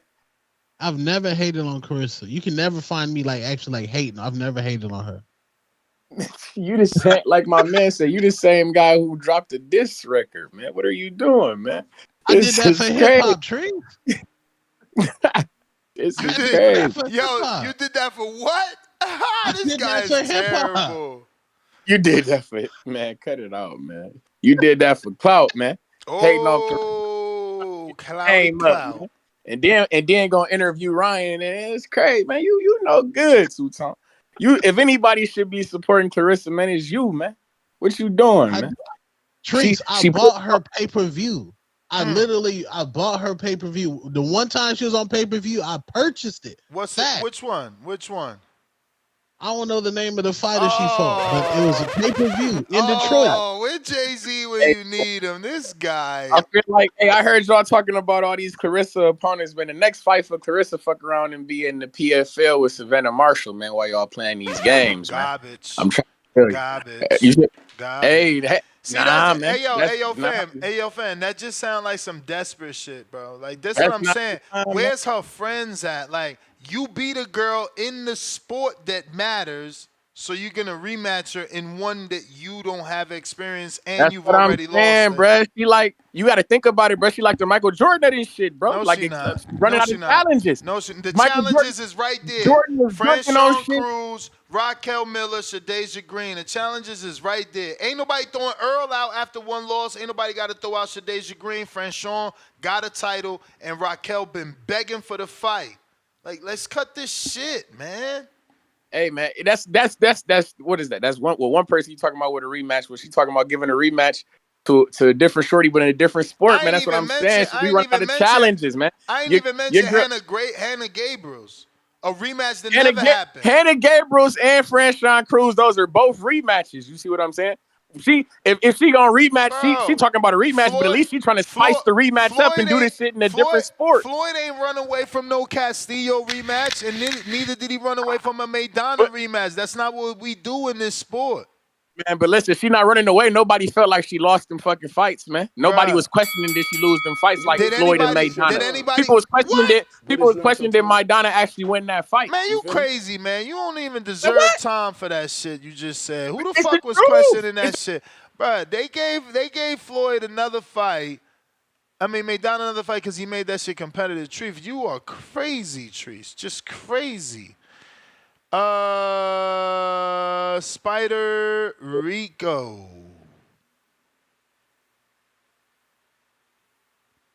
Spider Rico.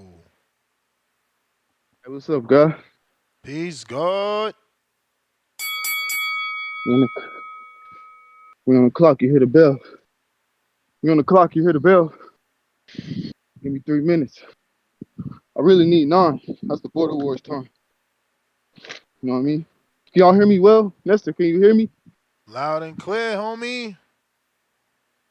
All right, bet. I'm just checking my earphones. I don't got the Kenichi, but I got the power beats, the ones that fit on your ear.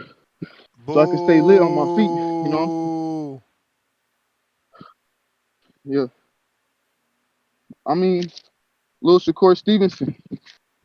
I feel like he got problems in his personal life that before he had them big fights, he need to get rid of that girl. He said she a rapper. Who she be in the studio with. You know what I mean? That's how I feel. If you're really looking out for God. Shakur remind me of myself. When I watch him, I see what he's seeing. That's why sometimes other people, they don't see the reflection of themselves when he boxes and they don't think similar. I do. And Shakur, I've been down that road. And I'm sure you love that girl. But you got to let it go now before you get the big fight. You know, she take half of what you got now, you straight, because the big fight coming. Few of them. And you could keep all that money. That's the real. Clarissa and Shakur, y'all need to fight on the same cards because everybody hates y'all. Y'all be the most hated. Let Clarissa have her shine. Andre could jump on the card too. Y'all be like the super team, like when they put Kevin Garnett, Paul Pearson, and who was the last one? For me, it turned into Rondo, number 9. He was the 4th one. You see what I'm saying? But they could make a whole card of USA boxing promotions where Andre Ward, if you the real SOG Ward, SOG mean the son of God. The son of God then always returned. You were the last fight you wore your Jordan shorts. Jordan came back from that. It's another part of you that you ain't done yet. It's another chapter. If you think you Jordan, you think you SOG Ward, you got to return from the dead. And I've been waiting. And I've been saying nothing because that's what you name yourself. So you're going to leave, right? You gone, right? Well, come fight Canelo then. Because your name entitles that you must come back to be the real son of God. That's the real call out. He retired because Bivol was on the HBO. And we seen what Bivol did. He became the 175 champion, hunted down everybody at 175. SOG just disappeared on us. I'm tired of this. He a young man, bro. He a young man. Okay. Allah got y'all. We're on the clock. You hear the clapper. Allah guideth who he pleases and lead astray who he wills. Allah guideth who he pleases and lead astray who he wills. Like it's That's your about time, organ with love. I'm gone. but it's not your time. Yo, good work on them steps, Esteban. I see you. You out there putting in that work, man. G Vaughn, what up? Good morning, G-Bone. TBV. Another beautiful day in boxing, man. I mean, look, a lot of people talk reckless when it comes to Inoue, right? I hear a lot of the slander that goes on, and they saying that he needs to fight in America. I guess one of the main reasons they saying that is because of drug testing. They believe somehow he's on some kind of, performance enhancement drugs. But it's crazy that, hey, look, I'm all for racism, but let's be equal about the racism. Let's spread it all across the board.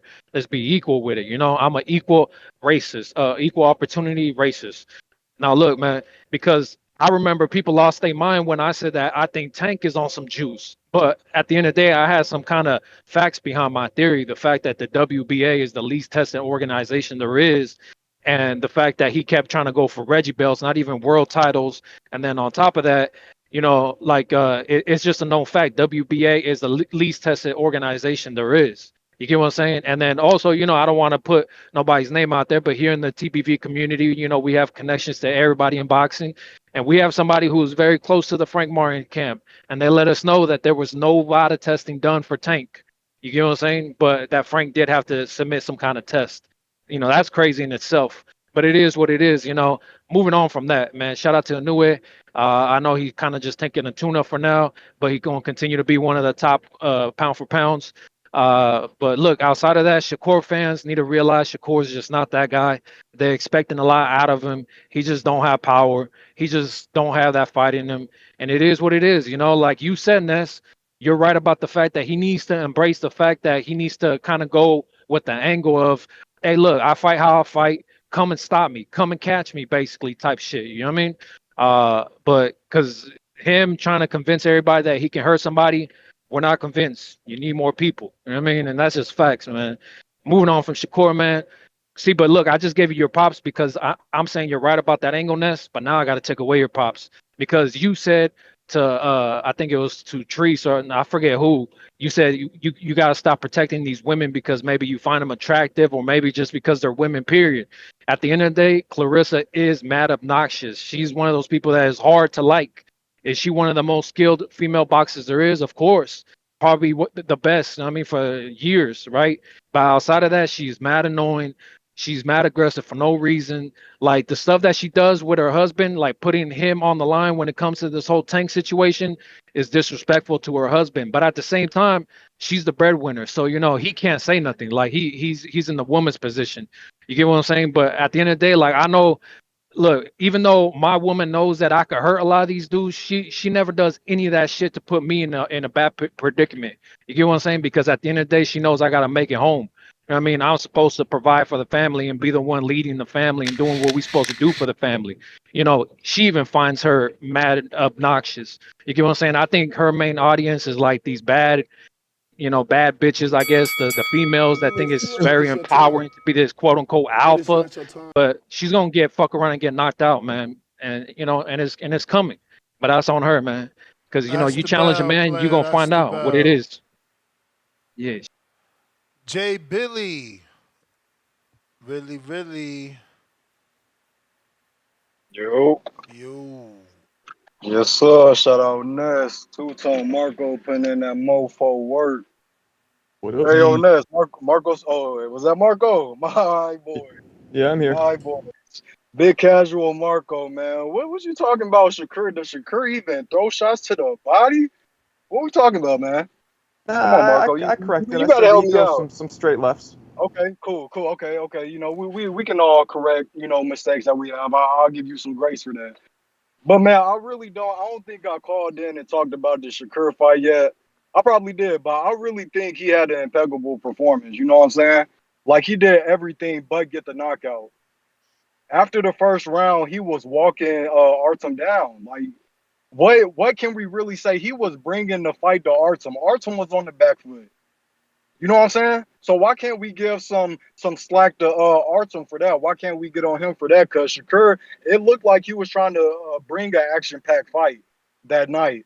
So I really think some people just need to go back to the Shakur fight and look a little closer. You know what I'm saying? Like, I seen some high-level shit.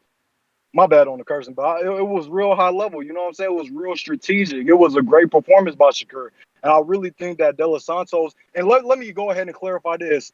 I am nowhere near a Shakur fan.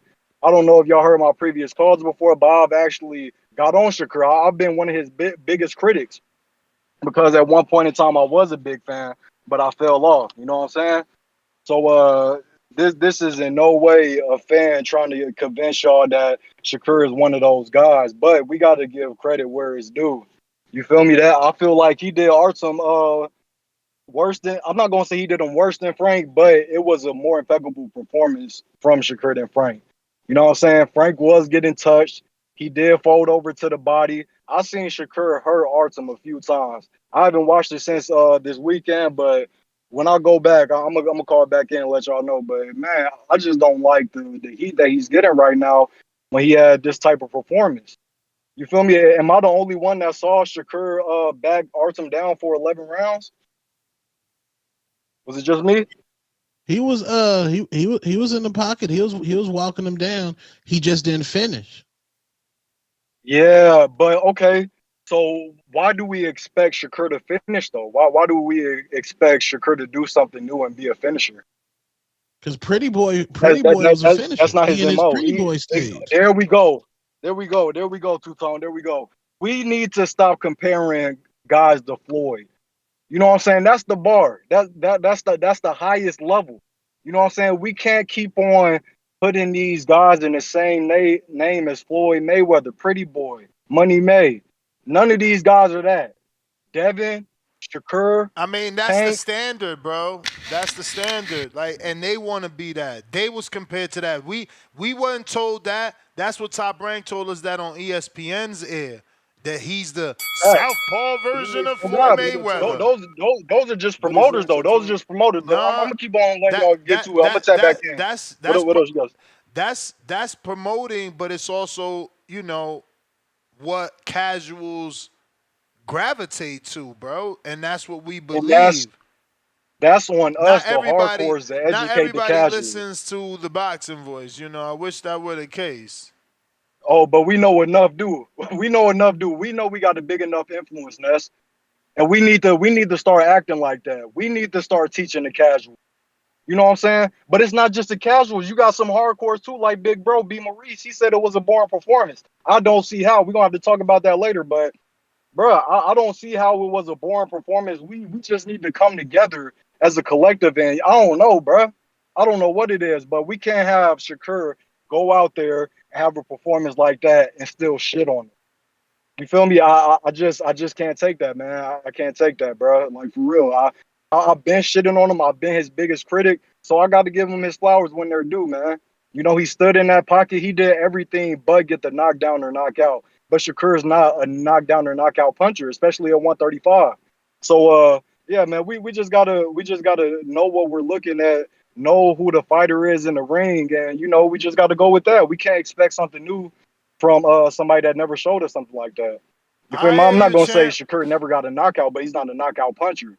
Yeah, but that's not the case, right? He showed us in the Valdez fight. Got to get to some other call. He showed us Valdez fight, showed us in the Heron fight, and then you talk that game.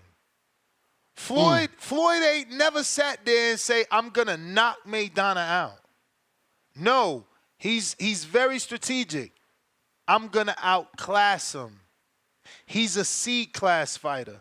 He's not on my level. Never I'ma F this dude up. Right. I'm gonna knock this dude out. Right. Like, come on, bro. Stop selling dreams, man. And ain't nobody gonna have an issue. Like, do people, like, who got an issue with Kambosos? Nobody. Who he is. Right. And Floyd never disrespected the fans at all. Regardless of how his performance was, he never blamed fans at all. Yeah, man. I don't know, man. Look, he young. We and he will all move on and get over it. Drew, what it do? Yo, how my audio? Straight. All right, I gotta back up my man from Plug City, my man Two Tone. Me, you know, I like to mess with Two Tone, but Tone, that caller Hawk from Maryland, that caller Hawk from Maryland must not have been raised on no Too Short, baby. We over here sipping for Clarissa Shields when she want to get in the game with a man. Baby, put it in my pocket then. What's up? We hold her Right. to the same standard we hold all these other fighters for. That simp behavior, she got it out the mud. She got it out the mud. We all get it out the mud. You want a cookie? Fuck out of here with that shit. Man, I never seen so many grown men go to bat for a woman like that. And she's the one acting all uncouth and uncivilized when she had the press con. Remember that one weigh-in where her family member punched the old man? And then she's over there backing up the other trainer that Darrell's trainer punched the fighter. Like, come on, man, we condoning that stuff? We condoning her behavior? No, we not. That's our not her society. behavior though. That's her team. You got to be clear. You don't That's say her. we. No, You that's her saying we behavior. condoning her behavior? That's her team. Who's the captain of that team? Again, you can say that she's looking bad as a captain, but don't say her behavior. She gets on Twitter and defends that behavior. Ness, let's not do that. She does. Again, you can say don't defend that behavior, but you're saying that's her behavior as if she committed those acts. She was ready to go get the switchblade, so like the apple don't fall too far from the tree, man. Come on, let's stop this. No, we're not gonna gerrymander. We're not gonna filibuster. Okay, we holding her accountable. We holding them accountable. That's why I'm glad the other boxers in other countries, they act civilized. They act like they got public decorum. They act like they got home training. And Hawk from Maryland said, nobody big time wanted to get her because she doesn't know how to act, bro. She was over there lambasting Showtime saying they want to give me a pay cut. It was the pandemic. They're not going to pay you no $300,000 for nobody to watch your shit. I'm sorry. And as far as like, I'm with Nesto on the technology. Ness, we can't have this technology, Ness. Imagine we got flying cars and you and Danny flying the car all pot-headed out high. Come on, Ness. There going to be so many accidents in the air. There going to be so many drinking and driving. Air traffic jams. Ness going to be rolling up on autopilot. And trying to fly to the flying vet high? That's wild. All flying vehicles have autopilot, by the way, so we should be good. But they gonna be drinking. Two-Tone gonna be drinking the Henny, flying, bro, the chilaquiles. Real quick, and Tone, you didn't give Ryan the N-word pass, but I heard you gave it to the Ecuadorian from Plug City. Make that make sense. Hold on, David. I ain't never heard David let the N-word fly with no remorse. And Nate Diaz too. See, is Nate Diaz allowed to say it? I'm confused with that one. He from Stockton. They real hood out there, bro. Yeah, but isn't he? What is he? Mexican? He Mexican from Stockton. Stockton's like the worst. Like what's the worst part of New York right now? Because I'm obviously not qualified. Are Mexicans allowed to use that word? It's culture in LA. No, back in the day, but I'm talking about right now. It's culture. In Houston, Texas, they get the pass. LA and the Bay, they get the pass. You gave the pass, and you give the pass to Berlanga. Come on, Tom. Well, he Puerto Rican. Let's say it. We got to get to some other callers, Drew. We got to get to some other callers. Dom, what up? TBV, Ness, Marco, Tucson, what up? What up? What up, Phil? Yeah, I had to chime in. Why do people call in and got all the smoke for Clarissa Shields outside of what she does in the ring? Clarissa Shields is an entertainer. She behaves no different from any other entertainer that we love. Correct me if I'm wrong. We're bringing up what her camp does. Okay, that's always been boxing. Camps are always trying to promote the fight and insert themselves into it. We never hold the camp accountable for the fighter. And Clarissa, like I said, she's an entertainer. She knows how to talk. She sells her fights. There's a reason she's number one. I don't appreciate you guys coming on here for whatever reason, picking out her, and all of a sudden she's uncouth, uncivilized. I mean, really dig into yourself and figure out why that's upsetting you and why it's only upsetting you coming from Clarissa. Because we could point out multitude of fighters on the male side, and we never give them that shit. So you guys really need to work on yourselves and approach this boxing game in a fair way and leave your misogyny, racism, leave that shit at the door. That's it. Peace.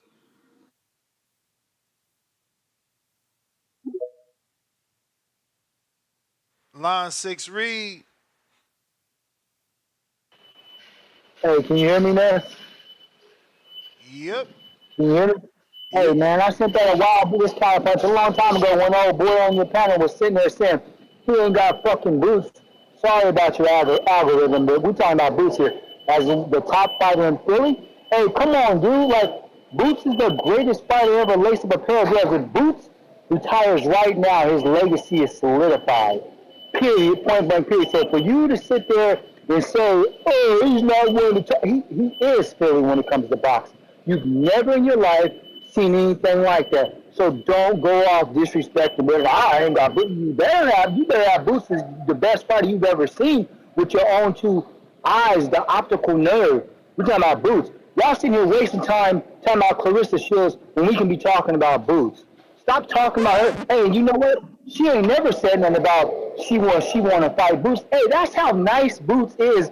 You hear fighters talking shit about every other fighter, but you never hear Boots' name get brought up. Like when Ryan Garcia's dad was talking that cash money shit to Hearns, and Hearns buddy with, hey, I got Boots. Hey, Cuz changed his tune real fast, bro. And that's that Boots effect, bro.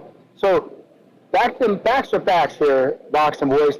We gotta start talking about Boots in the light that he deserves to be talked about. If you bring up Philly in boxing, automatically bring up Boots. There shouldn't be no Rocky statue because he's not a real boxer. That should be a Boots statue in Philadelphia. He needs his own Liberty Bell. You guys feel me? Hey, that's my call, but Ness, tell these dudes I'm right, bro. I'm out. All right. Line 6, read. We got Tevin Smith $5. The look on Ness and Marco's faces that two-tone question for Ryan was solved. Yeah, I was expecting him, but I didn't know that he did a separate one because I did see it on World Star. I didn't know that was a separate one. ASAP TV $2. I nominate John Cena as the new Terminator. Ain't he getting old already?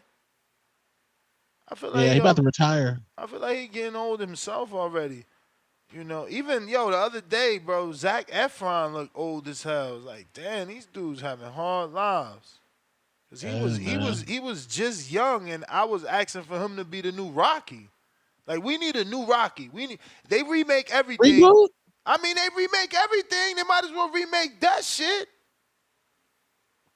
And they got the Creed. They're not gonna do that. They got the Creed verse. That's different though. And ain't the Creed director the same dude from like Black Panther? That's a whole different thing. And him and Stallone don't even fuck with each other. Remember? They ain't see eye to eye. Yeah. So Stallone certainly should reboot Rocky. You know, I don't want them to mess it up though. Nah, I mean just do it to the T. Just bring it back to date. You know, bring it up to date. That's it. Do it to the T. It wasn't a bad script. I mean, we certainly need Adrian to have a bit more lines, maybe. You know? Oh, they are doing it, bro. They're doing it through Creed's daughter. What? Yeah, they're gonna do it. They're gonna tell that story. It's like a Creed verse, so they're gonna tell it through Creed's daughter. Yeah, they are gonna redo Rocky, but through the daughter, female. What? Yeah. So it ain't a Rocky then. It's a Creed. Nah, but it's gonna be the Rocky story, but through the daughter, like a female, like Alicia Baumgartner's story. I think that's hot. I think that's fire. What? Yeah. You got. Then the daughter can't hear in the movie, right? No, that ain't her daughter. That's Creed's wife. Oh, he playing stepdad? I'm talking about the son Creed, Michael B. Jordan. Well, who daughter? Yeah, the daughter that can't hear. Yeah. Bruh, but she was not no one's daughter. That was just a girl he met. No, there's a daughter in the movie, bro. No way. Whose daughter is she? It's Creed's daughter. No, man. What are you talking about? The box. No, man. How you gonna be Creed's daughter when he the son? Nah, they had a baby. You don't remember? Okay. So now I'm fine. So you talking about Michael B. Jordan, his current wife that has the that can't hear or has a hearing aid, and then they had the baby, and they got she realized the baby was also deaf. Right. So you saying that baby? That baby was they're going to tell the Rocky story through her. What does that mean through her? Like whatever Rocky, like I guess Michael B. Jordan and his wife, they going to get on hard times, get on food stamps, get on Section 8. Then she going to have the box to get them back to back. That's a great story, bro. So again, it's still a Creed. She's still a Creed. She's not Rocky. So you just want a separate, brand new, call it Rocky, just a new reboot, franchise. A reboot. I always thought Zac Efron would have did good, but he's old now. Like he ain't gonna do good, And I don't really know anybody could take that role right now. You know what I mean? I don't know. I don't know how they're gonna do a new. I don't know. Yeah, maybe man. If they made it like a series, like a Hulu series. We need a new Mickey. We need a new Apollo. We need a new Rocky. Yeah, a whole new reboot. That'd be hot. Yeah, Hulu series, Netflix. I mean, man, I wonder. I mean, is that dude old at this point? The dude that played in Entourage. Oh, the main dude. Yeah, the main dude. He got the hair. His name Aquaman. Yeah, Aquaman. He got the hair and shit. He could maybe do it. Yeah, I think that'd be cool. Nah, maybe homeboy from Fight Club. Nah, he too old too. What? Brad Pitt? Nah, there was another dude in Fight Club. The other main one. Nah, he old too though. What's his name? He played Incredible Hulk in one of the movies. Yeah. Dang, I don't know if I want was the good reboot, as hell man. though in American History X. Oh, that movie was crazy. That movie was crazy. But yeah, we need a reboot, man. But looks like we got a counterpunch from H-Town. Hey man, all the people calling in crying about don't talk about Clarissa's team. They're like, man, we talk about everybody's team. What are you talking about? They're talking about Shakur's cousins messing up his life. Talking about Teal's wife messing up his life. Hell, we just got done talking about Ryan's crew messing up his life. What the hell are you talking about? We're talking about everybody's goddamn crew. That's true. She wants to put herself equal with the men. She gets equal criticism like the men. Stop it. Stop simping. It is what it is. Nobody's saying she's not attractive. Nobody's saying they ain't going to hit it from the back. Nobody's saying they ain't going to bust them guts. We just saying, Jesus, get your criticism. Oh, man. What's going on, man? You done? That was it? You left on that note, huh? All right. Moose, what up? H-Town.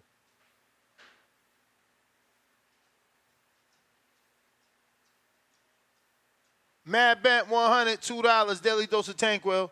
It's Merce did not purse bid Tankwell Winter. All right, am I coming in this thing clear? Coming in clear. It was some light work. We just did 3 rounds. Sparring. One of my big homies, you know what I'm saying? He like 250 pounds. He's a knockout puncher on the streets, but he's a beginner as far as boxing goes. But yeah, man, we had the show playing in the background. I didn't hear while I was sparring because I was trying not to get my damn head knocked off. But I heard earlier y'all was talking about Clarissa Shields. Y'all said something about her saying that a man be wanting her coochie or something like that. I guess she said that to a few people. I guess she told Ryan or something like that. Or that's her. Y'all made it seem like that was her thing. And I just wanted to clarify one thing. Ryan actually came to Clarissa saying that they should make a baby. So that wasn't her thing with Ryan. You know, Ryan came to her like that. Now, as far as with the brother from Arizona, Two-Tone, that might have been the situation. She might have thrown that out there, but I don't know if that's just her thing. And Two Tone knows a lot about her because he made a diss track. If you make a diss track on somebody, you have to know the person that you're dissing. You got to do your homework on it. That way you can make a proper diss track. That's how it goes. But yeah, and as far as let me see.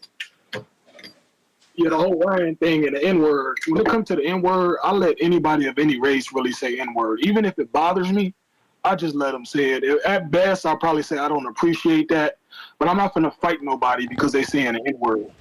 But what I will say is when you get to talking about you the KKK, and kill all black people and bring George Floyd back and kill George Floyd. Now I might not fight you, but I'm not gonna deal with you no more. Like you even if you are so called retarded, I'm not gonna let you. Like I'm just not gonna deal with you because just because you're retarded, you don't get a pass. It's like a retarded person got a gun, they trying to kill you. You gonna let them kill you just because they're retarded? They get a pass? No, you don't get to do that. Even if you're not aware of what you're doing, you don't get a pass for that because you're trying to destroy my livelihood. You're affecting my peace. So you're a problem and you have to go. But yeah, man, I think that's about all I got to say. And Clarissa Shields, she does annoy me with how she says she want to fight men and stuff like that.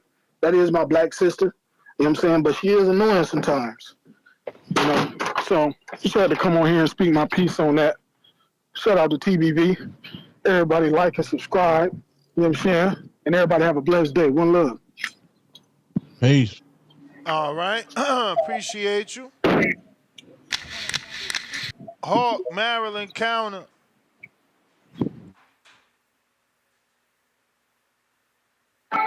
Yo, You may man. feel like it's your time. What up, Hawk? But it's not your time. Ain't too much. Ain't too much. Hey, I meant to say earlier. You know, we lived through this thing Shakur going through with Floyd back about I don't know, about 10 years ago. I say about 10 years ago.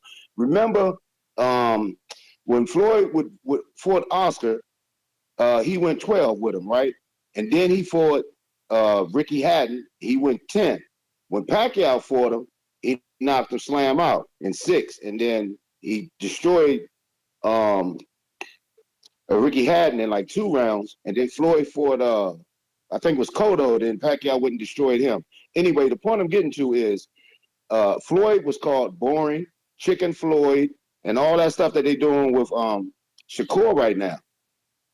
But if Shakur would take note from Floyd, he would know that sooner or later, like Floyd got his hands on Pacquiao, and everybody back then was like, Pacquiao gonna knock Floyd out because he knocking out everybody quick, the way they talking about Tank right now. But when you get in the ring, it's a different story. So yeah, Shakur need to just hold on and really stop responding to everybody and wait till he get his turn in that ring with him, because it was the same. You remember when the Pacquiao Floyd situation came up first, how everybody thought Pacquiao would just blow through Floyd? Absolutely. It's the same, like right now, everybody wanted to see the Pacquiao fight. His even pay-per-views went up, because he was knocking people out. Floyd was going the distance. Same thing going on with Tank right now. So my point I'm really just making is Shakur could take note from Floyd and just stop responding to everybody and let his ring work, get in the ring, do what he do. Don't change that. Do what he do. And he'll get his shot once he get at, the actual fighter. Because that's what Floyd did. They still didn't believe Floyd till he fought Pacquiao, and Pacquiao barely touched him in that fight. Man, he might have hit him twice. But that's my call, man. I just wanted to, set that straight. Everything happens. Everything that's happening has already happened before. We just got to go back and get the context, on that. But, yeah, it's already happened before. Shakur needs to just calm down, and he'll get his shot at his chance with Tank. But that's my call, Ness. I'm out. All right. Real quick, let me see here.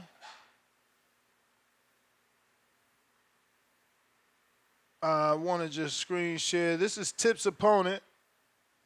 Want to introduce, the Emperor King, who Tip will be facing. Emperor King.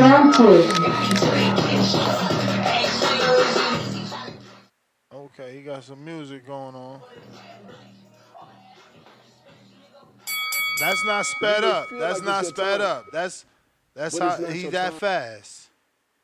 Now this bag work though, man. We need to see some Sparring. Oh yeah, cause bags don't punch back. Like this good, you feel me? But if you know, I think I see Headgear in the corner, so maybe he do be sparring. Is this good technique to you, Ness? I mean, yeah, you know, definitely landing the right hook properly. You know, he's certainly not bringing it back up. Somebody gonna complain about that. You know, as I said it, he brings it up, right?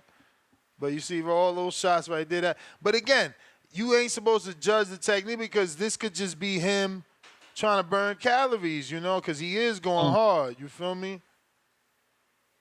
He's moving and, you know, he's definitely active. You know, he's trying to throw 100-something punches around, what it look like. I see him, though. He got the whole home gym.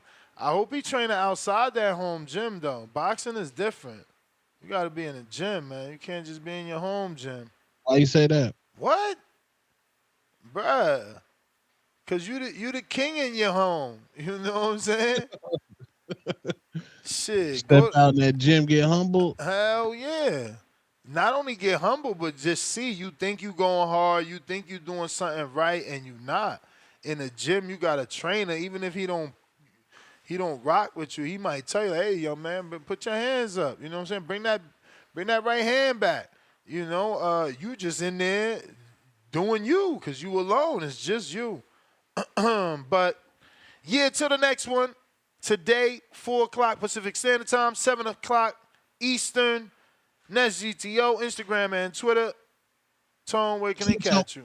Two-Tone Superstar, all platforms.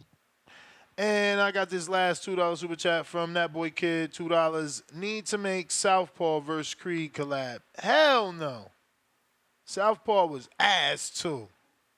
Shit was ass. Trash. Peace.